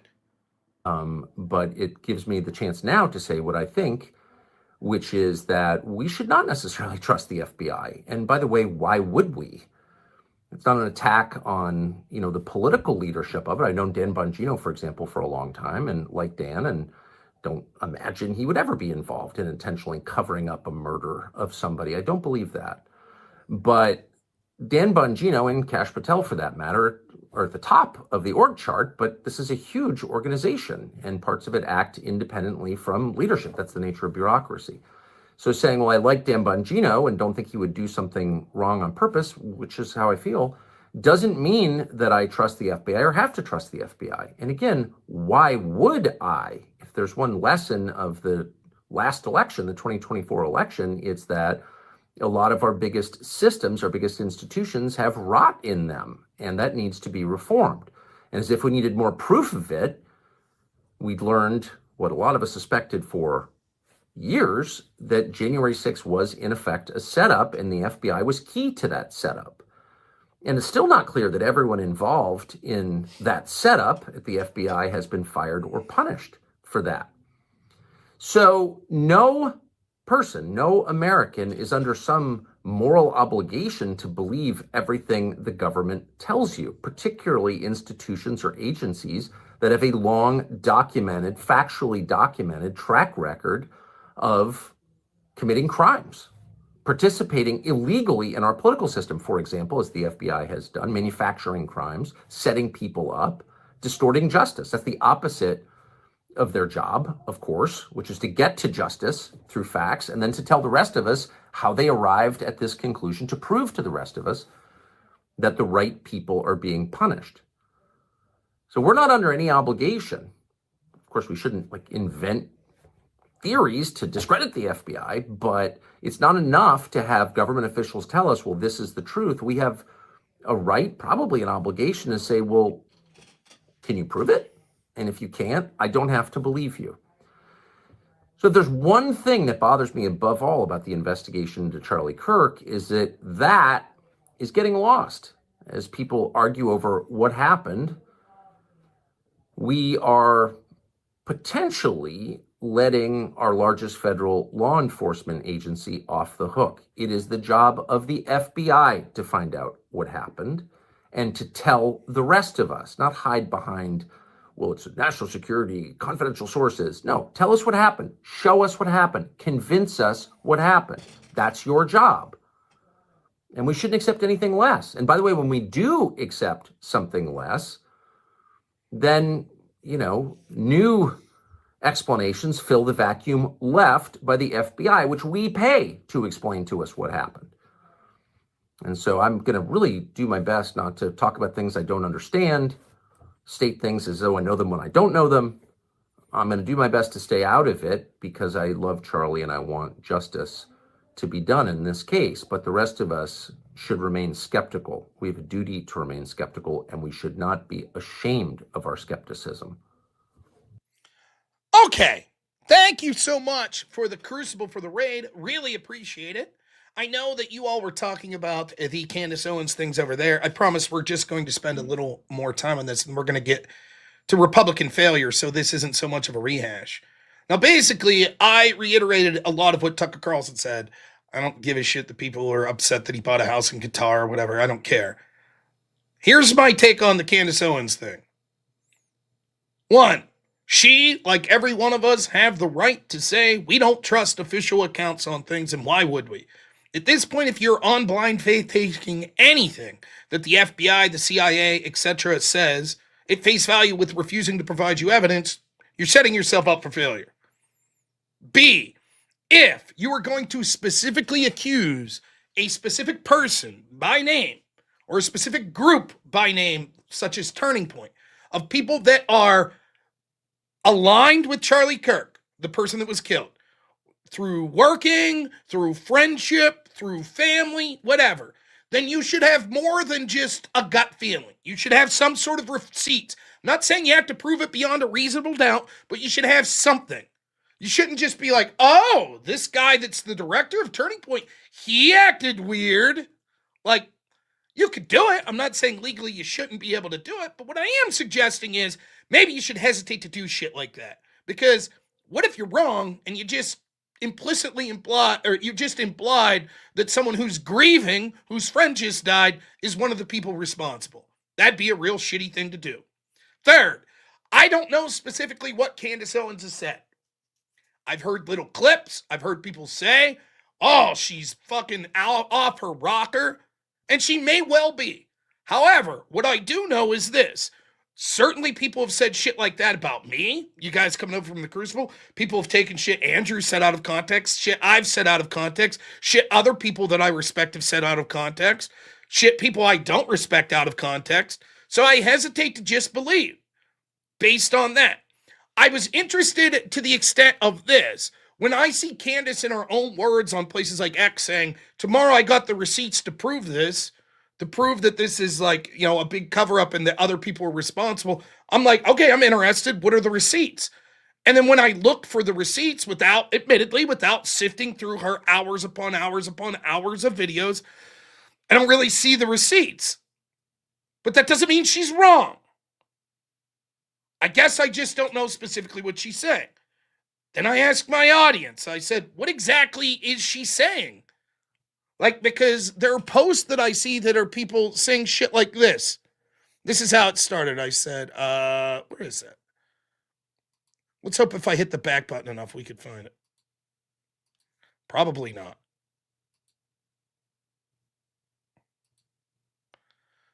I did. You have guys like this that are saying this.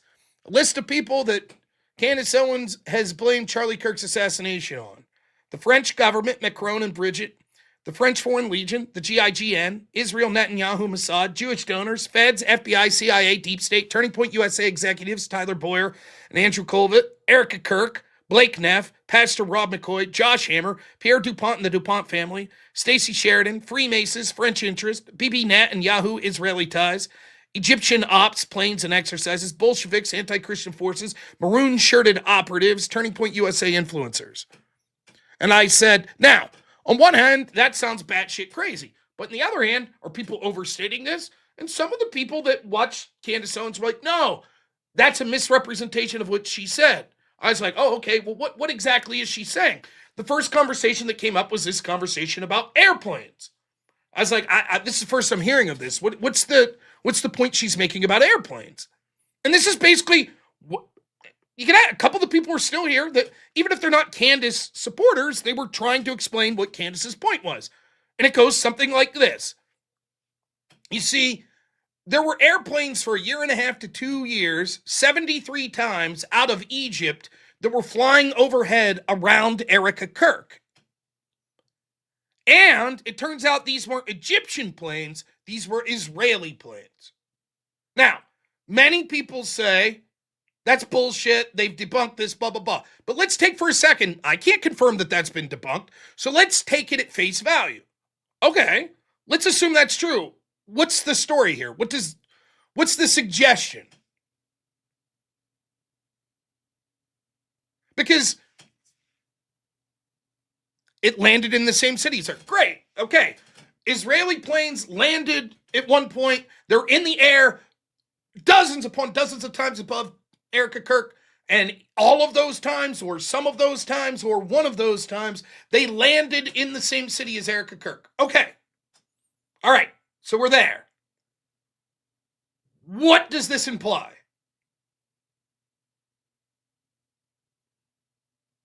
What does Candace Owens say that this implies? And the answer I've gotten is she hasn't said.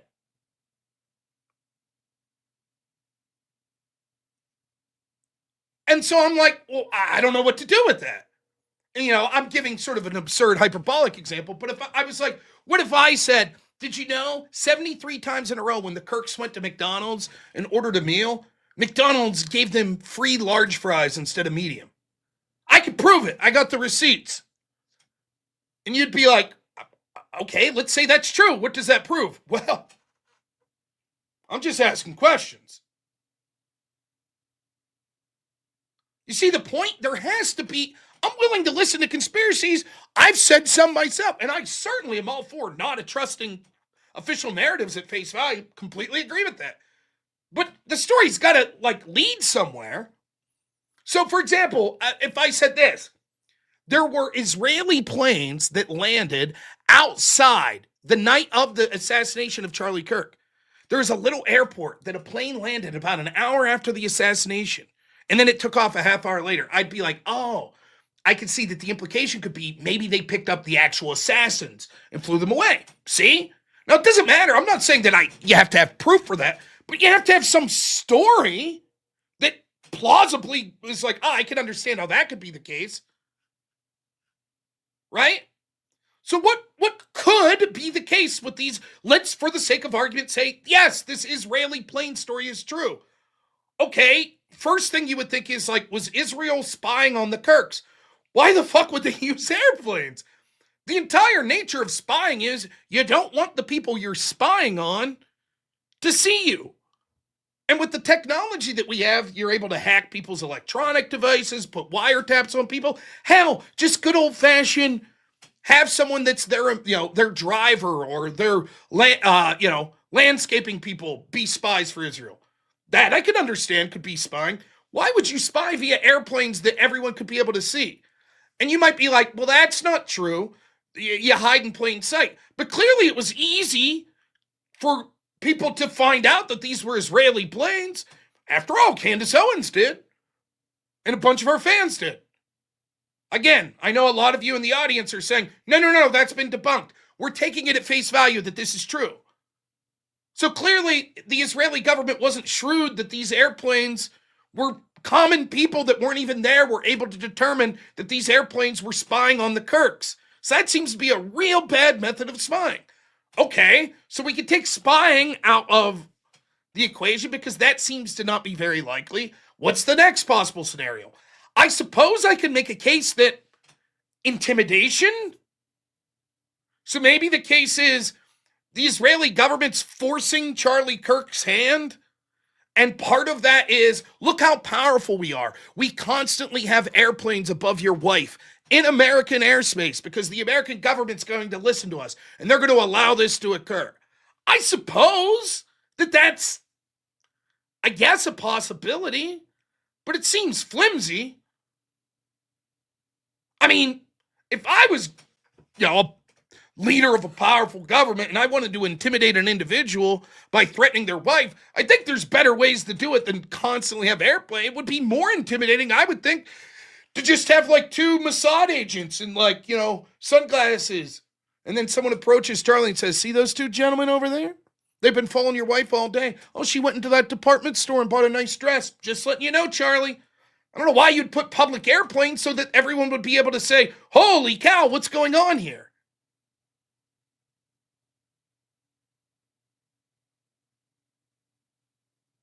So that's all I'm saying. And I'm not even saying Candace Owens is wrong. I don't know. I just literally asked, well, what's she saying? And the first thing that got brought up was these airplanes.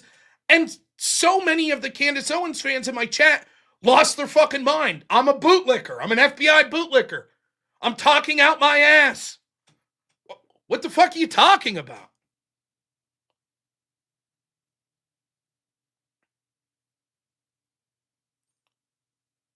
And if I'm honest, it sounds a lot like the Russiagate shit. I remember watching clips of Rachel Maddow saying shit like this.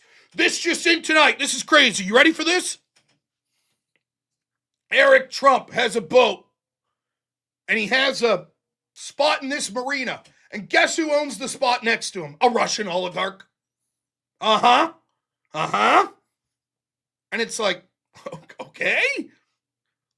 Yeah, that sounds feasible. What does that prove? Well, you know what we're saying.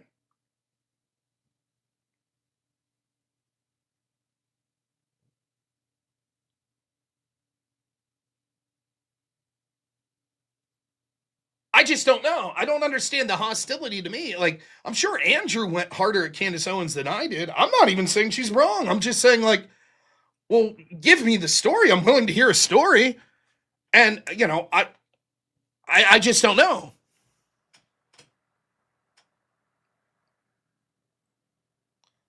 That's it. That's my feelings on that issue. And I know there's other things she said. Maybe there's more compelling evidence that she has. I don't know. Yeah, I assumed, given what I know about Andrew, that he was going to go hard at Candace Owens. I'm not even doing that. I honestly don't even really give a shit. The big point is this. This is the big point. Regardless, let's assume Candace Owens is telling the truth, for the sake of argument here for a second. Even still, and I'm not saying if she's telling the truth, let me make 2 things real clear, right? 1, she absolutely has the right, and all of us should have a healthy distrust to question the government. Totally agree with that. Number 2, if what she's saying is the truth, then regardless of the consequences, that itself is worth searching for and pushing.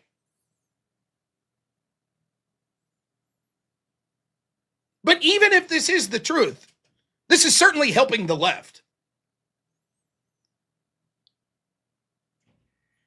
Did you ever see the meme? It's from it's from Predator, where it's like the muscular white guy and the muscular black guy. It's Arnold and Carl Weathers, right? And they're clasping hands like they're in agreement. That's Candace Owens and the right and the left, both not blaming lefties for the assassination.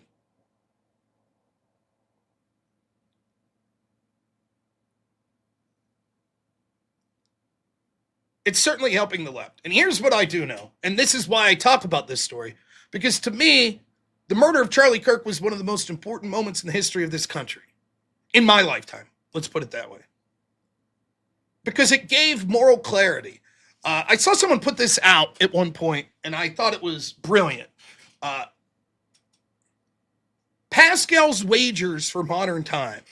You all know Pascal's wager, right? About the existence of God. Well, it's inverted in modern times. And the new Pascal's wager would go something like this.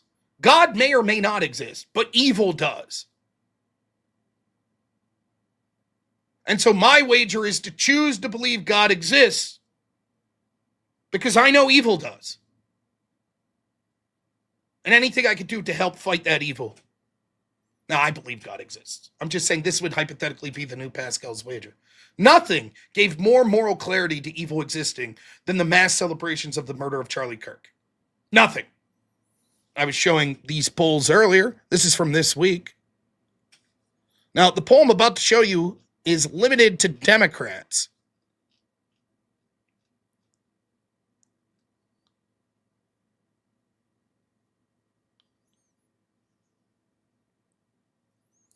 This is two events. The attempted assassination of Donald Trump and Butler and the assassination of Charlie Kirk. Charlie Kirk is the bottom column here. Which group or person would you say is most responsible for each event? So you can see it's even worse for the assassination attempt of Donald Trump, but let's just focus on the assassination of Charlie Kirk. Here are your options. The corporate media, political opponents, their own political views and rhetoric. In other words, Charlie Kirk's responsible for his own death. Most responsible. The mental health or the views of the perpetrator or unsure. And a plurality of Democrats, 38%, the highest portion, say that Charlie Kirk's own views are most responsible for his death.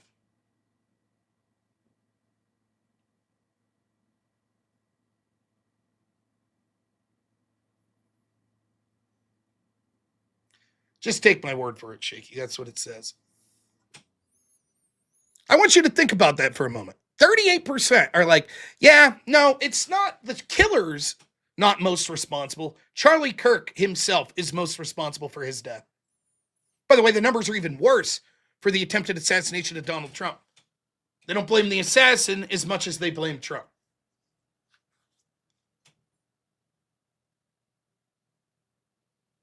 We had Charlie Kirk, one of the most effective, particularly reaching young people, helps lead a historic victory in part because of so many young people voting for Republicans and Donald Trump. We win the House, we win the Senate, we win the presidency. They murder Charlie Kirk. Regardless who you think it was, it's a conspiracy, whatever.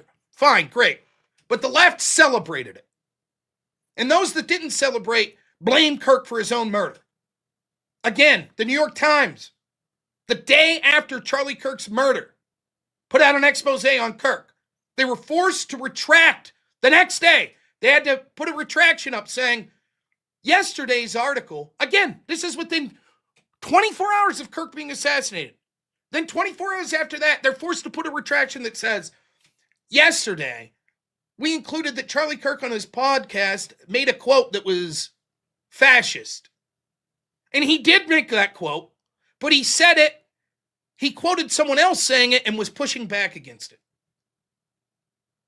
The New York Times, within 24 hours of Charlie Kirk being assassinated, couldn't help themselves to be like, well, he was a fascist. And then the next day had to be like, actually, he was criticizing fascism. But he did quote fascist shit.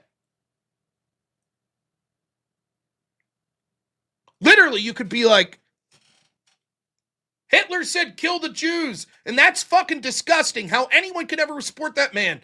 And the New York Times would be like, robnoerr quoted as saying on his show, kill the Jews. Technically true. I did use those words while I was criticizing them. That's what they did to Charlie Kirk within 24 hours of him being assassinated. Lefty after lefty knew damn well that one of the bullets that was desired for Charlie Kirk said, catch this fascist, and continued to say that he was a fascist, and that his people that followed him were fascists, and Donald Trump was a fascist.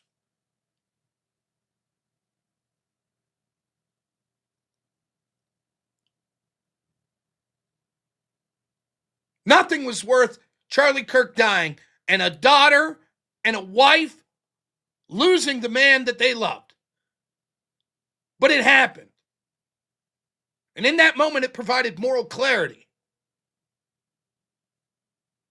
And Republicans, who had been faltering, let's be honest, had the chance to grab that, and they fucking shit the bed. Sam Hyde said it best. You have 2 weeks to do something, and they did nothing. Within 2 weeks, the real victim of the Charlie Kirk assassination came out. Who was the real victim? Does anyone know? Who's the real victim of the Charlie Kirk assassination? Who is it? Is it Charlie? Is it his wife? Is it his daughter? No! The real victim is Jimmy Kimmel. That's the real victim.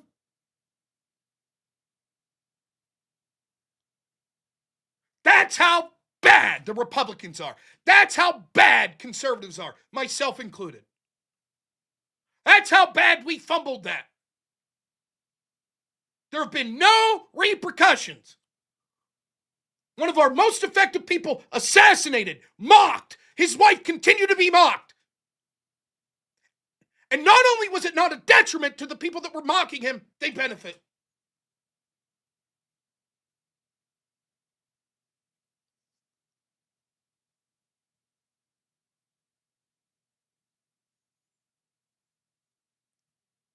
And now, we see Republicans that are losing. Republicans lost the mayorship of Miami. 1 in 5 races that have been Republican-controlled seats in elections since the 2024 election, 1 in 5 have flipped to Democrats. Want to take a guess how many have flipped from Democrat-controlled to Republican? Take a guess. In the country, of the elections we've had, granted it's an off year, but of the minimal elections we've had, how many were Democrat seats that flipped Republican? Anyone have a guess? That's right, 0. It's not a surprise. History dictates that this is what would happen for the midterms.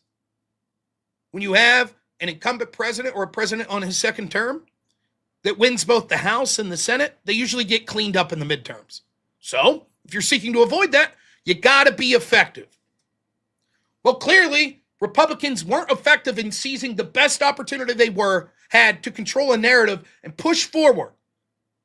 When every decent person in America was disgusted by what happened to Charlie Kirk and the left's cheering of it. And what'd we do? Well, we had a lot of commentators that decided to be like, actually, Turning Point USA did it. Actually, we have questions about this, that, and the other. They have every right to do it, but then you had a lot of other commentators that are like, what the fuck are you doing? Then you had people fighting with, fighting with people like Tucker Carlson. What's Tucker Carlson doing? Tucker Carlson shouldn't be covered there. What's Tucker Carlson? What's he doing?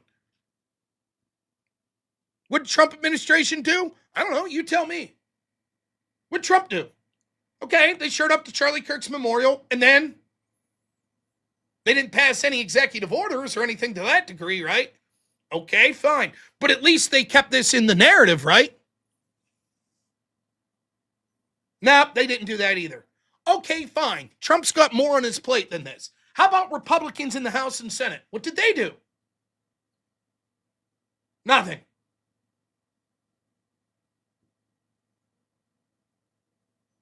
Okay, you say? Fine.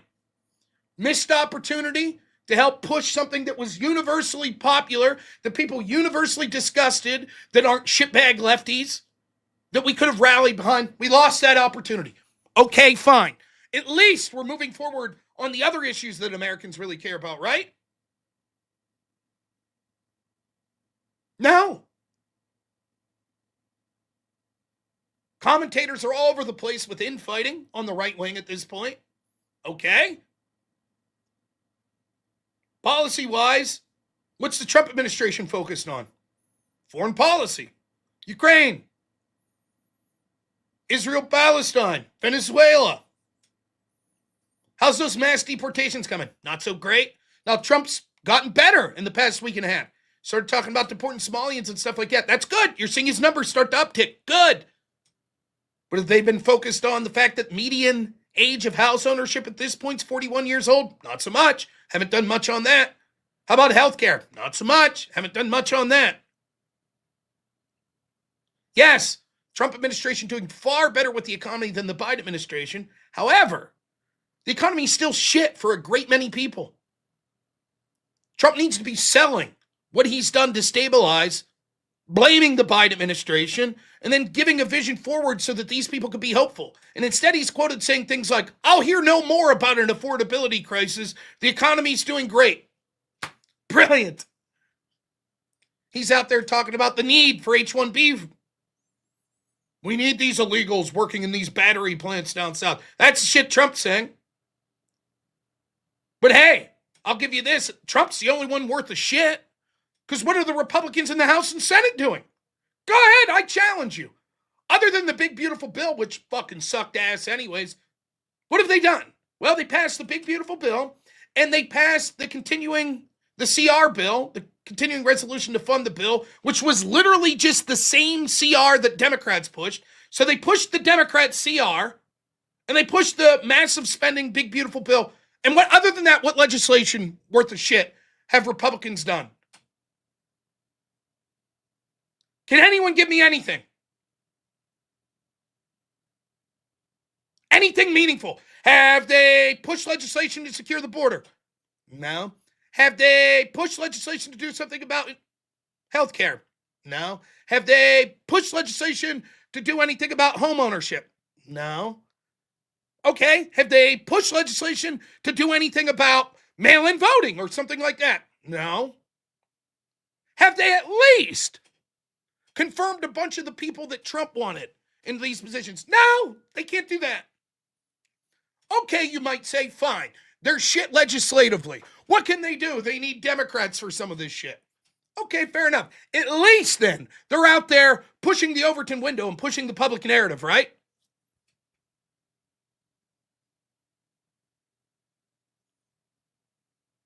For what? Well, here's one of our most charismatic senators. Let's see what he was talking about today. All these issues. Republicans getting cleaned up in all these elections. Let's see what, Ted Cruz, what do you got for us? Secondly, there was a big gathering in Qatar, and Tucker Carlson, and we've talked about him a lot on this podcast. He flew to Qatar. He interviewed the Prime Minister of Qatar. And, you know, it was an opportunity. Qatar is behind a lot of bad things in the United States. They're funding a lot of bad things in the United States. It was an opportunity for Tucker to really call him to account. He failed to do so. Instead, he embraced him. He bear hugged him. It really was a very disturbing episode. We're going to break that down as well. Secondly, there was a big gathering in Qatar, and Tucker. Thanks, Ted, for the issues that really, as a senator, man, if only we had, like, you know, a senator that could do things to, like, help the American people. If only you knew someone, Ted Cruz. Anyways, have fun continuing to talk about Tucker Carlson. Of course, at least he didn't say in that clip that he was there to be Israel's biggest defender. So, oh, shit. All right, you guys mind? I got to call in. I think it's someone that might want to debate me. Fine, fuck it. Let's do it. 1 second. Let me pull it up. We'll get the call in ready.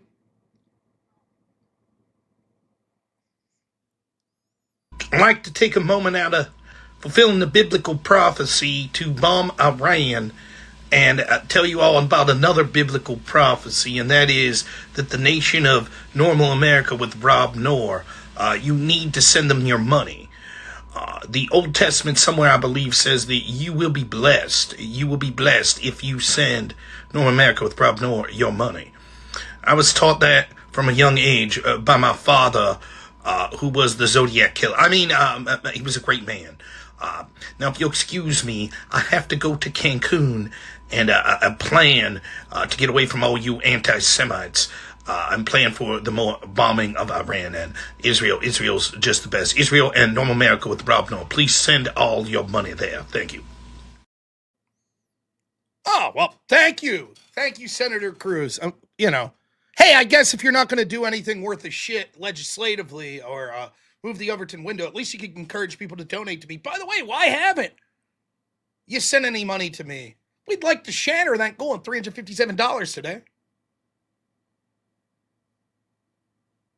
Now, when you bring up these points, and I've said this till I was blue in the face in the first Trump administration, And I've said it till I'm blue in the face this second administration.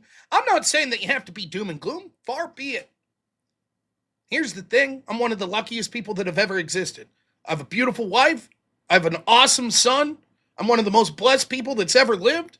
My parents were great. My in-laws are great. My neighbors are great. My community's great. If I died tomorrow, let it not be said that I wasn't one of the luckiest people that have ever lived. I'll be damned if I get blackpilled. There's so much to live for. And no matter how bleak things look culturally or politically, one, if you're Christian, you know the answer at the end, that you win at the end, even if not on this world and the next. And second, what good is being blackpilled? It's a joke. There's always things that you could do in your personal life to improve things, and certainly even politically and culturally. The more bleak things get, the closer your back gets to the wall and you can start pushing forward. So I'm not going to get blackpilled. I'm going to keep fighting no matter what. That's where I stand on it. But as we look here, so I just want to make it clear that I'm not being doom and gloom depressed or anything of that nature. That doesn't mean that there's not room for legitimate criticism of even people you support. That's not being blackpilled. And I've said this over and over and over when it comes to Trump. For better or worse, Trump's not an ideologue. Trump's not a fiscal conservative that's going to be like, nope, no matter what, I'm going to cut the budget. That's not Trump. Trump's not staunch First Amendment. Trump's not staunch Second Amendment. Trump's like a delegate. Trump's like a compromise guy. He's the board of director that sits in a room and listens to two smart people argue back and forth and goes, you know what? We're going to do a compromise. That's Trump. Trump wants to be liked. Trump wants to leave a legacy. And you can say, well, I'd rather have an ideologue. Maybe, but you got Trump. And he's the best we've had in my lifetime. But here's the upside to not having an ideologue. He'll listen to his base more than other people. He's willing to change position. So it's a huge lost opportunity when he's doing something that you think's wrong to just be like, hey, you should be focused more. No, mass deportations. No. What are you doing? What are you focused on these foreign policy issues? No. But you get so many Trump supporters that are like, you're a panicking. What are you doing? Oh, you're blackpilled. Just shut up. Trust the plan. Trust what Trump's saying. Okay. And that's what I'm hearing over and over, despite overwhelming evidence. Trust us. Things are going to go great in the midterms. Let's look at some stories. Scott Pressler. Democrats just flipped Miami mayorship from red to blue. Last time Democrats won Miami was 98. Republicans are completely squandering all the work we did to win the 2024 elections. Yep.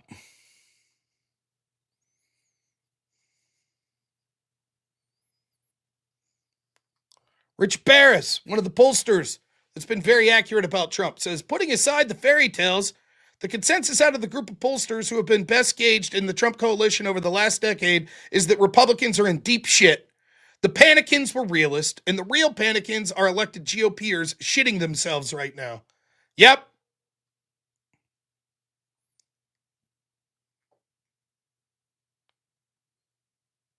Chris Cizilla. So far in 2025, Democrats have flipped 25 GOP-held state legislative seats. Republicans have flipped 0 held seats. There you go.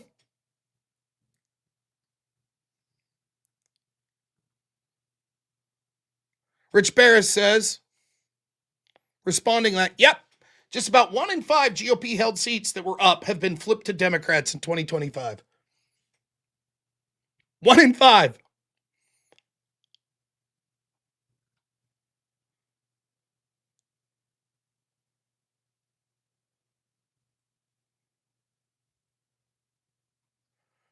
Interactive polls from today, or yesterday, I'm sorry. Iowa State House, Wendy Larson wins 70% to 30. Good. That's a Trump plus 51 district. Went from plus 51 to plus 40. Overperformance in today's elections. Florida, Democrat plus 22. All these are since the 2024 election. Florida, blue win. Democrats plus 22. Florida, Blue win, Democrats plus 18.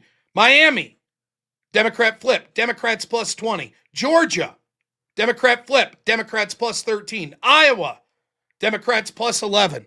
Starting to see a pattern.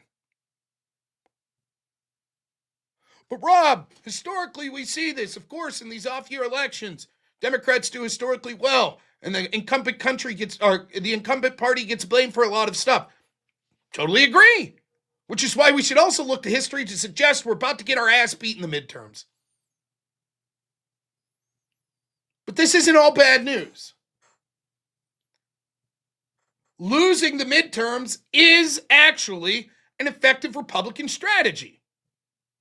Because, see, if there's one thing that the traditional establishment Republican leadership hates, it's actually having to pretend to give a shit about their constituents.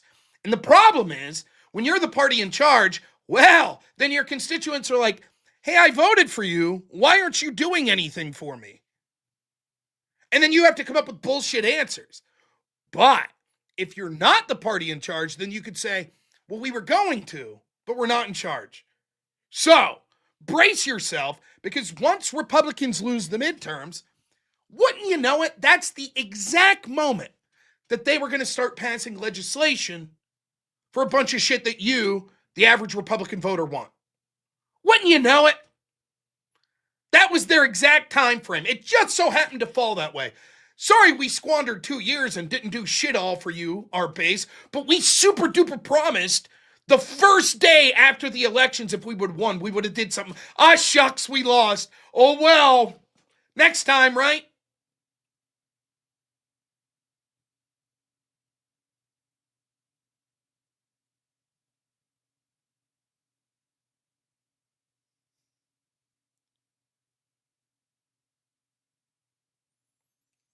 Same story over and over again.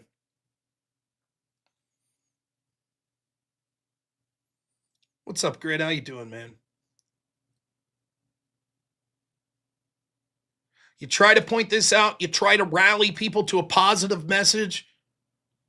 I'm not black-pilled. I'm out there every day. This is why you should vote for Republicans. This is why you need to keep supporting Trump. This is why Trump's doing better than Biden would have or Kamala would have. Thanks, Manted. I'm small potatoes. Andrew Wilson's out there debating these lefties. Jake Rattlesnake's out there. Jim Bob's out there. Jay Dyer's out there. But we're not the biggest fish in the pond. None of us. I'm very small. Even someone like Andrew. He's not the biggest. So who do we have? Trump administration. Again, they started to bounce back. And if you look at the polling, it's suggesting that. Ever since he's came out and been aggressive about these fucking Somalians, things are looking up. Who would have thought? Talking about an issue people care about. Yes, we're tired of seeing our country overran. That's a popular message.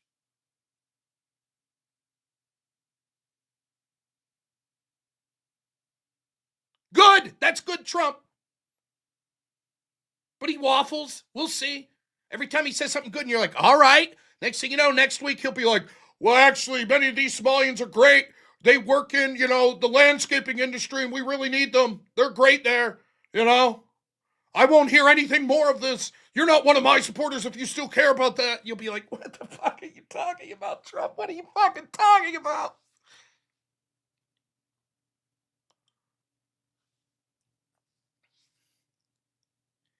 Republicans in the House and Senate forget it. They ain't going to be worth a shit ever.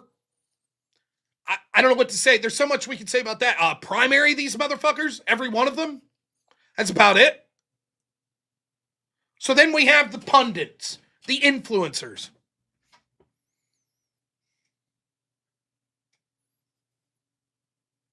How they doing?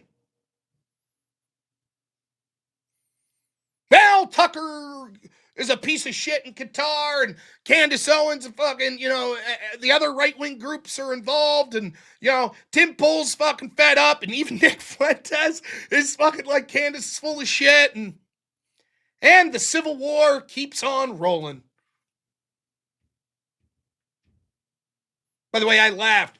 Going into the 2024 election, I listened to Democrats tell me that basically Donald Trump was Adolf Hitler.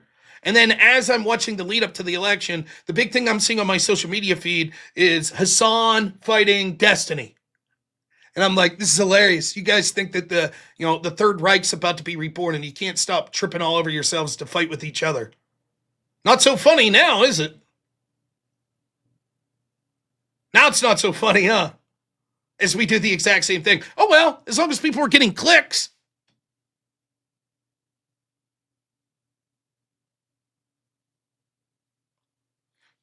Financially, some of these right-wingers are cleaning up. Fuck even myself. I mentioned this earlier. Tim Pool went off on Candace Owens. Why?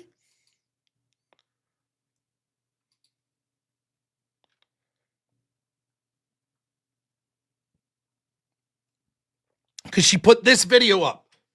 The billion-dollar question, who stood to benefit from Charlie Kirk's assassination? And you can see that picture in the middle there. That's Tim Pool. Now, did she start it? Did Tim? I don't know. I'm not getting into it. Don't know. But I know this. I already did this with my audience before the raid, but let me ask you all that raided. Who do you think's benefited the most from the murder of Charlie Kirk? Give me some of the names. Some organizations or some people that have benefited the most. Who do you think? Because the implication here is, I think the left has benefited the most. The implication here is, well, we should be suspicious of the people or groups that benefited. Leftist NGOs, yep, the left. Who else? There it is. There it is. Well, Candace has benefited, hasn't she? Right? Can anyone deny that? Candace certainly has benefited a lot. Huh, that's odd. Candace benefited. But wait a minute. Hypothetically, I'm just saying hypothetically, right? Hypothetically, if you murdered someone, wouldn't you point the finger at a bunch of other people?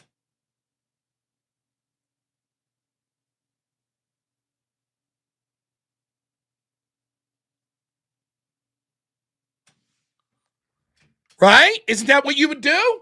If you murdered someone, you'd be like, oh, I'll get the heat off me. I'll point the finger at everyone else. Wait a minute. So Candace benefited and she's doing that. I'm just asking questions. That's all I'm doing.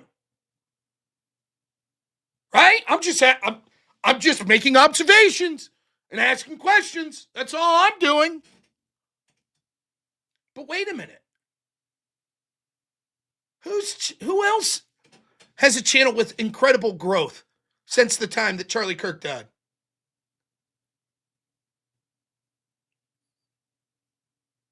Me. Yes. My channel's grown substantially, both in subs, viewers, and in donations. But clearly I can't be responsible, right? Because I'm admitting that it was me. And if I was the person who killed Charlie Kirk, why would I ever admit that I'm someone who stood to benefit? But that's exactly what someone that murdered Charlie Kirk would say, right? He would imply, well, wait a minute, I'm someone that had a benefit, and so therefore it could have been me to throw people off the track that clearly it was me.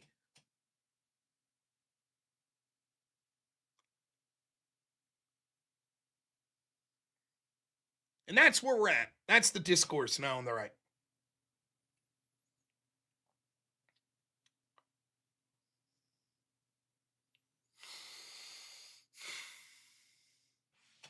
Manton, I saw what you said here. It says, I like your suggestion here. It says, here's the play. Trump uses the next year just focused on three things: domestic energy and mining, keep deploying ICE, and pass voter ID. That's my play. It's all good. Those things would be great. That's a great three. Securing the election and making sure that it's something that can't be cheated. Deploying ICE, very good, and increase the amount of deportations. And then domestic energy and mining helps with the economy. Yes, that would be good. There's other things that you could add to that, but if you only had to choose three, those are a fine three. Other things that you could add to that would be revocation of H-1Bs and things of that nature to help building more houses or pushing for legislation to prevent foreign-owned housing, which will make more houses available, which means that the prices will go down.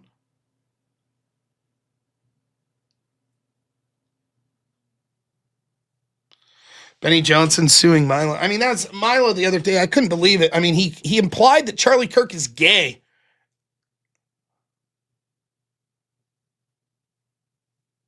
Who was it that someone I saw posted something effective? Tim Pool's the kind of guy that beats his wife, that goes home and beats his wife. Who said that?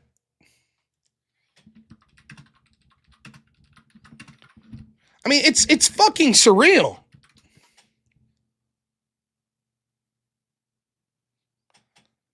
Yeah, oh, that's Candace Owens. Here you go. I mean, go figure. He is a fundamentally weak man for what he did there. He should apologize. He won't. I don't care what happens to his platform. He's now essentially trying out because he's under financial pressure. He's trying out for a Zionist to pay him, and they will. Okay, they will cut him a check, and I hope it happens for you, Tim. I hope it makes you happy. But to do that to someone who has never done anything to you other than disagree with you about the Charlie Kirk narrative, I have not focused my content on you, and anytime your name has come up, it has been because you have explicitly been attacking me. You are a coward. You are less than a man. Okay? You are behaving.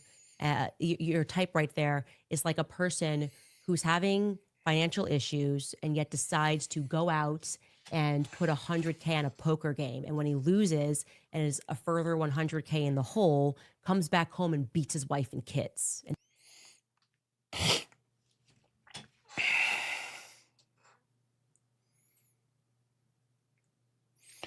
True or not, we got bigger problems. It's true, we do. And I try to focus on them. That's why I haven't even broached this Candace Owens shit. Not once. This is the first time I talked about it. But the point is, this is where the oxygen's going now for so much of the online right. Don't believe me? 1.4 million, 1.6, 1.5, 2.3, 1.6 million, 2.1 million, 2.2 million, 2.3 million. Robnoerr doesn't talk about this stuff. Robnoerr talks about other stuff. Let's check his videos, his live streams. 6.2 thousand, 897, 1.3 thousand, 2.4 thousand, 2.5 thousand. Would have helped if I had that picture showing. So, I mean,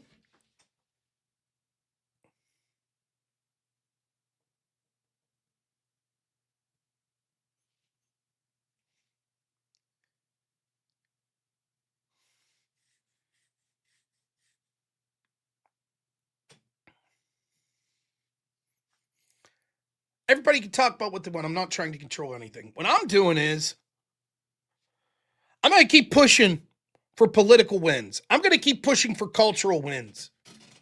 Sometimes that means I'm going to criticize Donald Trump. That means I'm going to criticize Republicans in Congress a lot. That's what that means. I'm going to try to work with people I disagree with, who I think are more palpable than these fucking lefties that want to destroy someone like me. I will. People give me shit because I was working with Scott Pressler in Pennsylvania going into the 2024 election. But Robbie's gay. I don't give a shit when it comes to trying to win at this point.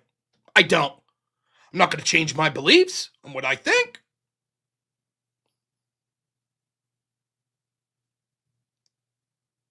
Yes, I'm willing to work with people. I don't particularly like a lot of what Ben Shapiro says. Am I willing to work with Ben Shapiro to win? Yes.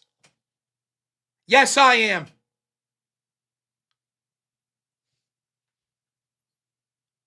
The stakes are that high. They're that high.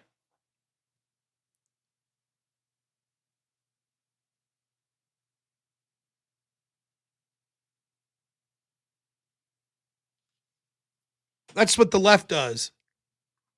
Yeah, they win. I did not say that.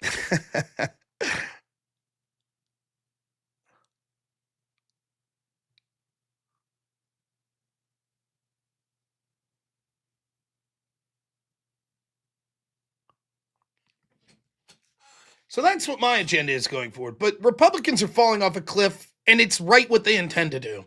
The leadership of the party. It's what they intend to do.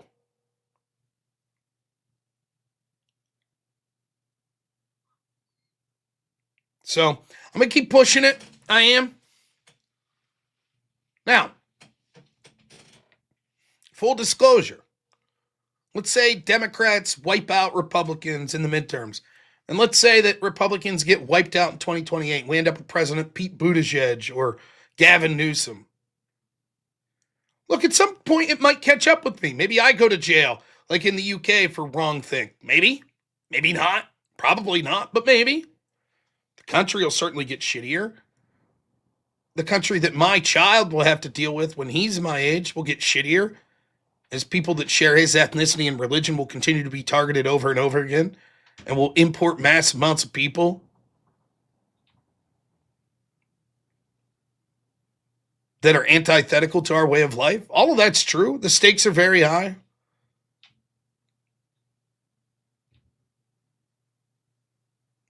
But I'm going to try. And if I fail, I know I tried. And I'm not going to be a miserable sack of shit if I fail. I'm going to try to make the most of it.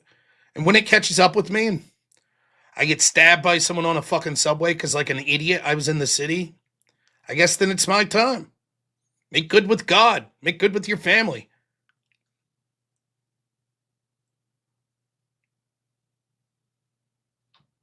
You know? I'm not going to be miserable. I'm going to continue loving life. I'm going to see the beauty in it. I'm going to see how lucky I am. And I hope you do the same. There's this quote from the show I talk about a lot. It's an excellent show, by the way. It's called Meat Eater. Stars this guy, Steve Rinella. It's a hunting show, but it's the best one I've ever seen. Fantastic show. You should check it out. I think it's on Netflix, some seasons of it. Meat Eater. Fantastic. And if you're a hunter, you'll sort of know about this. If not, I'll try to explain it. I think he's archery hunting in this particular episode for deer, and he gets a bad shot. And for a serious hunter, that's the worst thing. You would rather not even get a shot off than wound an animal and not kill it, because then the animal's going to suffer and you're not going to get the meat. And it's just all around bad. That's why a good hunter isn't taking pot shots. They're making sure that the shot is just, particularly in archery, because you could let some arrows fly with a very low percentage, but you're not doing that. You're waiting until you have almost a sure shot that you've practiced many, many times to ensure the most possible chance of not only you getting a kill with your accuracy, but also, more importantly, to make sure that you don't get a wound. That's the idea. In particular, a guy like Steve Rinella would take that very important. In this particular episode, he wounds a deer, and he's narrating over it. And he's beating himself up. He feels terrible about it. So you follow a blood trail when you wound a deer, and you're trying to find it, and your hope is that you'll find the deer laying down, dead, and then you field dress the deer, etc., right? And so he's beating himself up, and he's like, this was terrible. I should have never taken that shot. It was terrible. I feel horrible. It's another reason I love this show, because it'll show his failures. A lot of hunting or fishing shows just shows like, look at that, I got another huge deer. This will show him, like, there are episodes where he'll literally be in the woods the entire 50-minute episode, not see one damn animal he's hunting for. But he still makes it an episode, and it makes it feel more real. So he has this quote that he says during it that's really stuck with me. Because he keeps saying, I'm not going to get, this deer didn't die. I'm not going to get it. It's not going to work out. But he's still following the blood trail. And he says, I've always been the type of person that's a pessimist with my brain, but an optimist with my feet. And that's exactly how I feel. In my head, I'm like, we're fucked. But with my feet, with my actions, I say, I'm going to keep pushing forward as if we're not. With all the pessimistic thoughts you have, with your feet, you keep working. You keep marching forward. So that's what I'm going to continue to do. So, now, having said that, we've had a good show today. We've gone 4.5 hours. I'm going to read super chats. I hope you will consider sending some super chats in. But before I start reading super chats, I'd be remiss if I didn't mention this Friday at 8 a.m. Eastern, I will be doing a 24-hour show. I don't even know why. I don't even quite know what I'm going to talk about for 24 hours, but I bet I could do it. So we're going to try to open up the calls to take call-ins. I'm going to try to line up some people to debate, but I got to be honest, it's not going so swimmingly right now. That's okay. We're still going to have a good show. Towards the end of the night at 10 p.m. Will be Verbal Combat, so that's a panel that I'll be able to go join. We're trying to raise $5,000, and that money will be spent on two things. One, the new computer that I'm buying, because this piece of shit keeps dying on me, and I'm afraid that I'm going to get some bigger opportunities now that I'm growing a little as a channel. So I'll be on Piers Morgan or something to that effect, and what's going to happen is my computer's going to die, and then I'll look like a big doofus. That's number one. Number two, greed. I'm going to take some of that money and spend it on my family. So we're setting a goal, 24 hours, $5,000. If we don't get there, that's okay. But that's the goal we're setting. So I hope you'll come. You'll watch for a while. I'll be on all day, obviously. And you'll donate some money. But until we get there, we could donate some money tonight. Also, one other announcement.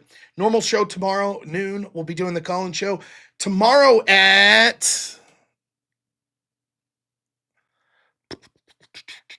Let me find this. 8:30 Eastern time. I'll be on a debate panel debating the Somali fraud that we see in Minnesota. So, am I getting a 590? Don't even bother to ask me what I'm getting for a computer. My good friend Avarice is building that computer for me. He's buying all the parts. He's just going to tell me what the bill is, and I'm going to send him the money, and that's that. So, Avarice, by the way, special shout out to him. Congratulations to him. A new father. So I couldn't be happier for him. I'm so excited. So that's the plan. So keep getting your super chats in tonight. We at least want to get to that goal of $357. I think it'd be nice to shatter that goal, but that's all right. Let's at least get to that goal. Jabroni big time. $5 says Candace is a lunatic conspiracy theorist. She's obviously one of the lizard people that have infiltrated humanity to influence us. Yeah, for the record, so Turning Point USA claims they're going to do like an expose on Candace soon. And Nick Fuentes, I saw, said today or last night in his show, one of the two, he was like, listen, I'm going to wait and see what Turning Point puts out, but if they don't do a sufficient job, I have the receipts, and I'm going to expose Candace and her husband for where they're really getting money from. So maybe she'll become a victim of her own, policies or the way that she carries herself. And I don't think anyone should be upset with that. That's a Candace Owens fan, right? Just asking questions, just pointing out. So turnabout's fair play, I would guess. Unforced Ego, $21 says a 30-06 is no joke, but it was a downward angle. Totally plausible. It struck the spinal cord and deflected more downward into the body and didn't exit. Yeah, that's what, like him or hate him, JF Gary Eppie, smart dude, he did a big thing where he was explaining mathematically how this was possible. And I saw a bunch of shooters in the shooter community was like, no, this is certainly possible. And look, I am by no means a firearm expert. By no means. I've hunted in my life. I've shot guns. I'm very poor at both of those. But I've been around guns and hunting all of my life. And bullets do weird shit. They do. They absolutely do weird stuff. I'm not saying that if you see something like the magic bullet or something, with the Kennedy assassination, that you can't be like, wait a minute. But this isn't that. This is an exit wound not coming from a 30-06. And that's entirely plausible.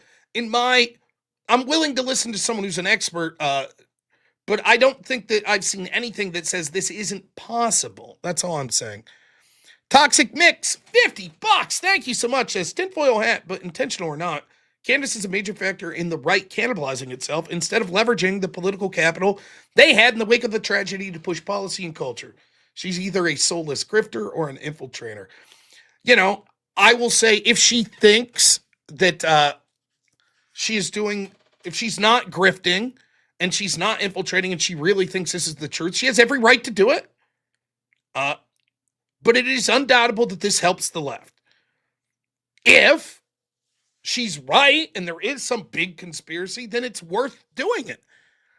I guess we'll see. But it's certainly at this point, it's helping the left. The Jabroni Big Time, $5 says, I popcorn farts. Does that count as me talking out my ass? Yes. Call me GL, $5 says, cool shirt, champ. Is that a national park tree? If this guy thinks this is wild, he should stick around for when Cher is on stage solo. It's crazy. Totally agree. Mr. B, $10 says, you're talking out your ass, Rob, if you don't acknowledge Egyptian planes. Yes, we had a caller whose mic was muffled that was saying I should learn more about Candace before I talk out my ass. When basically the whole conversation, I was like, can someone explain to me what Candace's theory is? Apparently that's me talking out my ass, whatever. Call me GL, $5 says, you piqued my interest. Please continue this inquiry into Saltgate. Think of the dehydration, those monsters. Yes, that's right. How much salt was placed on Donald Trump's fries previous to his assassination attempt? Call me GL. $2 says, bros debating Charlie Brown's parents. He had a bad mic. Stinky Paradox, $2 says, BS tech problems. Kick him to the back to the chat. Yeah, we did. Call me GL, $2 says, still a better debater than Coder. He'll be on that panel tomorrow. Wade Boggs, $50 says, I feel like we should spin the wheel. Maybe here at the end we will.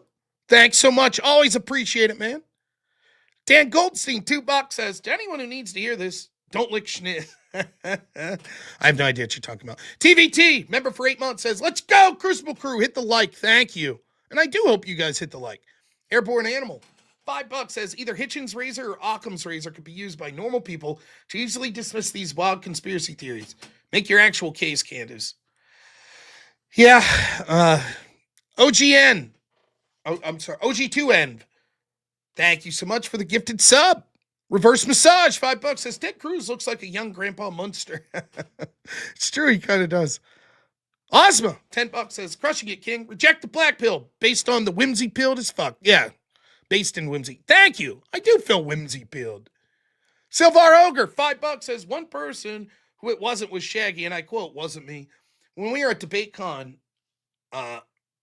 we got an Uber one of the days over there, and I was talking to our driver, and she was like asking about debate and stuff, and that song came on her like little playlist while we were driving over there. I was like, you realize this is sort of like the ultimate debate song? Yeah. Hey, you said, I can't tell you how many times I'll have a debate, like with that debate with Brian Shapiro the other day, like, I'm trying to think of a specific example, but he'll say something about, no, I didn't. Yeah, I have it right here on tape. Nope, wasn't me. Yeah, but here's you literally saying, nope, wasn't me. It's like, that's the lefty debate anthem. Humanity Records, $10 says, wild how cheap Rob Noerr fans are. Andrew Wilson gets $1,000 an hour in super chats. Rob just wants $350 in a 4.5 hour stream. Send a dono, you patriots. Thank you so much. Wills, $5. Thank you so much. Really appreciate it. You guys are the best. Let me check over on the Rumble. Thank you to everyone who watches on Rumble as well. Really appreciate it. Mm-hmm.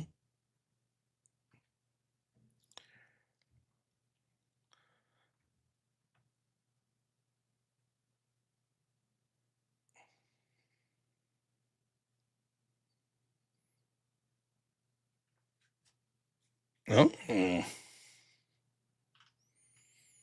Reading a couple posts here real quick.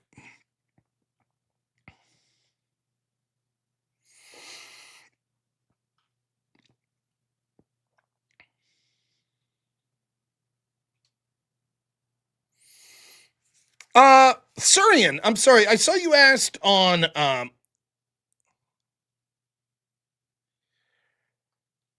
X, will there be fact checks on word war? Now, this is something that's been bandied about. There should not be fact checks. I hate that.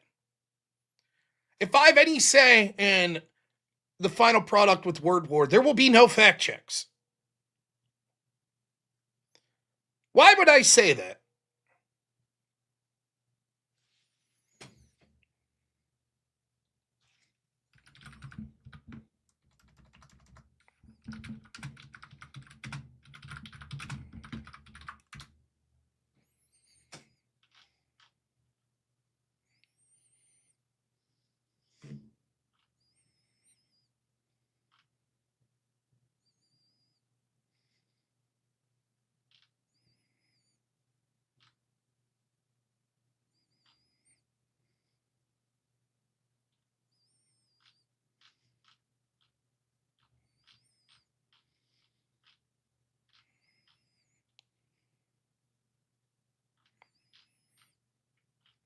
Oh, here's just one example.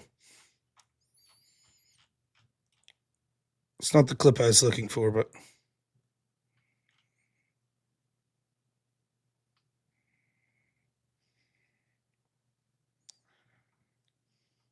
here's why I'm against it.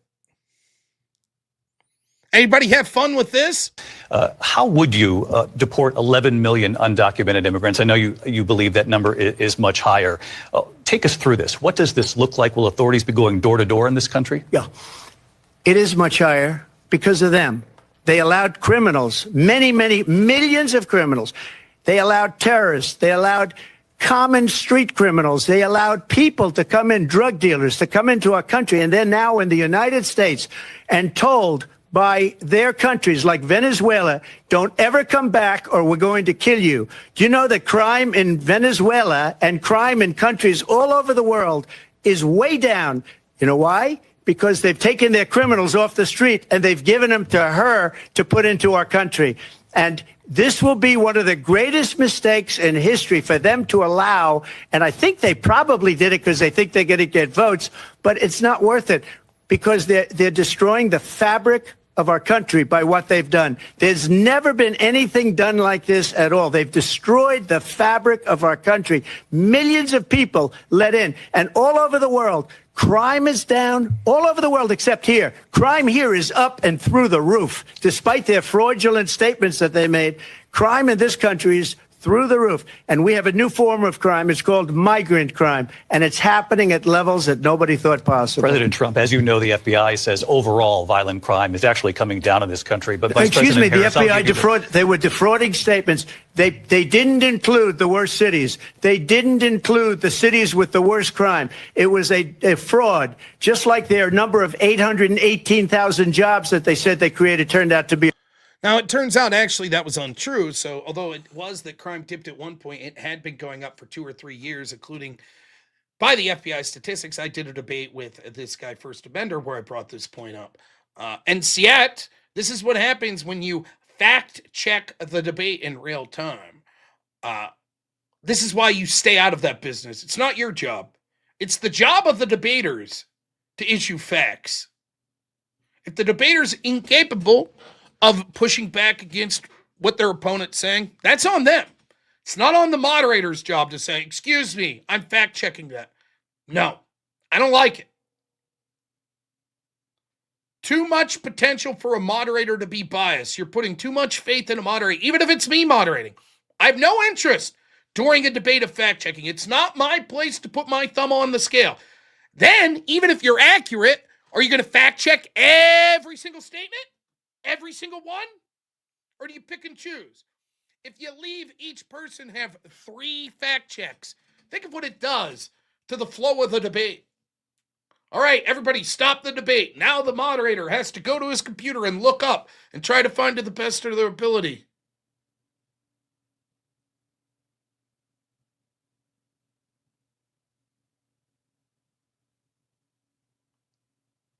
So, nope. Leave it up to the audience to determine whether or not the facts were accurate or not. Leave it up to the debaters to debate to the best of their ability. So I'm sorry, I saw that earlier and I forgot to mention that because I just think there's a lot of, look, by no means, I'm not making the fucking decisions on all of the formats or anything like that with Word War. I'll say this though, anytime someone's asking for my input on what makes a good debate, I have strong feelings on it. And for me, part and parcel to a good debate is the moderator should be seen as little as possible. That's very important to me. I could be talked in to the moderator, if they're talented, having a portion of the debate where they ask each side a question. Okay. But it has to be a good moderator. Other than that, though, your job's to be as fair, as impartial as possible to make sure that both of the participants get a chance to get their facts out. Try to steer the debate in a direction that is oriented towards the topic and make sure that it's an amusing experience for the audience as much as possible. That's it.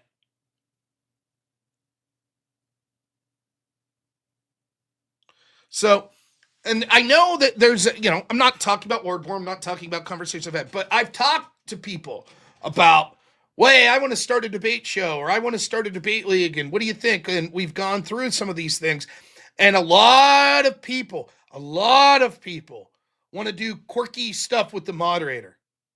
Ooh, what if we did this? What if we had timeouts in the debate? What if we, there's just so many suggestions, and it's like, listen, I'm not saying that things can't work, but the problems, if it ain't broke, don't fix it. Right? Like, if you're like, think of the debates that you've watched that you really like. Were you ever like, gosh darn, I wish the moderator would have got more involved? Probably not. You're like, great. The best debates are one where you barely notice the moderator. So, make the moderator wear a silly hat. Not a bad idea. But that's just my opinion. Now, look, I'm not the end-all be-all.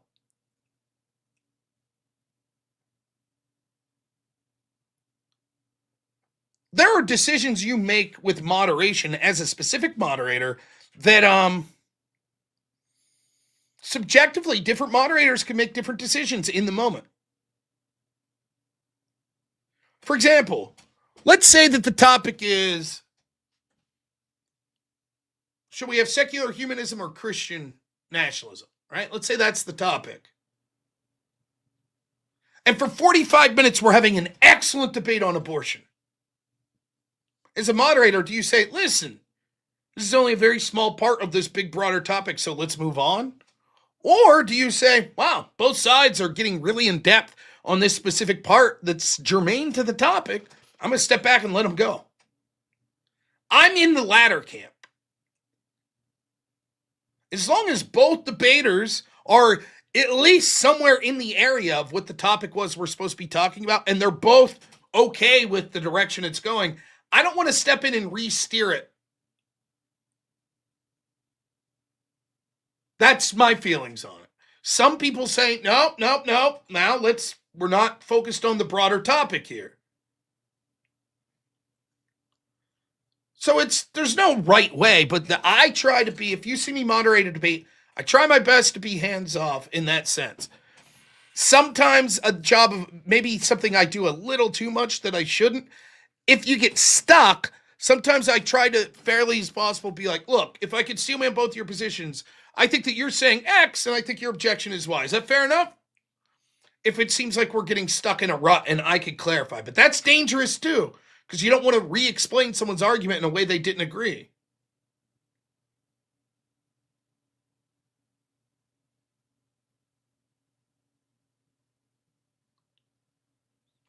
So, but that's my feelings on moderation. So, now having said that, there will be some things about word war that's not the same that you'd see in a traditional debate. I'm not going to announce those now. It's not really my place. That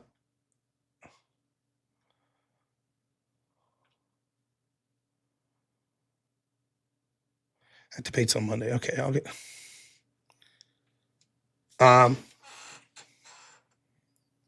But yeah, as a moderator, your job's first and foremost to the participants, the debaters, and secondly to the audience. And you gotta, that's the nature of it. Anyways, did we finish super chats? Oh, we had some more. Wills, $5. Thank you, man. Reverse massage. $5 says bigots. Unite and pay this man. I'll take bigots money just the same. Dan Goldstein, $2 says I'm the brokey bot 3,000. Beep bop boop. Thank you. Bail Factor, $5 says in before the Dems heat our bank accounts. Stink possibility. God help us all. Yeah, not good. And Wills, another $20. Thank you so much. Really appreciate it.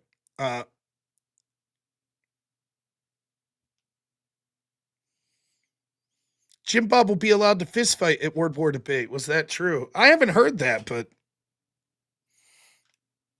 sounds reasonable.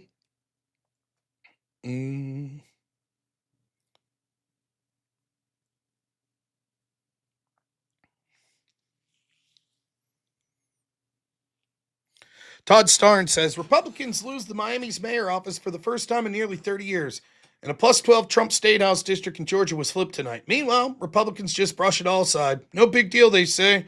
They've got the midterms in the bag, they say. Nothing to see here, nothing to tweak. Just keep sending them campaign cash, they say.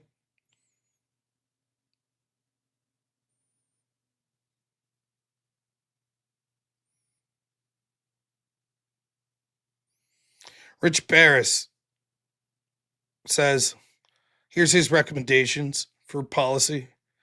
Impeach corrupt judges in corrupted jurisdictions. Reform the FISA court instead of just writing in a blank check.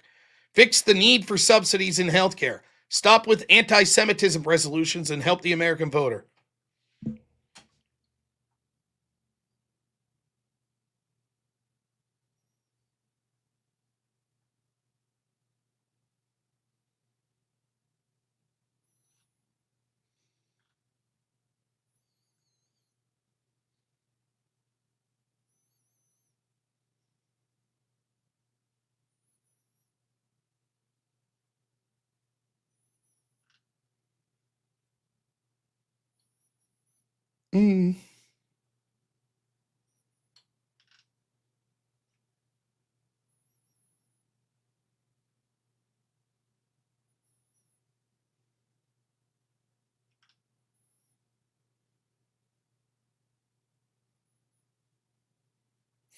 Sorry, I was just reading something there.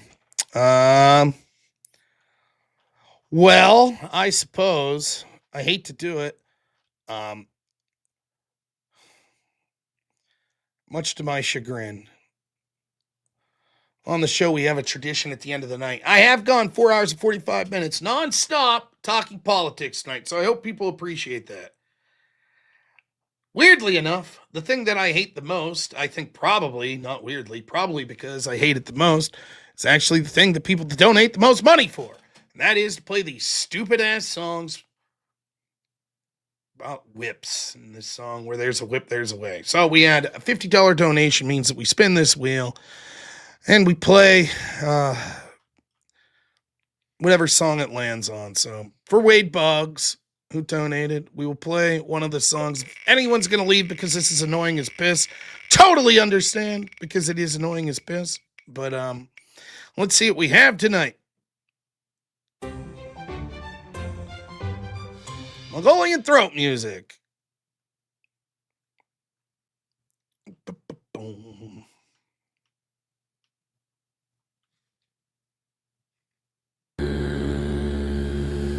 Enjoy.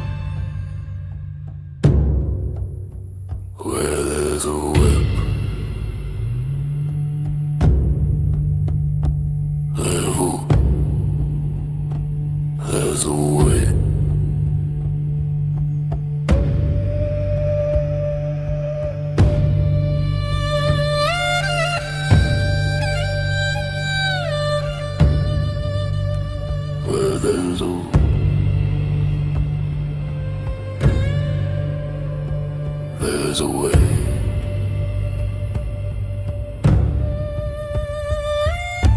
We don't wanna go to war today, but the Lord of the Lash says, nay, nay, nay, we're gonna march all day. All day, where there's a whip, where there's a whip.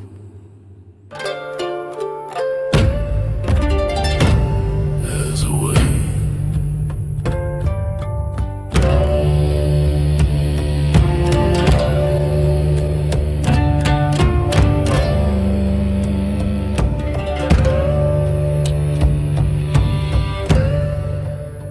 Where there's a way.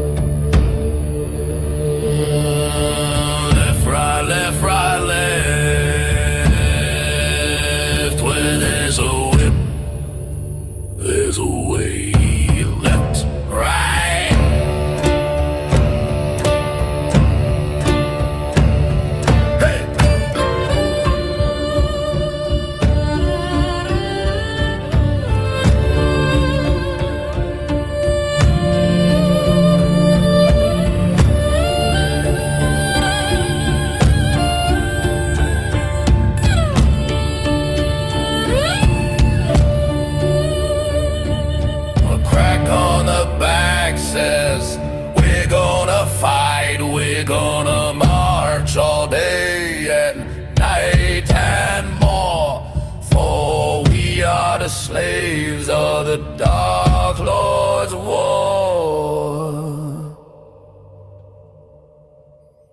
Hey, we did it. Yay! All right. I do apologize. Yeah, I know. That's a long one, too. Thank you, though, Wade Boggs. I'm glad that my aggravation at playing these stupid songs amuses you and several others. I do appreciate that. Now, I don't give a shit if I have to stay up all night to hit this goal. We're going to do that. We're going to at least get the $357. That we will do. I'd like to not have to stay up all night, seeing as how I got a 24-hour show coming up, plus 2 shows tomorrow, including extra ones. But it's a matter of principle. I will not be bested. You can end the suffering by sending donations in. Now, hypothetically, if we did get donations in and we're then going to raid someone, who would be the person that we would raid? Oh, surely someone is streaming tonight. Also, I have something else to talk about here.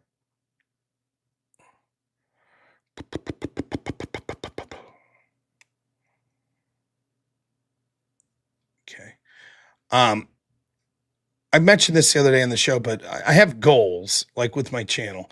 My goal now is, before I did this as a job, my goal was to have fun. It was my hobby. Now it's my job. So I'm not going to bullshit you. My primary goal for my channel is to provide for my wife and family. That's my primary goal. Second to that is that I want to push culture and politics in a positive direction for this country, particularly so my son could grow up in a world to have more opportunities than I had. That's what I would like to do. I want to stop the trend of generations in the United States leaving a worse off country for their children. That's what I want to do. I want to stop that, and I want to push for things. But there are also other goals that I have. And one of them I saw the other day. I watch a lot of stupid videos about like reviewing video games or telling the story of video games, movies, books, etc. And this came up in my tab. It is the ultimate Metal Gear, the game Metal Gear retrospective. Right? And here's why I bring this up. If you look here, you see the time, the total time of this video, it's 1:15:23:39. That is 1 day, 15 hours, 23 minutes, and 39 seconds. Yes, that is a video that is now measuring time by days. And so 39 hours, I believe. But yeah, I'm going to do that. I'm going to have a 40-hour video at some point. That's right.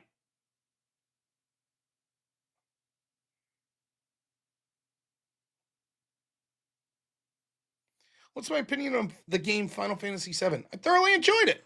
I was super excited when I first got my PlayStation. That was the very first game that I got, Final Fantasy VII. And I didn't even know about memory cards. My parents bought me a PlayStation and got me Final Fantasy VII. And, games before that, like on the Genesis or the Super Nintendo, the cartridge itself had a battery in that you could save your game on the cartridge. So I played Final Fantasy VII. Me and my brother sat down and played it. It was like Christmas or some shit, right? And, we get like 2 hours in and it's like, okay, we're going to head somewhere. And it's like, how do we save? So we ended up having to replay the beginning of the game after we figured out about memory cards. So, yeah, it was a very strange thing. But yes, I was a fan of the game.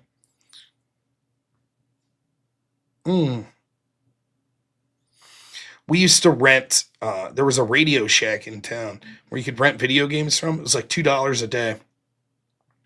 But they were closed on Sundays. So if you rented the game on Saturday for $2, you got it for free on Sunday.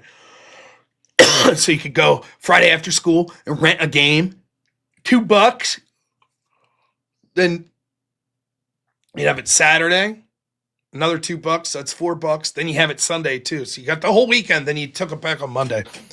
We did not have Blockbuster where I lived. We had a little Radio Shack. I liked role-playing games.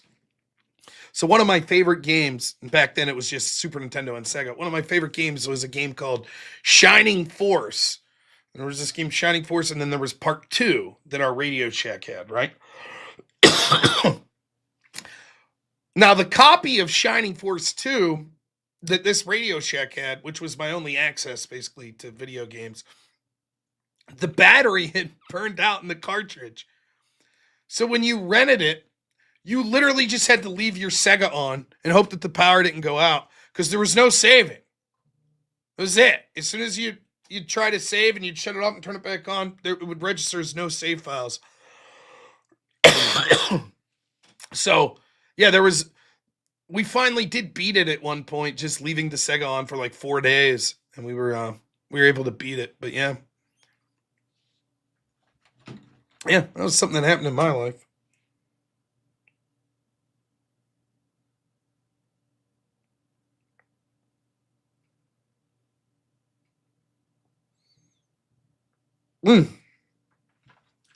My favorite game of all time. Oh boy, that's tough. I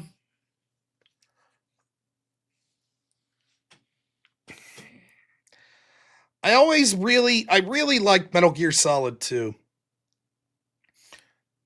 I enjoyed the gameplay, and I also enjoyed the weird, convoluted story. And I remember when it came out, it was the game that I remember being the most excited ever to come out. Like, because I really liked the first Metal Gear Solid, and so I was waiting. PS2, that was on. I was waiting for that game for so long, so I thoroughly enjoyed it. The game I've probably played the most in my life is probably the NHL games. I used to play it with my friends all the time in college, and I bought like 7 iterations of that through my life. And I don't have any consoles anymore. I have a Switch that my son plays, but I have a PC that I play games on here and there, and they don't get the NHL games, which is a shame. I enjoyed them. But probably the most fun I ever had playing a game was the game SOCOM 2. And I had a friend who had a younger brother. The friend was my age, and his younger brother was the single best video game player I've ever seen. He was insane. He was just a ridiculous. He got really big into like Guitar Hero and could like perfect all the Guitar Hero songs and shit. He was super good at video games. And SOCOM 2 is like a, kind of like a shooting game, except it was third person. So instead of like Call of Duty where you see your hands and the gun, this was like you're looking third person, right? So, it was a little different in this sense too, that there were rounds, but once you died in a round, you were done until the next round began. So like a lot of the modes you played like Call of Duty, like you just keep going until someone reaches their kill count. This, it was like, nope, you had teams of 8, and if you died right at the beginning, you had to wait while your team finished that round. Then it would start round 2. And this guy was so good that I would play with my friend's younger brother that we would play, just me and him would be our team, and we'd play teams of 8, and we would dominate. And I was like average. I would end up with like maybe 1 or 2 more kills per game than deaths, But he was amazing. So he would like find each map, he'd have like a little quirky spot where he could set up shop, right? Where he knew all the entrances and could run around and just take people out. And then my job was basically to be his eyes, right? So I would just be like, on the headset, like, okay, there's someone coming towards this door. And I'd just be out there like, distracting people, harassing them. And he was just phenomenal. Wii bowling, not so much. Wii golf, though, played the shit out of that.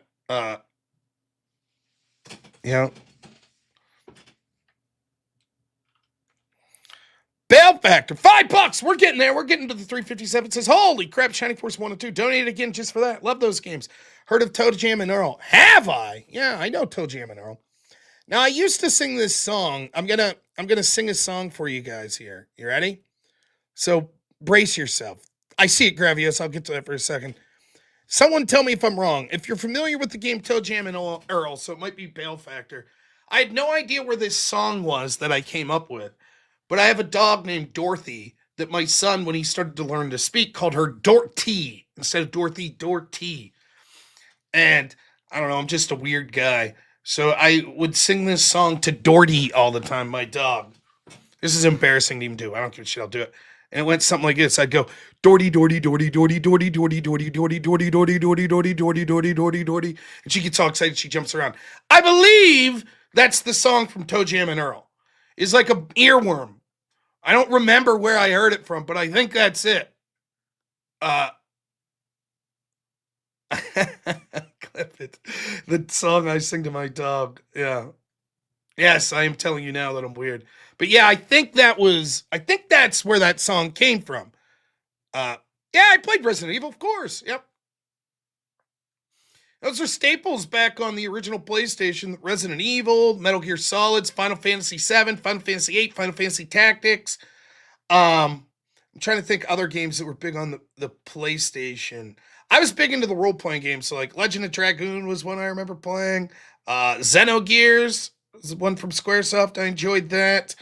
And then I did have a lot of sports games, like so I had like Game Day 98 and shit like that in the PlayStation. I had that.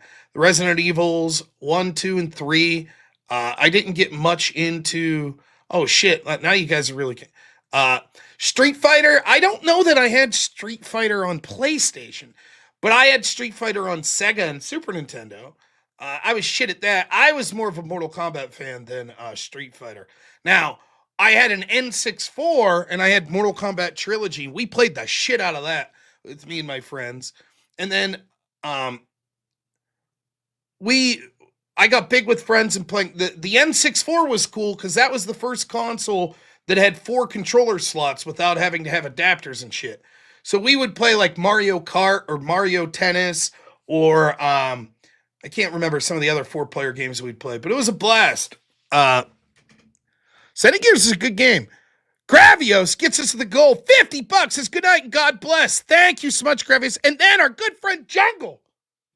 $100. Thank you so much. That'll give us a goal.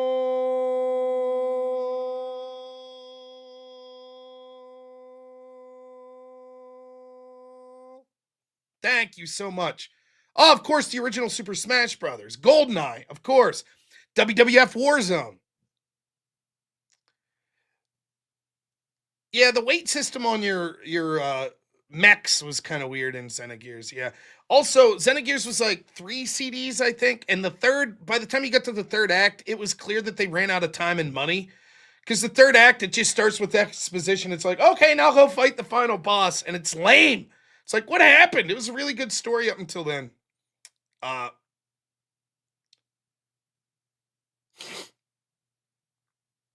Star Fox. Yeah, I liked Star Fox. That was good.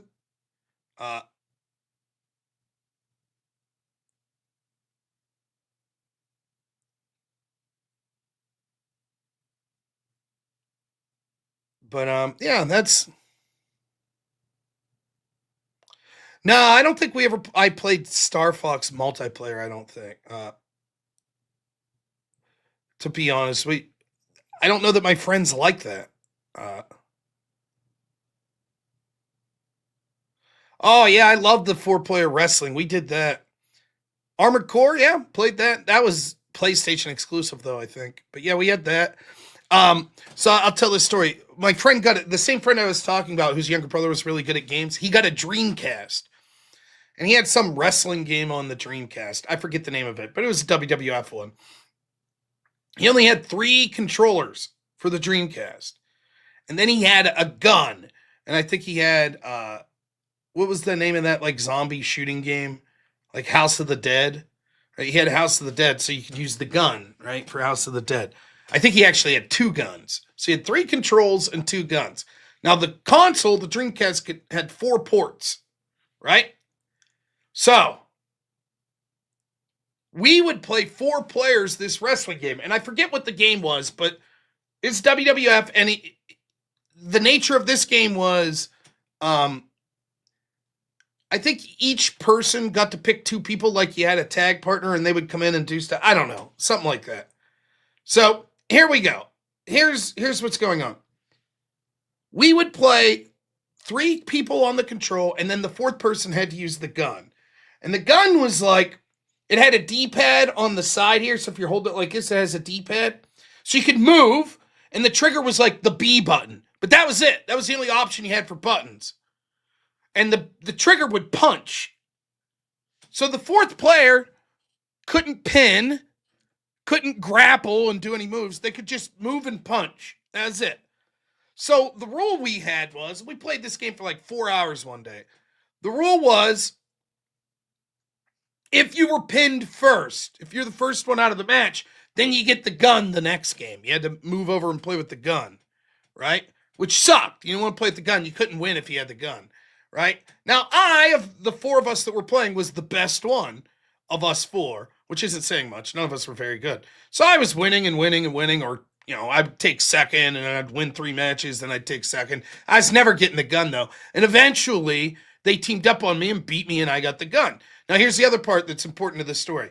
There was sort of a gentleman's agreement that if you had the gun, people didn't try to pin you first, right? Because you don't want to stick some poor sap with the gun over and over again, right? In fact, if I remember, I could be wrong about this, but if you just did a regular pin move to the person with the gun, you couldn't even hit the button to kick out. So you could pin them with full health without even hitting them because it was impossible.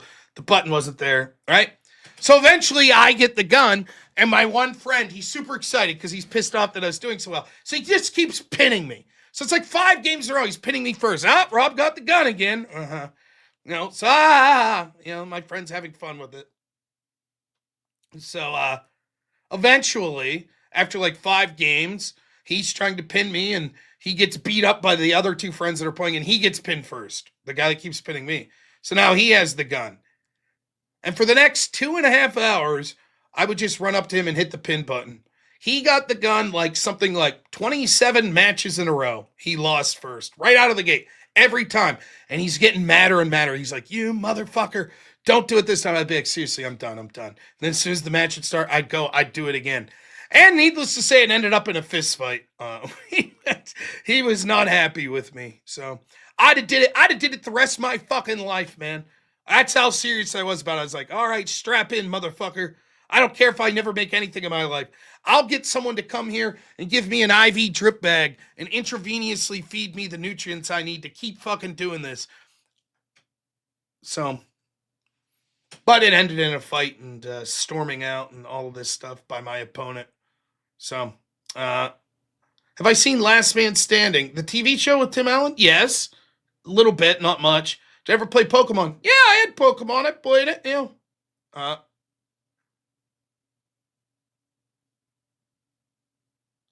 Yeah, and for me, that was multiplayer gaming. It was your friends that were there, and you had a console that you could hook up with 4 people. Yu-Gi-Oh! I didn't really play. And,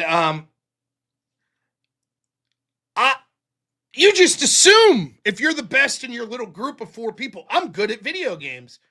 Until, like, the internet came. And then, like, once you started playing games against other people online, you're like, oh, shit, it turns out I'm dog shit. It's just all my friends are dog shit as well, except my friend's brother, who was excellent. No one could beat him in any of the games we played. But it's weird. You're a big fish in a small pond, Yeah, the Star Wars games for the NES, I beat all them, yeah. They were hard.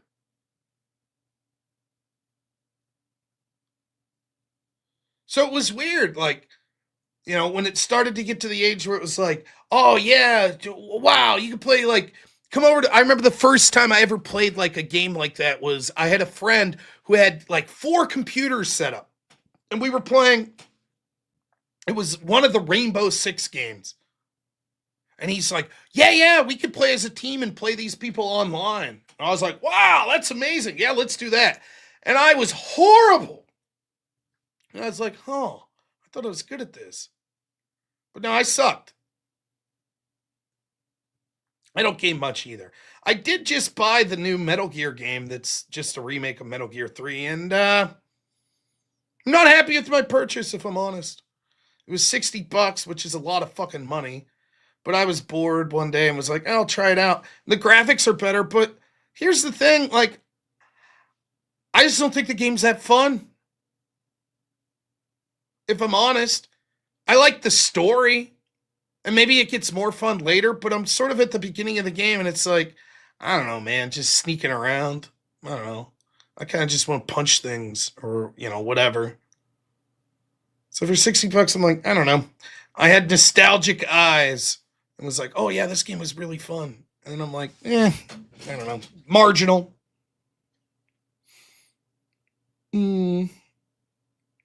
I did like Expedition 33, but I don't want to spoil anything.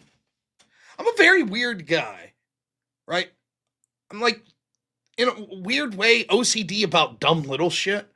So, like, one of the things that I noticed, a lot of games that I've started in my life, I end up not finishing because I'll come to a point where it's like, I'm trying to be sort of like a completionist and get like all the things, like, and then you screw something up or it seems too tedious and you're like the first Arkham game with Batman. I remember like throwing my hands up and getting frustrated. I was having a lot of fun playing it, and then it was like, oh, there's all these little trophies you can get that the Riddler put around, and they're hidden everywhere. And I was like, yeah, man, this fucking sucks. I'm not going to look for all these trophies. So instead of just saying, no problem, I'll just play the game without doing that, I'm like, yeah, I'm done. Nope. And I realize that's kind of a dumb way to go about it, but I just sort of get bored. I'm like, nope. I've just moved on. Yeah, Knights of the Old Republic, very good. I enjoyed both of those, yeah. So, when it came to that shit, so, what game was I talking about? Not Dark Souls. So with Expedition 33, I'm going to try to not... It's an excellent game. If you like, sort of turn-based role-playing games. I thought that the story right out of the gate was very different and amazing. And then there comes a point where it was like, I'll just put it this way. I'll try to be as vague as possible. A clear act break. And I'm like, I don't know. Maybe it's a good place to let it go. I don't know that I'm ready to start back with Act 2 for reasons. So, I don't know. I don't know that I'll ever finish it. I'll probably... You know what I do? There's a lot of media that I enjoy the story that I just don't watch, which is so fucking weird. I don't really get enjoyment out of watching people play games. And I know that's a big thing. I'm a streamer. Some of the biggest streamers are people that play video games that people watch. I don't get that much. Though I do watch people play chess, so I guess that's kind of similar. But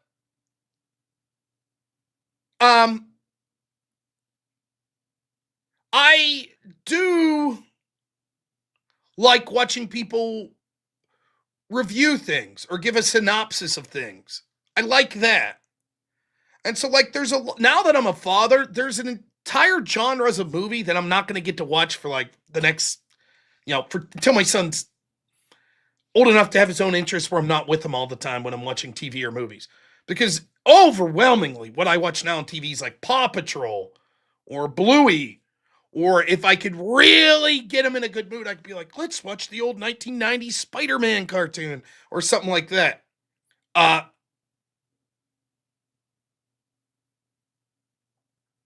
Those are the sort of things that I'm doing now. And so I'm probably, my wife doesn't like certain genres of movie.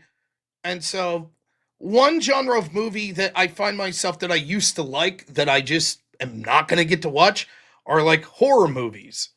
And so I find channels that'll like take an hour and a half horror movie and then they'll do like a 2.5 or they'll do like a 25-minute synopsis. So like when I'm driving in the car, I'm like, like I watch this guy Found Flicks and he'll be like, here's the new horror movie that came out. And like, we're going to go over it. We'll explain the monster and give a synopsis of the plot. And that's it for me. I'm never going to get to watch the movie. So I just, I'm not even looking at the screen because I'm driving. So I'm just hearing this guy talk like, oh, this guy's named Sam and he's he's the local sheriff. And then, that's basically it. So, and so that's how I come to where it's like, I end up watching something like this, a 39-hour video, just redoing the story of the Metal Gear games. I'm interested. Just watch the movie on 3 times speed. Did I ever play Kingdom Come Deliverance? No. I did play it for like 30 minutes once, but not enough to do anything with it. It was just like talking. I think maybe there was a training thing I did. I don't know. It looked interesting though. But I have friends that are like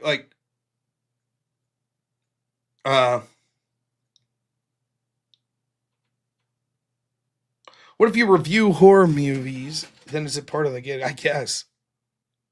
Have there been any good recent horror movies? I don't know if it's considered that much of a horror movie, but the movies that people have been talking about recently are like that movie Weapons and then Sinners. But I haven't seen either or watched the review of either of them. I'm not a big fan of like the gore horror movies. The first Saw was interesting because it was like an interesting story. It was sort of like a whodunit, so that was neat. But like the whole trend of like the just like gross you out horror, that was not really my jam. Like the horror movies I did like the quirky like 80 horror movies like the Friday the 13th and the Nightmare on Elm Street. I like those. Play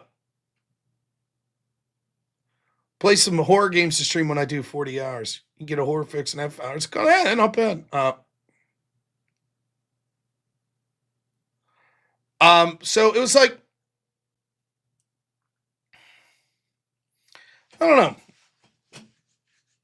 Yeah, Saw definitely jumped the shark, but like, the scariest scene I've ever seen in a movie, in my opinion, is a movie called Talk Radio, and it's actually an Oliver Stone movie. I think it was his second movie, and it's loosely based on a true story, and it's basically this shitbird liberal fucking talk radio guy, and it's just 2 nights of his life, and he goes into work the first night, and he's super arrogant, he's super prick, and all these like right wingers call in, and he just treats them like shit.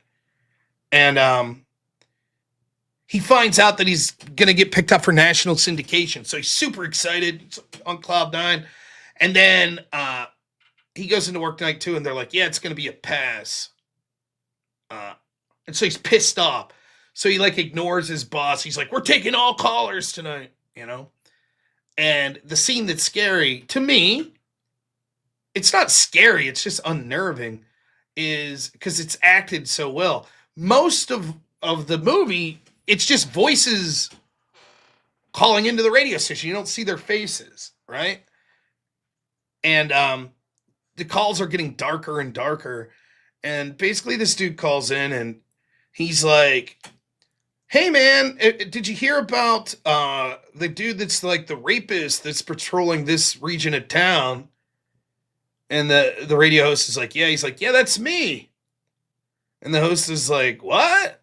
And he's like, "Yeah." And he's like, "Ah, you're fucking with me." He's like, "I'm not. I'm staring at a woman right now. And I'm going to do it." And the host is just like, "Is this a joke?" And he's like, "No." And he's like, "Well, let me ask you, how do you choose a woman?" And he's like freaking out. He's like crying like this rapist.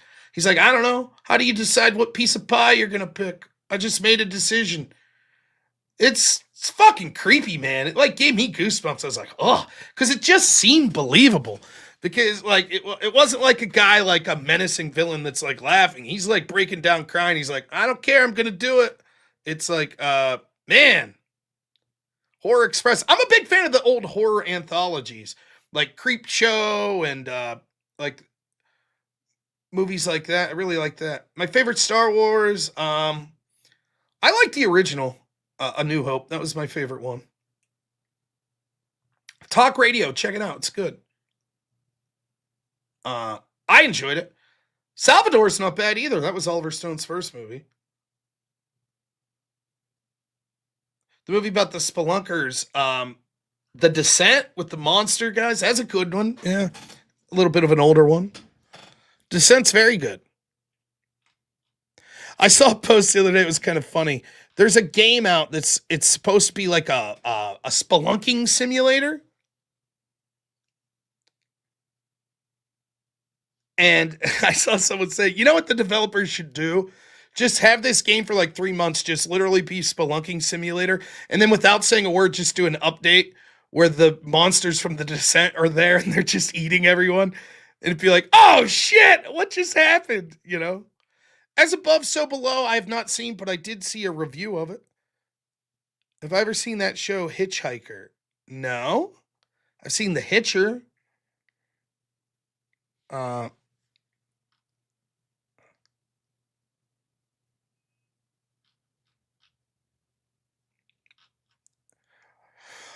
Oh boy, I don't know. It's 3:10. Maybe it's time to wrap up here tonight. I'm not even talking about politics, just talking about movies and stuff I like. So I do have the 24-hour stream coming up Friday. I hope you'll join me for that. We can talk about movies, politics, debates, etc. Whatever you like. We'll be taking call-ins. Hopefully I'll chum in some lefties to debate. Maybe some haters. Oh, look at this. Our friend Brian. Thanks so much. $5 says, I know how you feel about the act break in Expedition 33. But trust me, it gets even better if you continue. And first big game W, zero wokeness in years. Man, it's such an interesting world. Like, maybe I'll have to keep pushing through it then. I didn't know what to think. I saw pictures of it, and it's like, it almost looks like too modern artsy. Like, if you haven't played Expedition 33, I'll it's not really spoiling, but I'll tell you in general what it's about.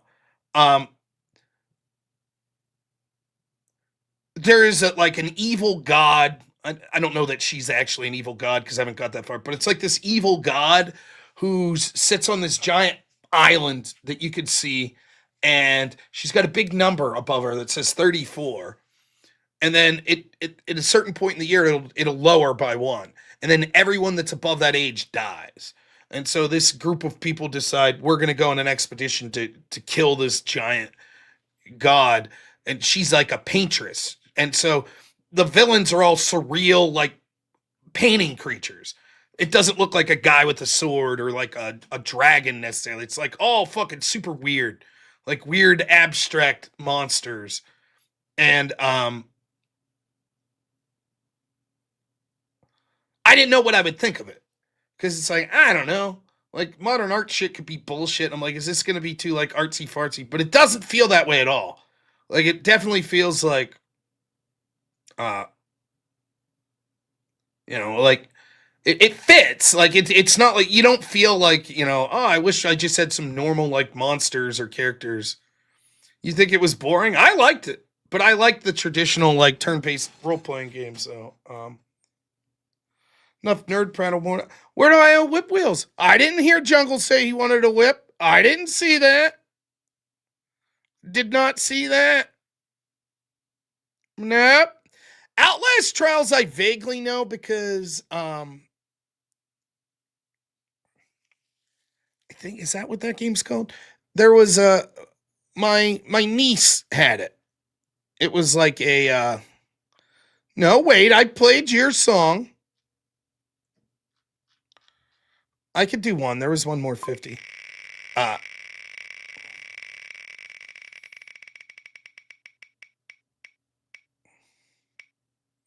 Oh no. Maniacal Japanese. It's not very maniacal if I remember. I don't even know if it's that Japanese. Oh. All right, here you go. Where there's a whip, there's a whip. Where there's a whip, there's a way. We don't want to go to war today, but the law that last says nay, nay, nay. We're gonna march all day, all day, all day.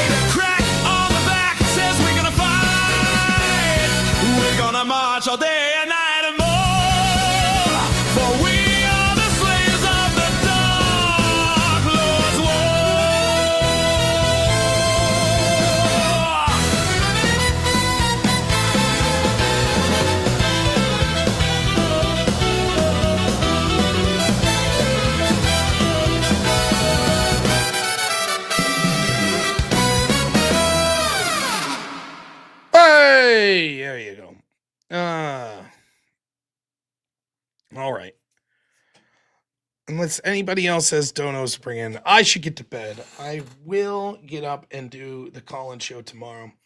But it's about to get crazy for me. Tomorrow, like I said, I got the call-in show. Then I got the panel at 8:30, the debate panel on the Smalley fraud. We'll see what direction that goes. Then I got the 24-hour stream Friday, or I'll have regular stream after that Thursday night. 24-hour stream Friday. And then I'll probably take Saturday off. That's the plan. So we're trying to raise $5,000 Friday. I have a feeling that we're going to come hilariously short of that goal. So, prove me wrong that we could reach that goal of $5,000. We're hoping. It'll help pay for that computer and then onward and upward for there. So, I hope you enjoyed the show. Weird topics. The Candace Owens shit's weird. This is literally the first night I've talked about it. But it is what it is. We're going to raid over to Speakeasy. Since we talked about the Candace Owens thing, let me just say for a moment, whatever you stand on this or anything like that, don't forget that Charlie Kirk was a human being. He was a great man. He was doing a lot of work to spread the message of Christ and to spread a positive political message for our side. And never forget, as he was assassinated, the cheering that you saw from so many people on the left that tried to blame him. And never forget that he leaves behind a beautiful family. So please, keep them in your prayers, both Charlie and his family. God bless him. God bless you all. Thanks so much, everyone. We will see you all soon. As always, have a good one. Only in America is it possible to say, you know what, I don't like the way the country is going, and to do something about it. Take that risk. Take that leap of faith. Stay involved. Trust God and act obediently. Romans 12:2 verse. That God will use all things for good for those who love him. It's bigger than you. I want you to remember that. It is bigger than you. It's bigger than me. You are here to make somebody else's life better, the pursuit of liberty and freedom. You know what gives me strength? The hundreds of thousands of you that say, Charlie, keep going. 1 Corinthians 5 and 15. So that's all pretty amazing evidence, not just intra-biblical evidence, but extra-biblical evidence that Jesus Christ was a real person. He lived a perfect life. He was crucified, died, and rose on the third day, and he is Lord and God of all.